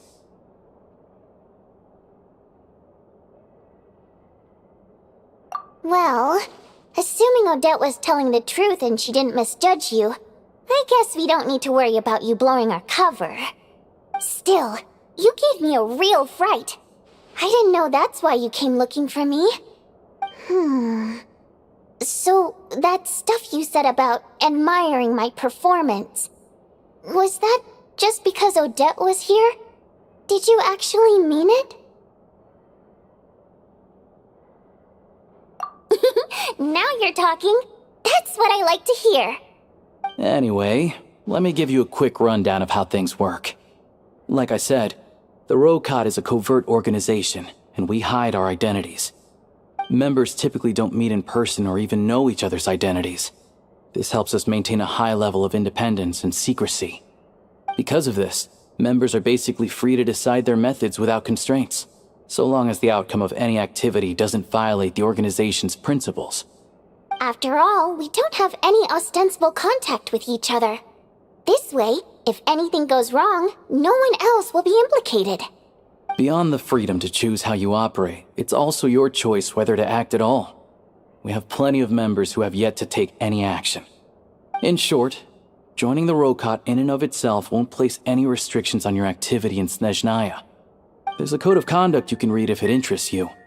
But basically, as long as you don't plan on using your anonymity to go around doing evil, you'll be fine. I tried reading it 5 or 6 times. Never made it all the way through. Even the most lackluster script makes for more interesting reading. Great. Then I'll go grab an official application form. Be right back.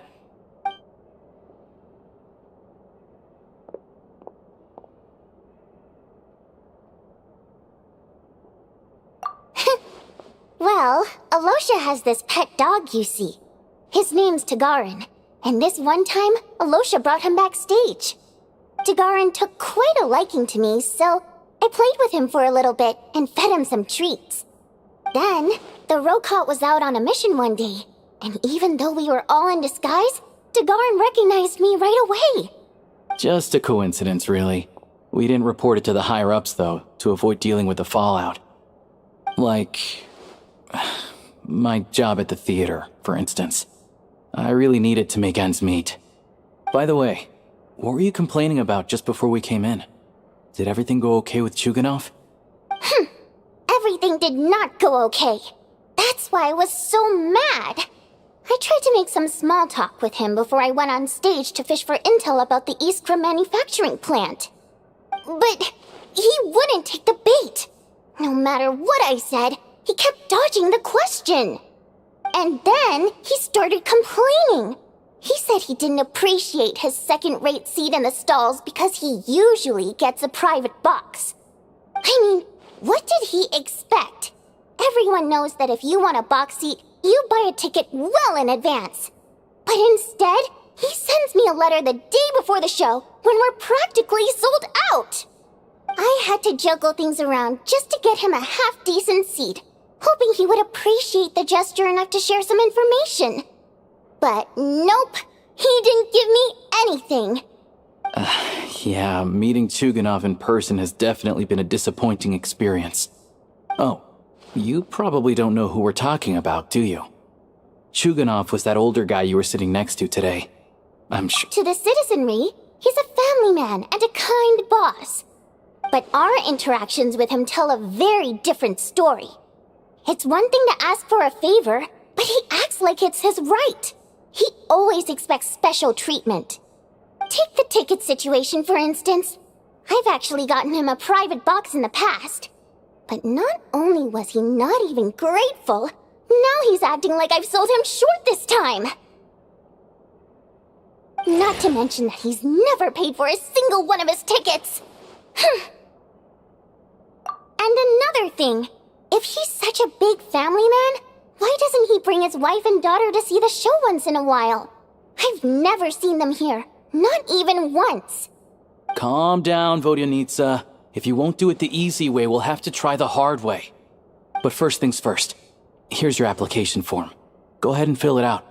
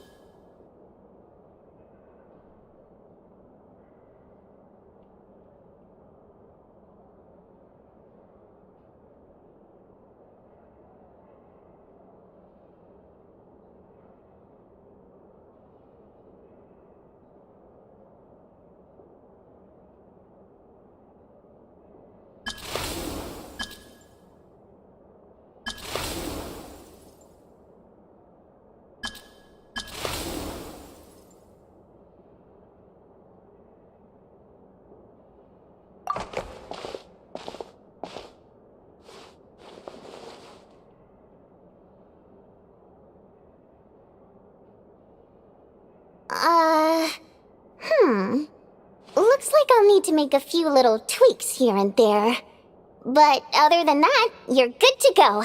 We'll hold on to this for you. Alright.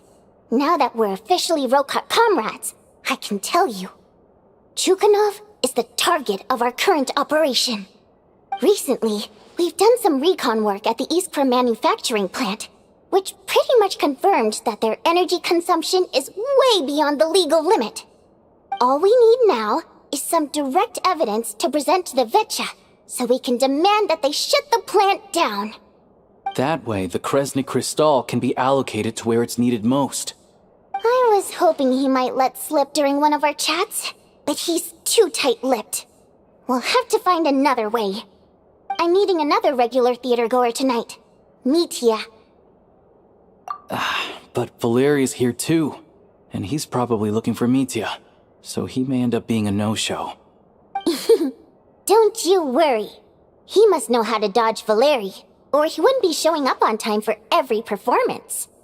Mitya is a renowned energy expert. Although we can't get any direct evidence of the excessive energy consumption at the plant, we can accidentally let the information slip to him. The authorities should take someone like him seriously. So if he starts raising questions about energy use at the Iskra manufacturing plant, there will be a proper investigation. Also, we're not allowed on site, but he has clearance. So all we need is his cooperation. Yeah, so that's the other thing we're trying to figure out.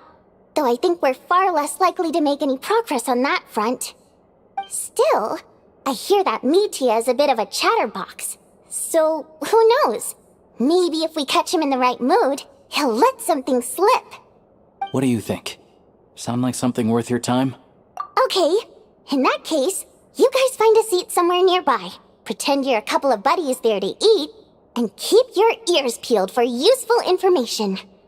He's a huge fan, so I doubt he'll have his guard up around me. But you two need to be convincing. If he suspects anything at all, he might stop talking. Sure. Don't worry. We'll make a believable pair of buddies. Perfect! You've sold me already. Now, help me tidy this room up a bit before we head out. Okay. What needs tidying? Everything!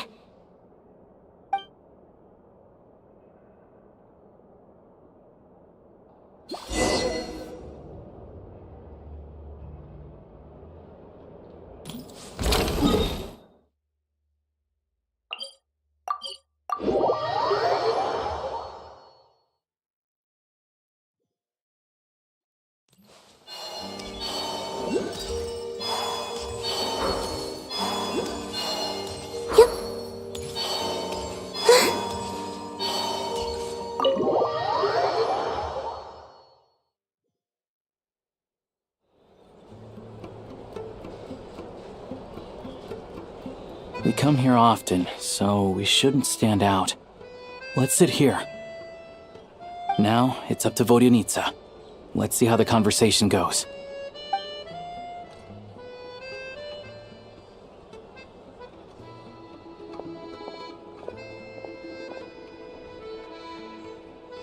Mr. Mitya! Over here! Over here! Oh, sorry. I got a little held up on my way here. Now we have even less time than we planned.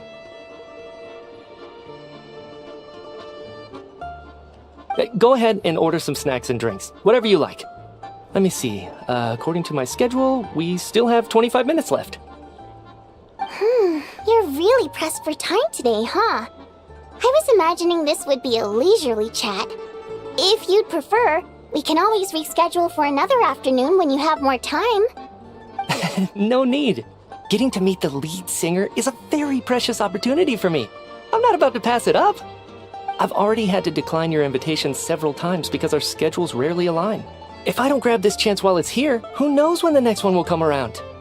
Well, it's very kind of you to make time just for me. I'm not too sure, to be honest. But Snezhnaya's full of weird and wonderful things like that, so people tend not to bat an eye. I'm sure the same will go for the Eye of Grey and Paimon. The reason I invited you out for tea and a chat today was to get some feedback from a true fan of the theater. Well, I genuinely have nothing bad to say. No matter how many times I hear you sing, it never gets old. It always seems fresh and new somehow. Maybe it's because the more times I listen, the more details I notice. Or maybe you simply improve with every performance, delivering it better each time. Thank you! I'm delighted to hear that! Could you give me any specific examples?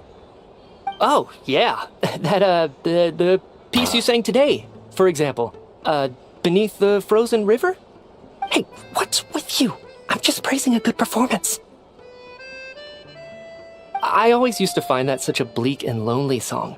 But the more you listen, the more you realize that it's not as cold and nihilistic as it appears. When you really dig down into it, there's a certain level where you're surprised by the emergence of hope. Wow, I'm impressed. I didn't expect you to pick up on that. Actually, I only tried out that angle after talking with a composer. Still, Beneath the Frozen River wasn't on today's program. Oh, really? But it's a classic. You sing it every time. Almost every time. Oh, well then.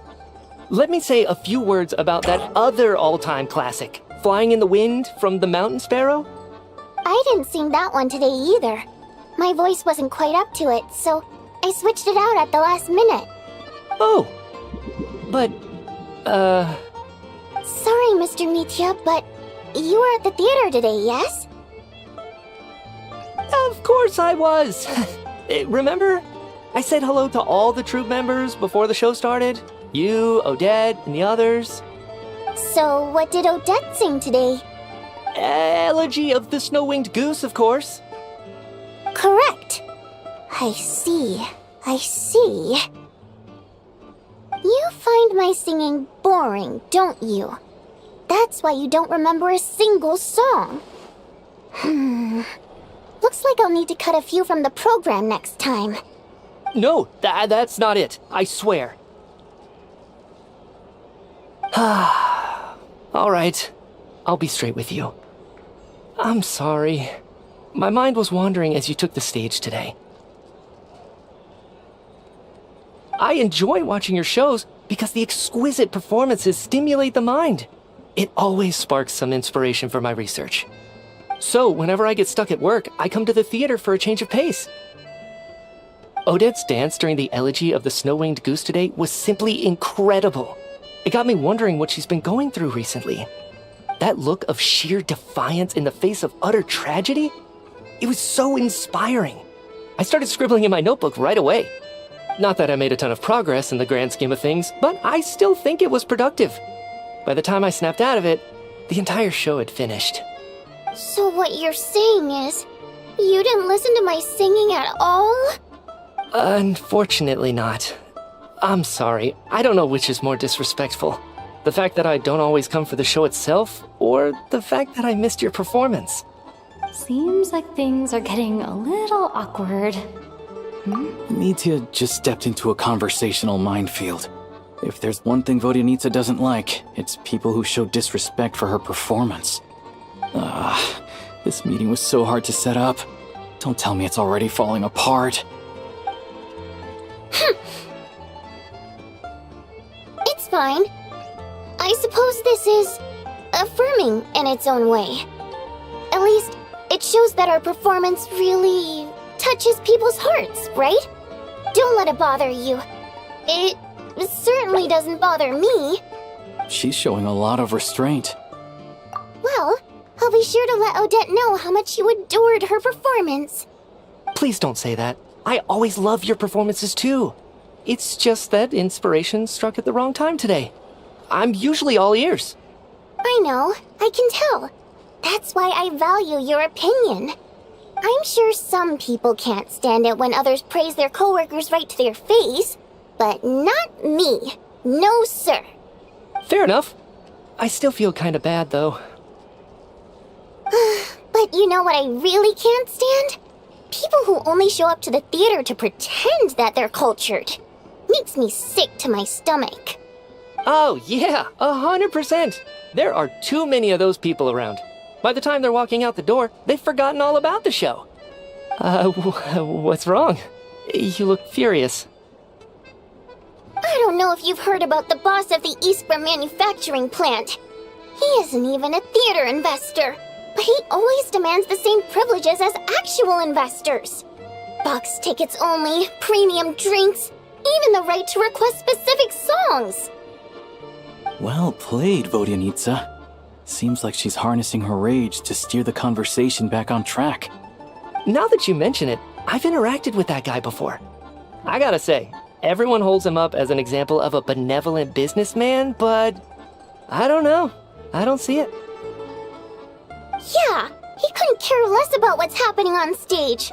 He's just there to flaunt his social status. I hate that I have to prepare programs for guys like that. What's the big deal with that factory he runs anyway?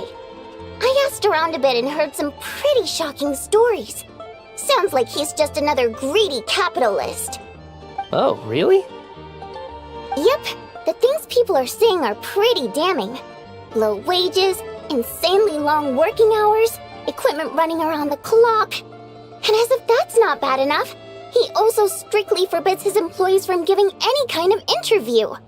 Project Stuja has now been extended so many times, we're at the point where crystal rations for the common folk are barely enough to survive on. Yet he even wants to get his greedy hands on them just to boost his own profits. If the rumors are true, he's in serious violation of the law. Interesting. So you've heard about it too? What?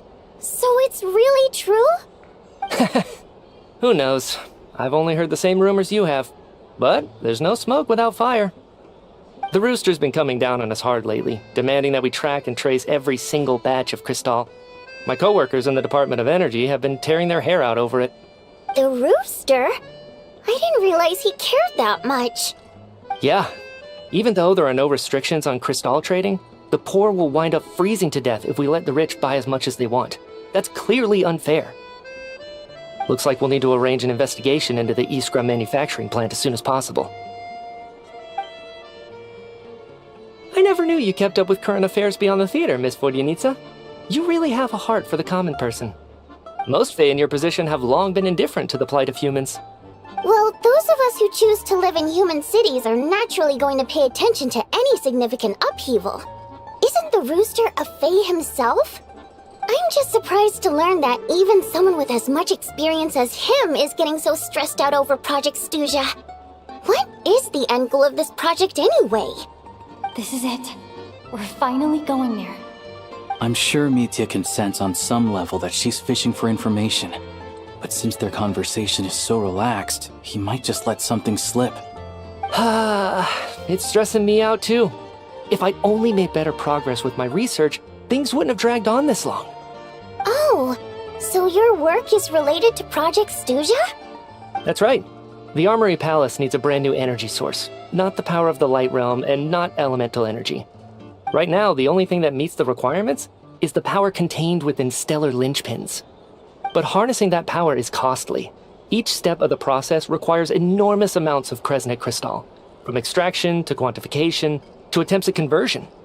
Progress has been painfully slow, and the team is getting burned out as time goes by. Sometimes, I see people staring into space as if in a trance. Could it be that this new energy source has side effects? No, it doesn't affect us, because the energy is used for... Okay, I got it. Stop choking me. Sorry, I can't talk about that. I think we're all just exhausted. We've been working ourselves to the bone for so long with so little progress to show for it. It's no wonder people are struggling to stay motivated. Seems like I owe you an apology. I shouldn't have gotten so mad at you for not paying attention during the show. Don't worry about it. I count myself lucky, to be honest. I don't envy the people who work closely with the Tsaritsa herself. I'd much rather be in my current position. At least I don't have to shoulder any major responsibilities. So they're trying to develop a completely new kind of energy. Yeah, censored by a scarf. Who would have thought? Oh, dear. It looks like my time is up. I'm afraid I have to leave. I'm so sorry. We ended up barely talking about the theater. That's okay. It was a pleasure chatting with you, really. Let's make up for it next time. Yeah, hopefully once the work pressure eases up a little, I'll be able to focus more on the performance, and then we'll have more to discuss. We touched on some confidential issues today. I'd be grateful if you could keep it between us. That could have gone worse. Nice job. Why was Mitya in such a hurry to leave, though? Sorry, routine inspection.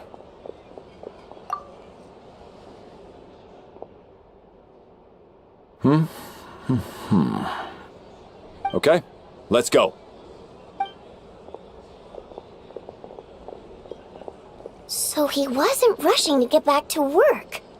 He must have calculated that Valeri would find him here in exactly 25 minutes. That's frighteningly accurate. One of the main duties of the Special Assignments Battalion is to ensure that important figures stick to their schedules. All right, time for us to get going too. Excuse me, check please. We'll settle our check too, then. Oh, hello there. Mr. Mitya paid the check before leaving. He also asked me to pass on a message. He said it was an honor to share his tea break with Miss Vodyanitsa and her two friends. Wait. So he knew we were here all along? This raises a lot of questions. Did he deliberately mention the new energy source so that we'd overhear it? Maybe his work isn't confidential after all. Maybe the key here is the purpose of this new energy. I guess that's the next thing to look into.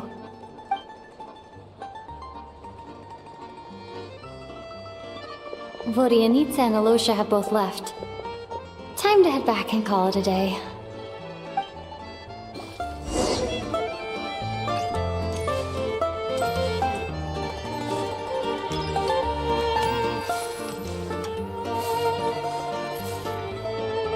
You're back! You're pretty early today.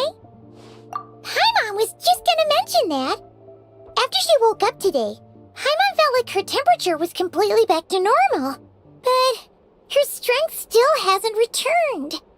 Still, there's some good news. Paimon thinks she might have figured out the source of the problem. It's like there's some kind of mysterious power affecting Paimon. Paimon's never felt this way before during any of her travels. She only started feeling this way since we arrived in Snezhnaya. That's right. The Armory Palace needs a brand new energy source. Could that have something to do with this? What is it? You're making that face again. You know, the one you get whenever you have a light bulb moment?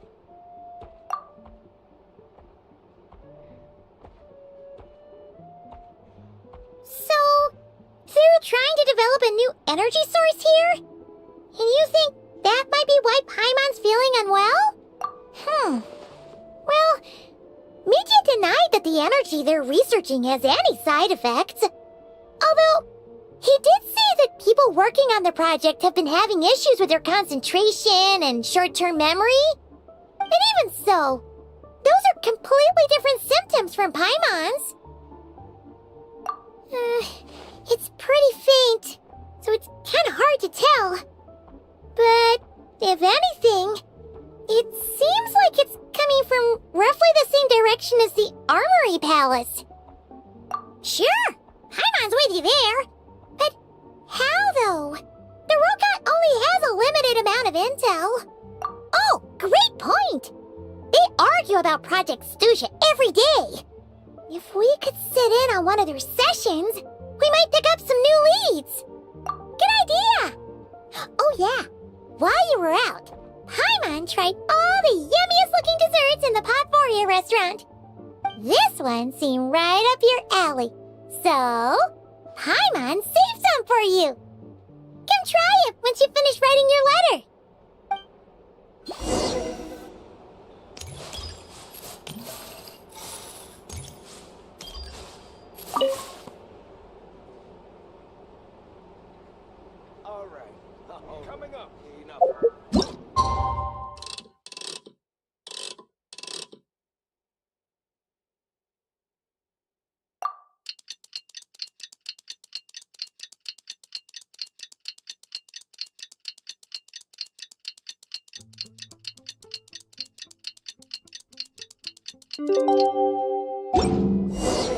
Alosha replied. He says that we won't be able to speak at the Vecha, but he can arrange for us to attend as visitors. Time to get ready. Then head to the Snezhnaya Vecha. You're back! Paimon's been working on the crossword. Oh, shoot!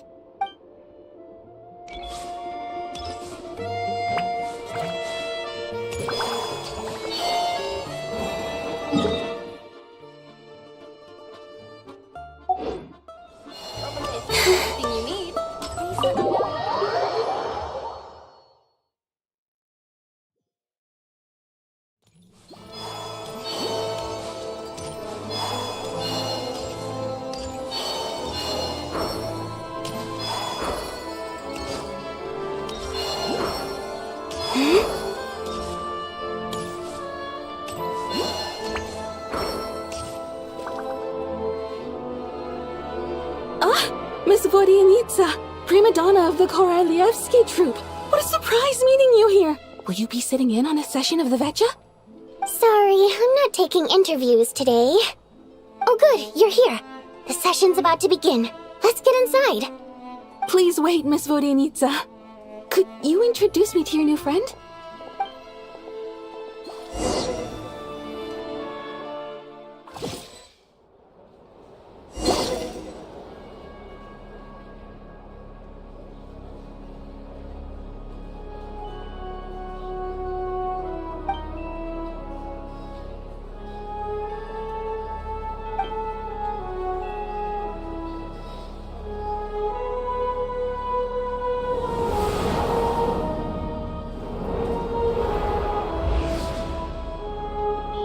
In summary, the energy management commitments made for the outgoing period have been delivered upon.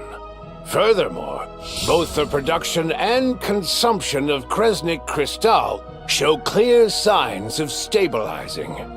The relevant agencies have assessed the present circumstances and determined that the status quo can be sustained until the next period. For detailed statistics, I would refer you to the industry reports that have been distributed to all persons present. It should also be noted that while the recent blizzards have led to a significant increase in people's energy expenses, this is strictly a short-term phenomenon associated with a remotely located monster. Her Majesty the Tsaritsa is giving her full attention to this matter. We should have every confidence that it will be dealt with swiftly and conclusively. A financial report on disaster relief is also present in this report, courtesy of Pantalone. They cover the same old ground every single time. The rooster never seems to mind, but everyone else is getting tired of it. There's a general lack of trust. People aren't seeing any tangible benefits that affect them directly. Of course, none of that will be reflected in any of the reports on the table. Yeah, if it weren't for these hard copy documents, I could have at least made something up. Oh, don't mind me. I'm just out here trying to hit my interview quotas. Bring out the kvass. Ever read it? Best-selling newspaper in town. If I remember correctly, you guys don't even have a sales permit. You have to sell from stalls on the street. Okay then, best-selling street stall newspaper in town. Still counts.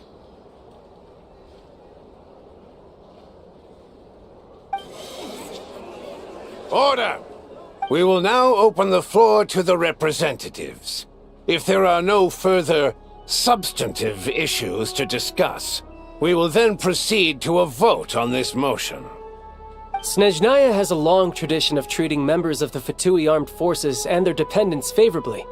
But recent surveys shows that Fatui families in remote areas have access to 15% less crystal than the average civilian family in Snezhnograd.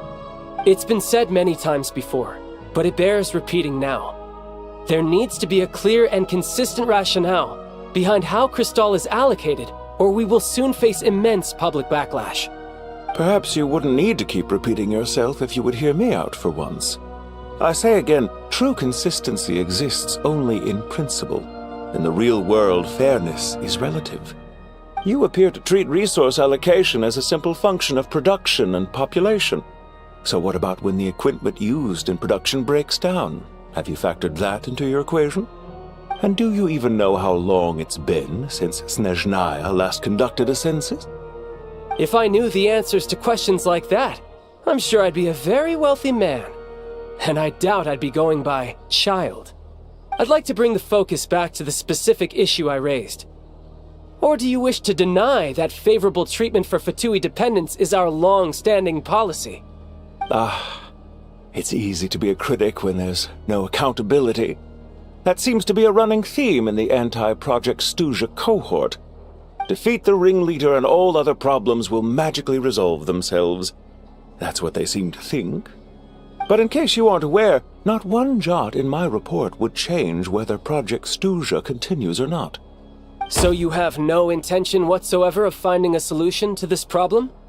On the contrary, I'm the only one here who ever brings solutions. Child opened by speaking up for the armed forces. Regrator struck back with style and a war of words ensued. Our reporter was live on the scene to get the audience's reaction as it all unfolded. Who do you support? The people have spoken! Child received raucous applause from the crowd as he pushed Regrator onto his back foot with a relentless barrage of questions. It had to be seen to be believed. Now you see why they don't have a sales permit. However this reporter wants to spin things, I haven't forgotten that Tartaglia was representing the Northland Bank when we first met in Liyue. So, surely their relationship can't always have been this strained. You two are getting off topic. Let's focus on what the data is saying. Mr. Pantalone, may I speak on your behalf? Oh, please do.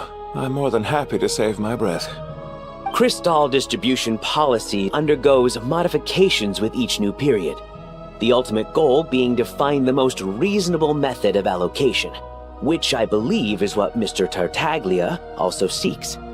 But I fear many may have been misled on this topic by extremist activists. To clarify, Project Stuzha is not the root cause of the problem. It is merely a framework for resource distribution. The most recent reports all point to Snezhnaya's resilience and adaptability during this period of fine-tuning, and give clear indications that a distribution framework is improving with each iteration. To make drastic adjustments without first considering the risks would likely do more harm than good. It would be a waste of the hard-won experience we've gained to date. Renowned scholar of finance, Arapov spoke up to clarify the fiscal logic, clearly alluding to social organizations like the Rokot in his words. With the notorious Lelek still active to this day, should the Rokot be held responsible? No, there is someone else to blame. She's just rephrasing what Mr. Pantalone said. The Rokot are the critics he accuses of taking no responsibility for their actions. As for Lelek, you won't have heard of him yet. He's currently the most famous member of the Rokot. Well, more like infamous. Ending Project Stuzha has become an obsession for him. Unlike the more decent ones among us, he believes that votes in the Vetcha are all that matter. So whether it's threats, coercion, or bribery, he'll use whatever means necessary to get people to change their vote. And since we're already on the subject, what do you think of Lelek's methods? Are you for or against? Well, whatever the story is, his actions benefit us all. We stand with Lelek. At least someone here wants to take this discussion seriously. I've been considering that issue myself. What you really need is more precise regional data, right? I think it would be easiest to let the Fatui handle it, since they're already in charge of Crystal shipments anyway. We may as well get them to collect some data while they're at it. Whatever you need, you can ask the Fatui to look into it for you. In terms of supervision, I think the Druzhna would be a good fit. I had hoped to discuss this with Miss Vesna, but sadly, she's not present. I will be happy to take a note of your suggestions and present them to Commander Vesna for a decision upon her return. The Commander has always taken a keen interest in Project Stuzha. However, given the Druzhna's demanding workload, I'm afraid it may prove difficult for them to provide any practical support. Let us refrain from jumping to conclusions until a concrete and actionable plan is in place. My apologies, Lord Rooster. There are numerous issues to address here, including manpower, time sensitivity, and reporting lines. Nevertheless, I support drafting a proposal. Follow the usual procedure, and it can be raised as a new motion for all parties to evaluate at the appropriate time. In that case, I'd like to share one thought before the proposal is drafted. The issue of time sensitivity was raised just now, which I presume relates to the official reports. In fact, the Energy Commission already collects regular statistics on each urban center and its surrounding area.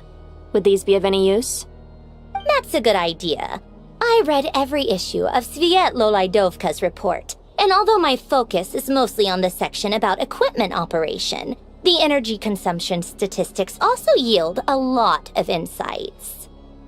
Be that as it may, does no one see an issue with using local data to determine crystal quotas? In the long term, it seems like a very risky solution. Not if they are used purely for reference. So long as we have the report from the Northland Bank's headquarters to corroborate it, no one will be able to fool me. Very well, then. It appears that this arrangement is acceptable to all parties. Yeah, sounds good to me. The members reached a provisional consensus on the issue of improving treatment for Fatui soldiers.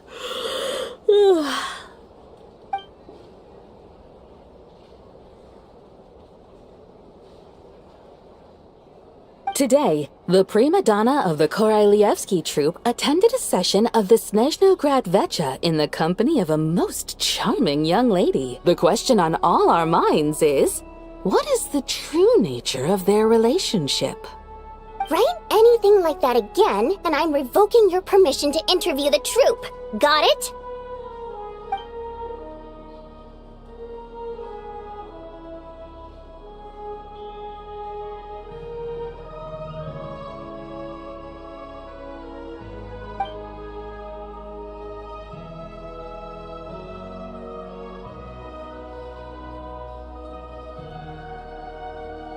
Now then, if there are no further contributions from those present, we shall proceed to the final vote.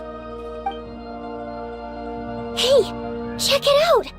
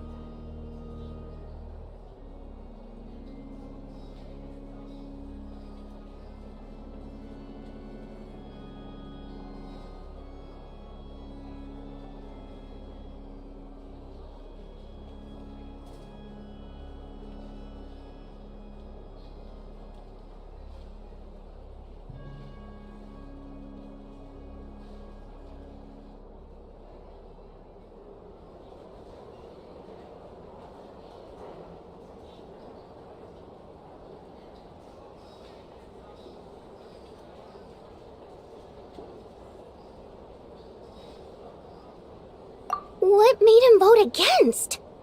Why now?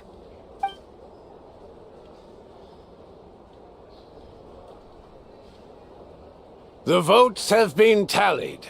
Those in favor of continuing Project Stuzha total 61%, securing a clear majority. That was too close. The margin has shrunk yet again. Chuganov was a huge loss. Oh, I'll bet Lelek is behind this. I wonder how Pulcinella will respond this time. Chuganov. I see. Lelek strikes again. Yes, go, Lelek. Once Project Stuzha is defeated, our unwavering support at Bring Out the Kvass will finally pay off when we make our comeback. I can taste our victory already! In accordance with the result of this vote, Project Stuzha will remain in effect until the next Vecha period. Finally, may I remind us all, we debate only for the greater glory and solidarity of our nation. May the aurora shine ever on, and the tundra always stand firm. The session is concluded.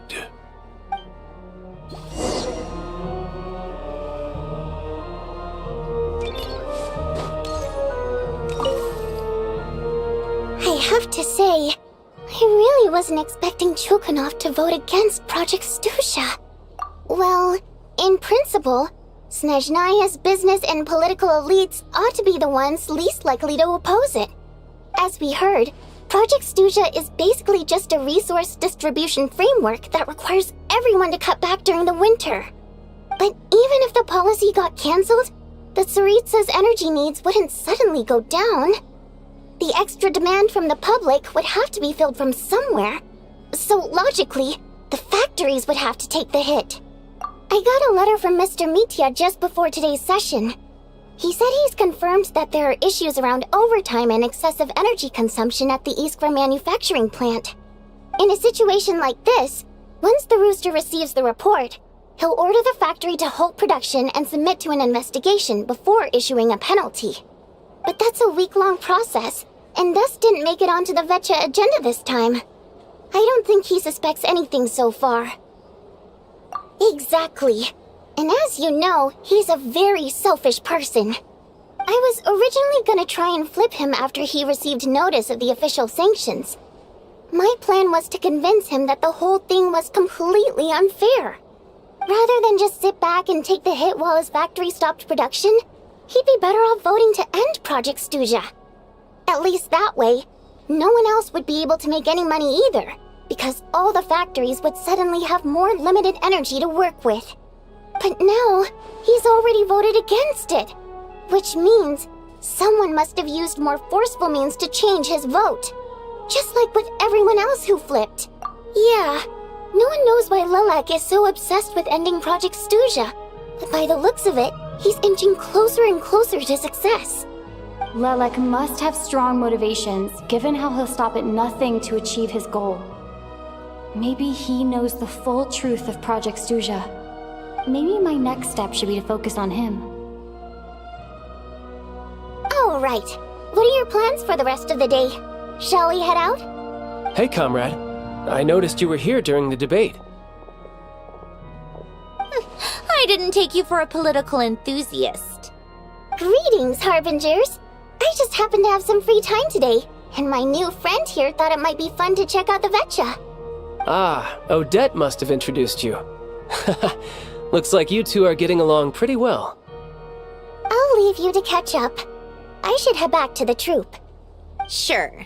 Break a leg and all that.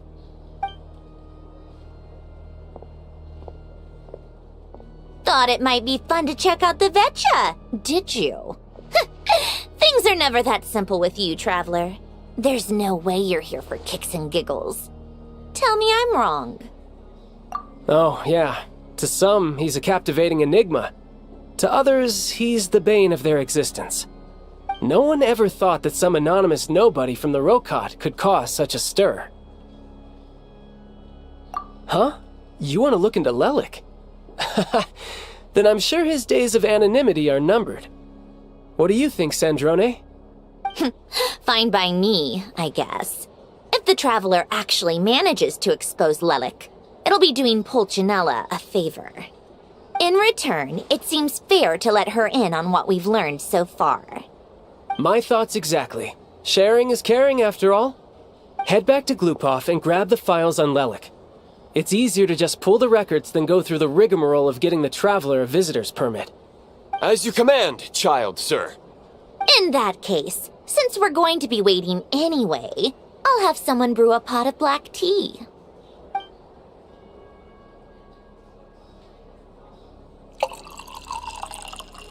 One common thread among the many incidents Lelik has been involved in is that the victims are all too scared to share any real information about him. Clearly, he must have threatened them in some way. His modus operandi is to silently infiltrate the scene and leave a threatening letter behind. But neither the letters nor the crime scenes ever yield any clues to his identity. So all these files have to offer are short statements by the people affected. They don't give us a lot to go on. If nothing else, it shows we're dealing with a trained professional who's versed in counter-surveillance. Yes, and to that point, he often strikes in highly secure locations. The victims are high-ranking and influential people who take their personal security very seriously. Somehow, Lelik slips right into their rooms without making a sound.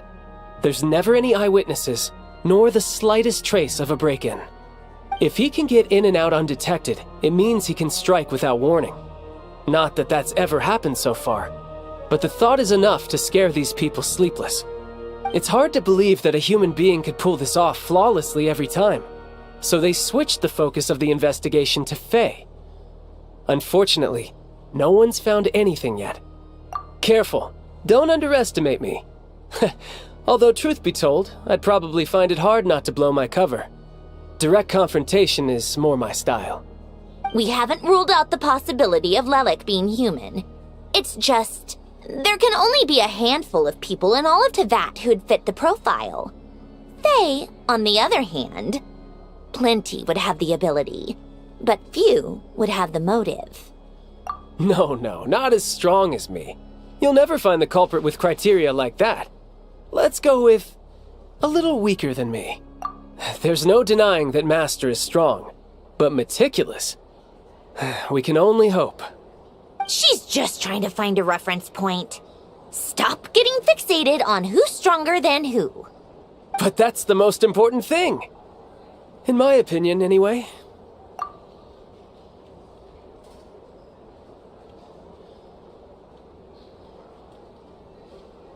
Odette? Yeah, that seems about right. Her skills are solid, and she's always calm under pressure. Except she's Fatui, so the likelihood of her working against us is pretty low. But yeah, much more accurate than your previous example at least. No, wait a moment. Maybe we should interrogate that assumption. What do you mean? Which assumption? Her Fatui identity doesn't necessarily exonerate her. And when you think about it, the Rokot would be precisely what she needs to conceal her identity. Plus, she wouldn't need to be such a pro at covering her tracks. She'd already know where the Fatui will be and when, so she could choose the perfect time to act. Oh, yikes. I was just thinking out loud. Why is this starting to sound like such a convincing theory? Still, what reason could Odette possibly have for trying to call off Project Stuzha?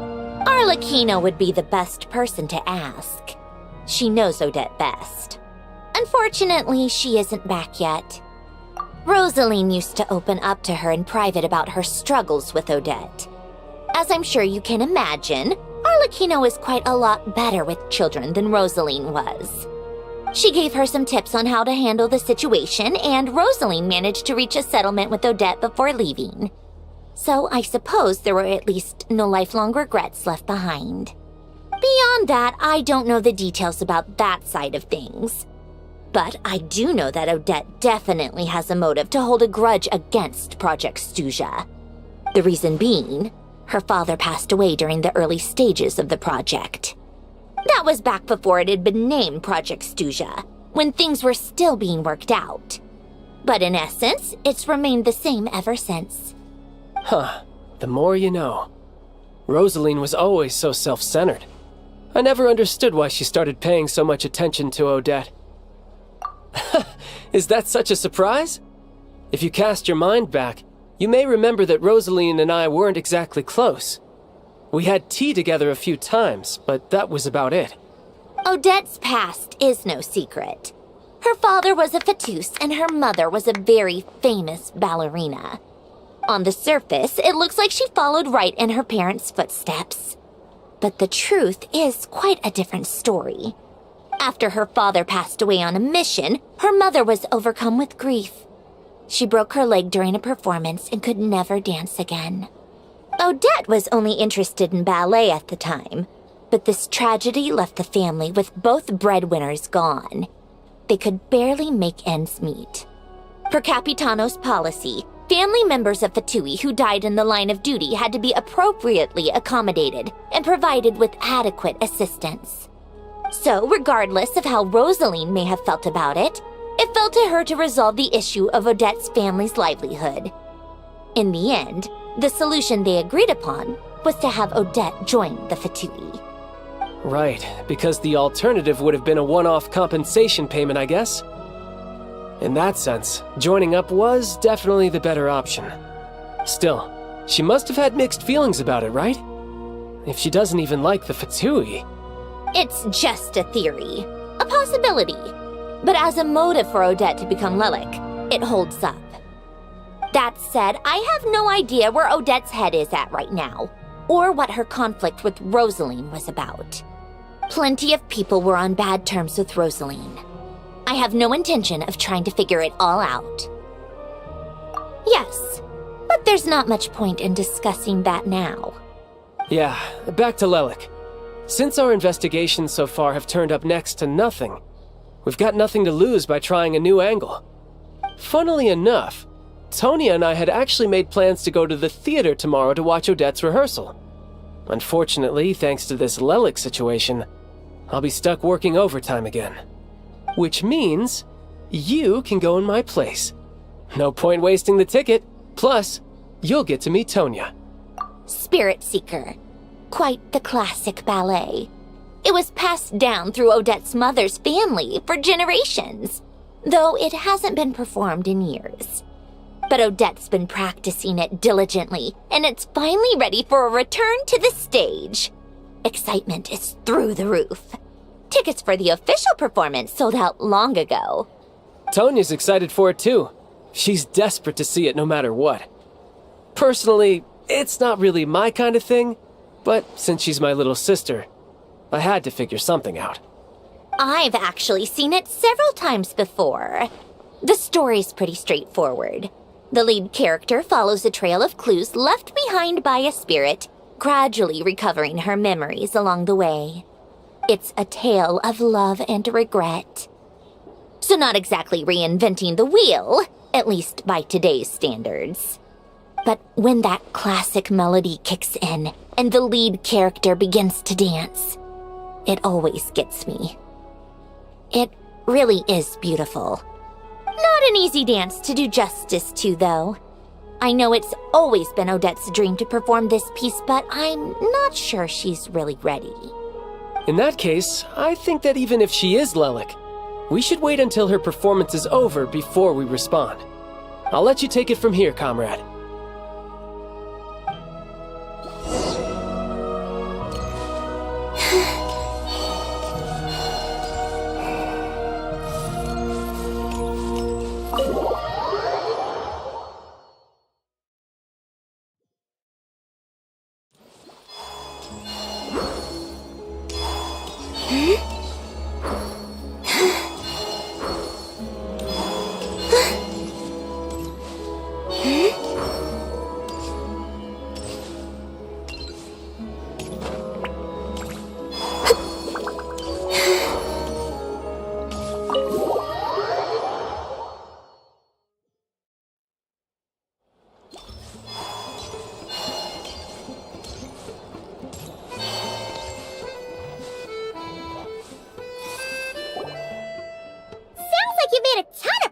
Today. It's good that everything's going so smoothly. Next step is to head back to the theater and get a clear answer from Odette. Either way, Paimon doesn't get the sense that she's a bad person. Sure, she might have done some pretty extreme things, but Paimon bet she has her reasons.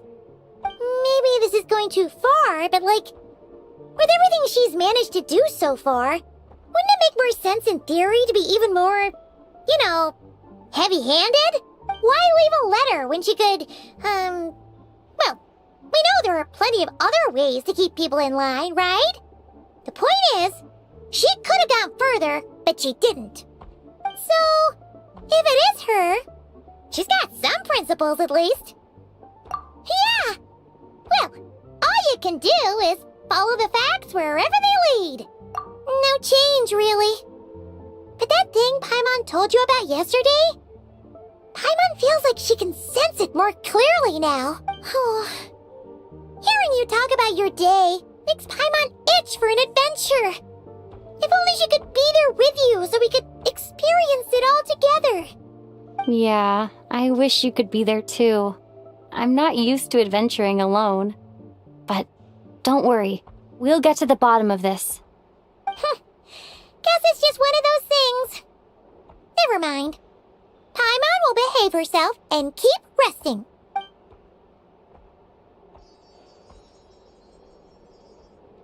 If Odette is Lelek, she may well have inside information on Project Stuja. Her father was involved with the project's early implementation and tragically died in the process. Now, she's dedicated herself to bringing it to an end.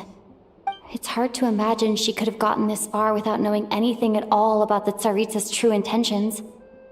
When she spoke to us as a member of the Fatui, how much did she let on? And how much was she hiding?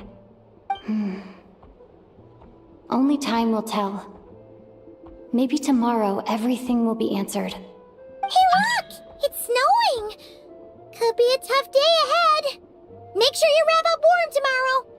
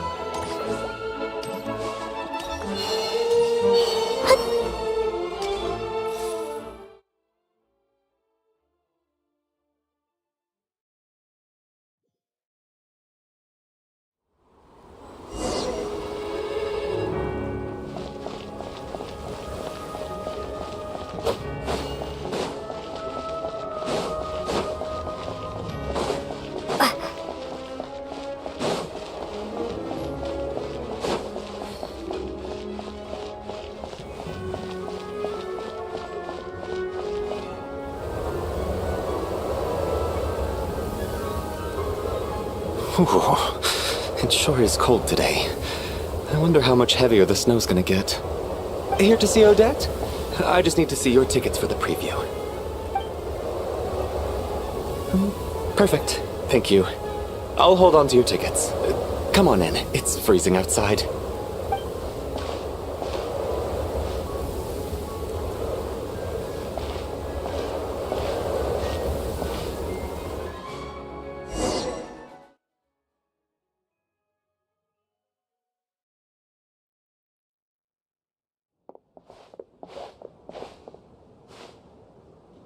I think I'll leave the Lelek question until after the show's over. Then I'll go find Odette.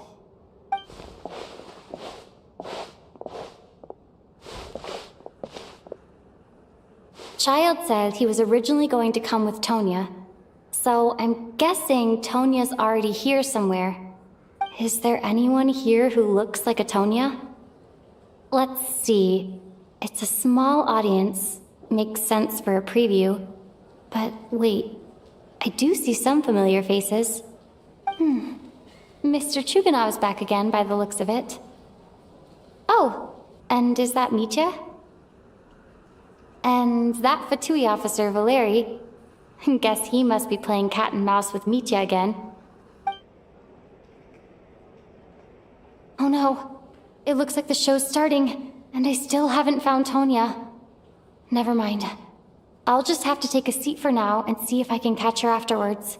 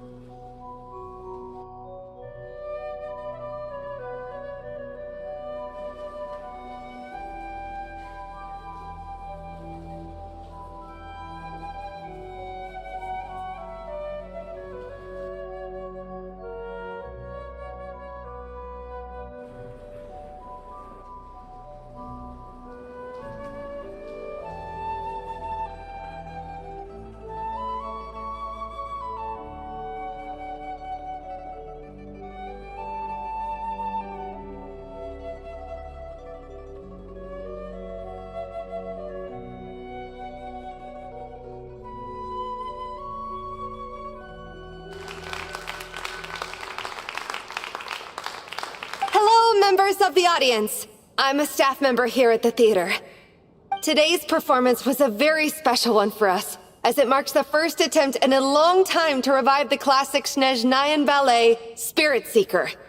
To commemorate this occasion, we would love to take a group photo of the cast, crew, and audience members present today. Could I kindly ask the audience to please come up onto the stage?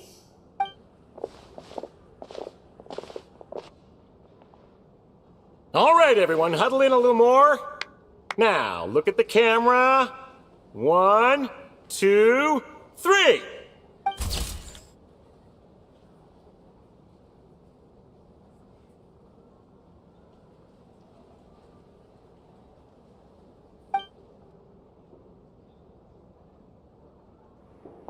Are you quite satisfied, Mr. Energy Scientist?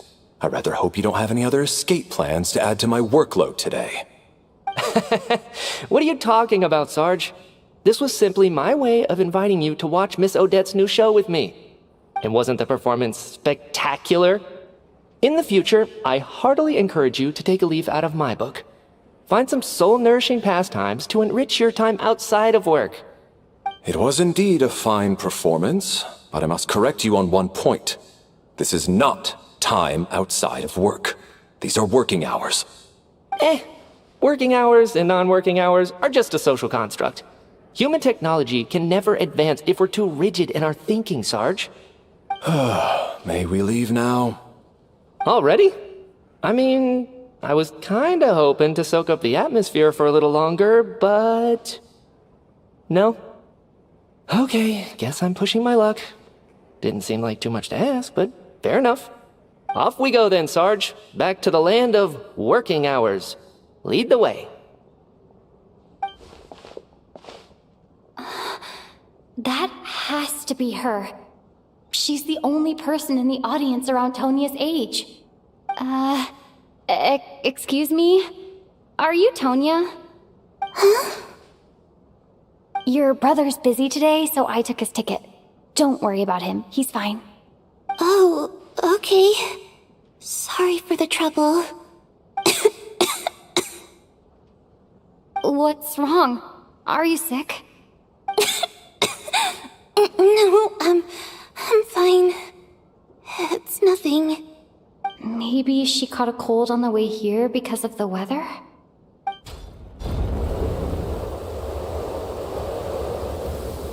I haven't seen snow like this in a long, long time. It's most unusual. I know. It's completely white out there. You can barely see a thing. I've never seen such heavy snow in my life. Let's wait it out for now. You'd be lucky not to freeze to death in this weather, let alone find your way. Well, look at that. Maybe we shouldn't be in such a rush to get back after all. What do you think? Let's wait and see. Why do you need to take it so seriously? Fate has given us this wonderful chance to take a break. We owe it to ourselves to make the most of it. Come to think of it, there's a small inn not far from here that always keeps plenty of extra blankets on hand for guests. I know the route well. Shall I head over and borrow a few blankets? That way, anyone in a hurry can wrap up warm for the journey back. Just remember to return them next time you're over this way. Sir, there's really no need to go to all that trouble. Hey, it's no trouble at all. Wait here, I'll be right back. What a kind gentleman. Very good. My wife and daughter are waiting for me at home, so I shall be heading back as soon as I get my blanket. So... are you expecting us to go back to the Armory Palace wrapped in blankets too? Don't worry about that. I made arrangements in advance. Should I not return to the Armory Palace within 3.5 hours after Operation Showtime begins, an armed squad will be sent to collect us. They will escort us back. You are one of our key military personnel, so any weather-related risks must be eliminated. Operation Showtime? So, wait. Every single time you drag me back to work when I sneak out, it's a whole official operation? I gotta say, you've really turned this into quite a moral dilemma for me. It's snowing pretty hard out there. I think you should stay here for now. You seem a little under the weather. Sure. My brother might come pick me up in a bit anyway. Time to get to work. I should head backstage and find Odette. I need to look her in the eye and ask her about Lelek.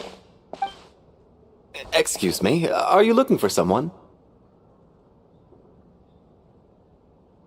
Ah, you're a friend of Elosha's. I think he's busy moving props backstage right now. Sorry, but that area is currently off limits to everyone except the cast and crew. Huh. Bad timing, I guess. Well, I might as well stick around. I doubt Odette will be leaving before the snow lets up in any case.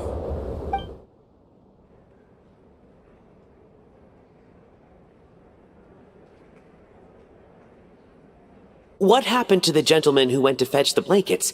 How has he still not returned? I was thinking the same thing. It's still snowing very hard. Do you think something might have happened to him? Whatever the reason for his delay, I must say I hate nothing more than people who make empty promises and fail to deliver. Well, I have to treat my employees like that on occasion, but that's different.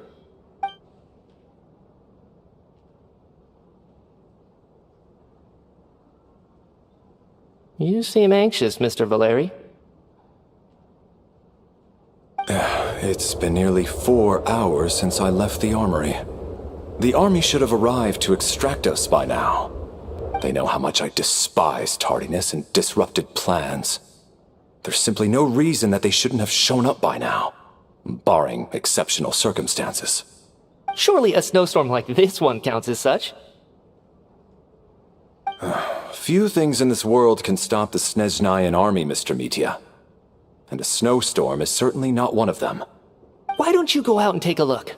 They might be right outside, waiting for your orders before they dare come in. An absurd hypothesis. I have no intention of leaving your side for even a moment until I have escorted you back to the Armory Palace. This doesn't look like an ordinary snowstorm to me. That guy who left earlier. It looked like he just vanished into thin air. Either that, or my eyes were playing tricks on me. A man-eating snowstorm? Come on. Night hasn't even fallen yet. Spare us the ghost stories.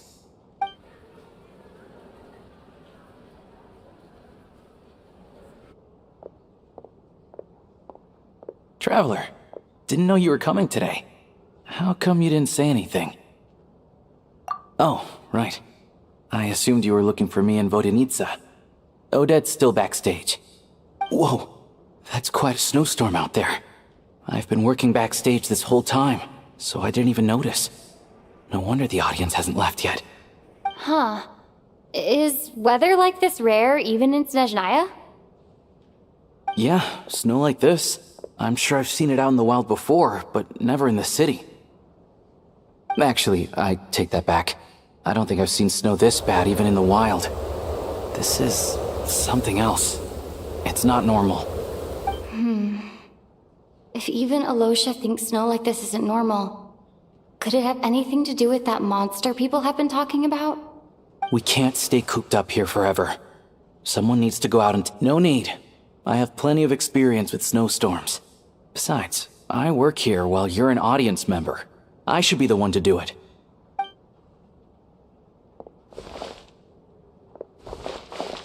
Everyone by the door. Careful not to let the snow soak into your shoes. In a snowstorm, you gotta look after your toes above all else. Heading out, my man? Be careful. I've been told the snowstorm eats people alive. Thanks for the advice. I am planning to be careful. I just want to take a quick look at the situation out there.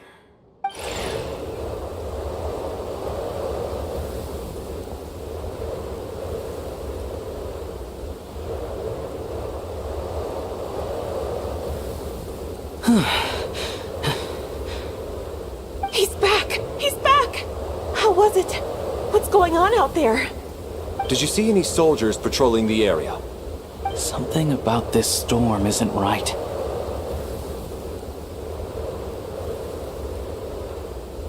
There's no one out there. I didn't see a single soul. And something in the air gives me the creeps.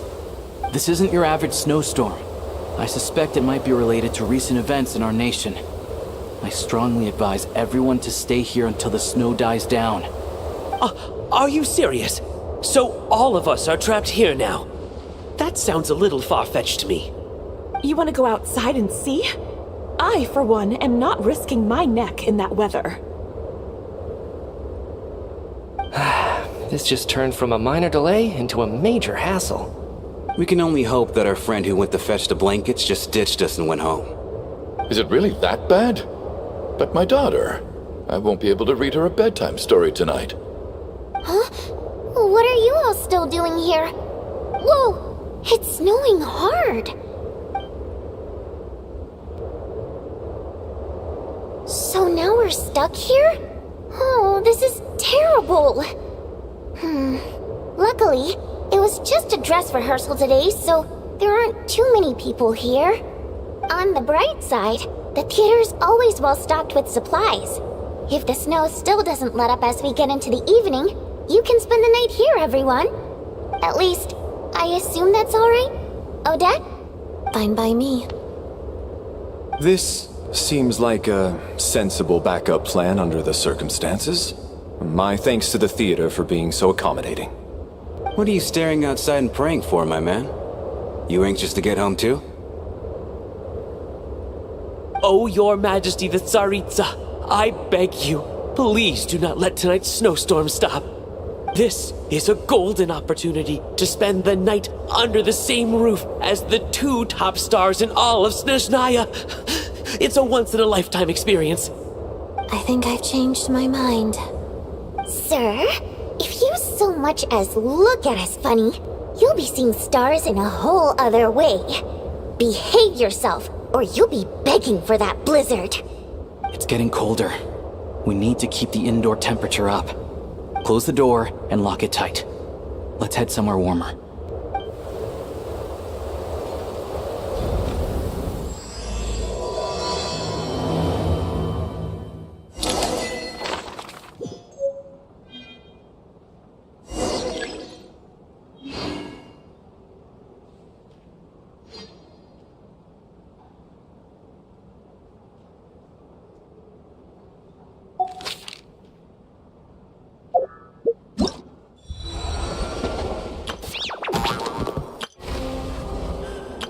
All geared up.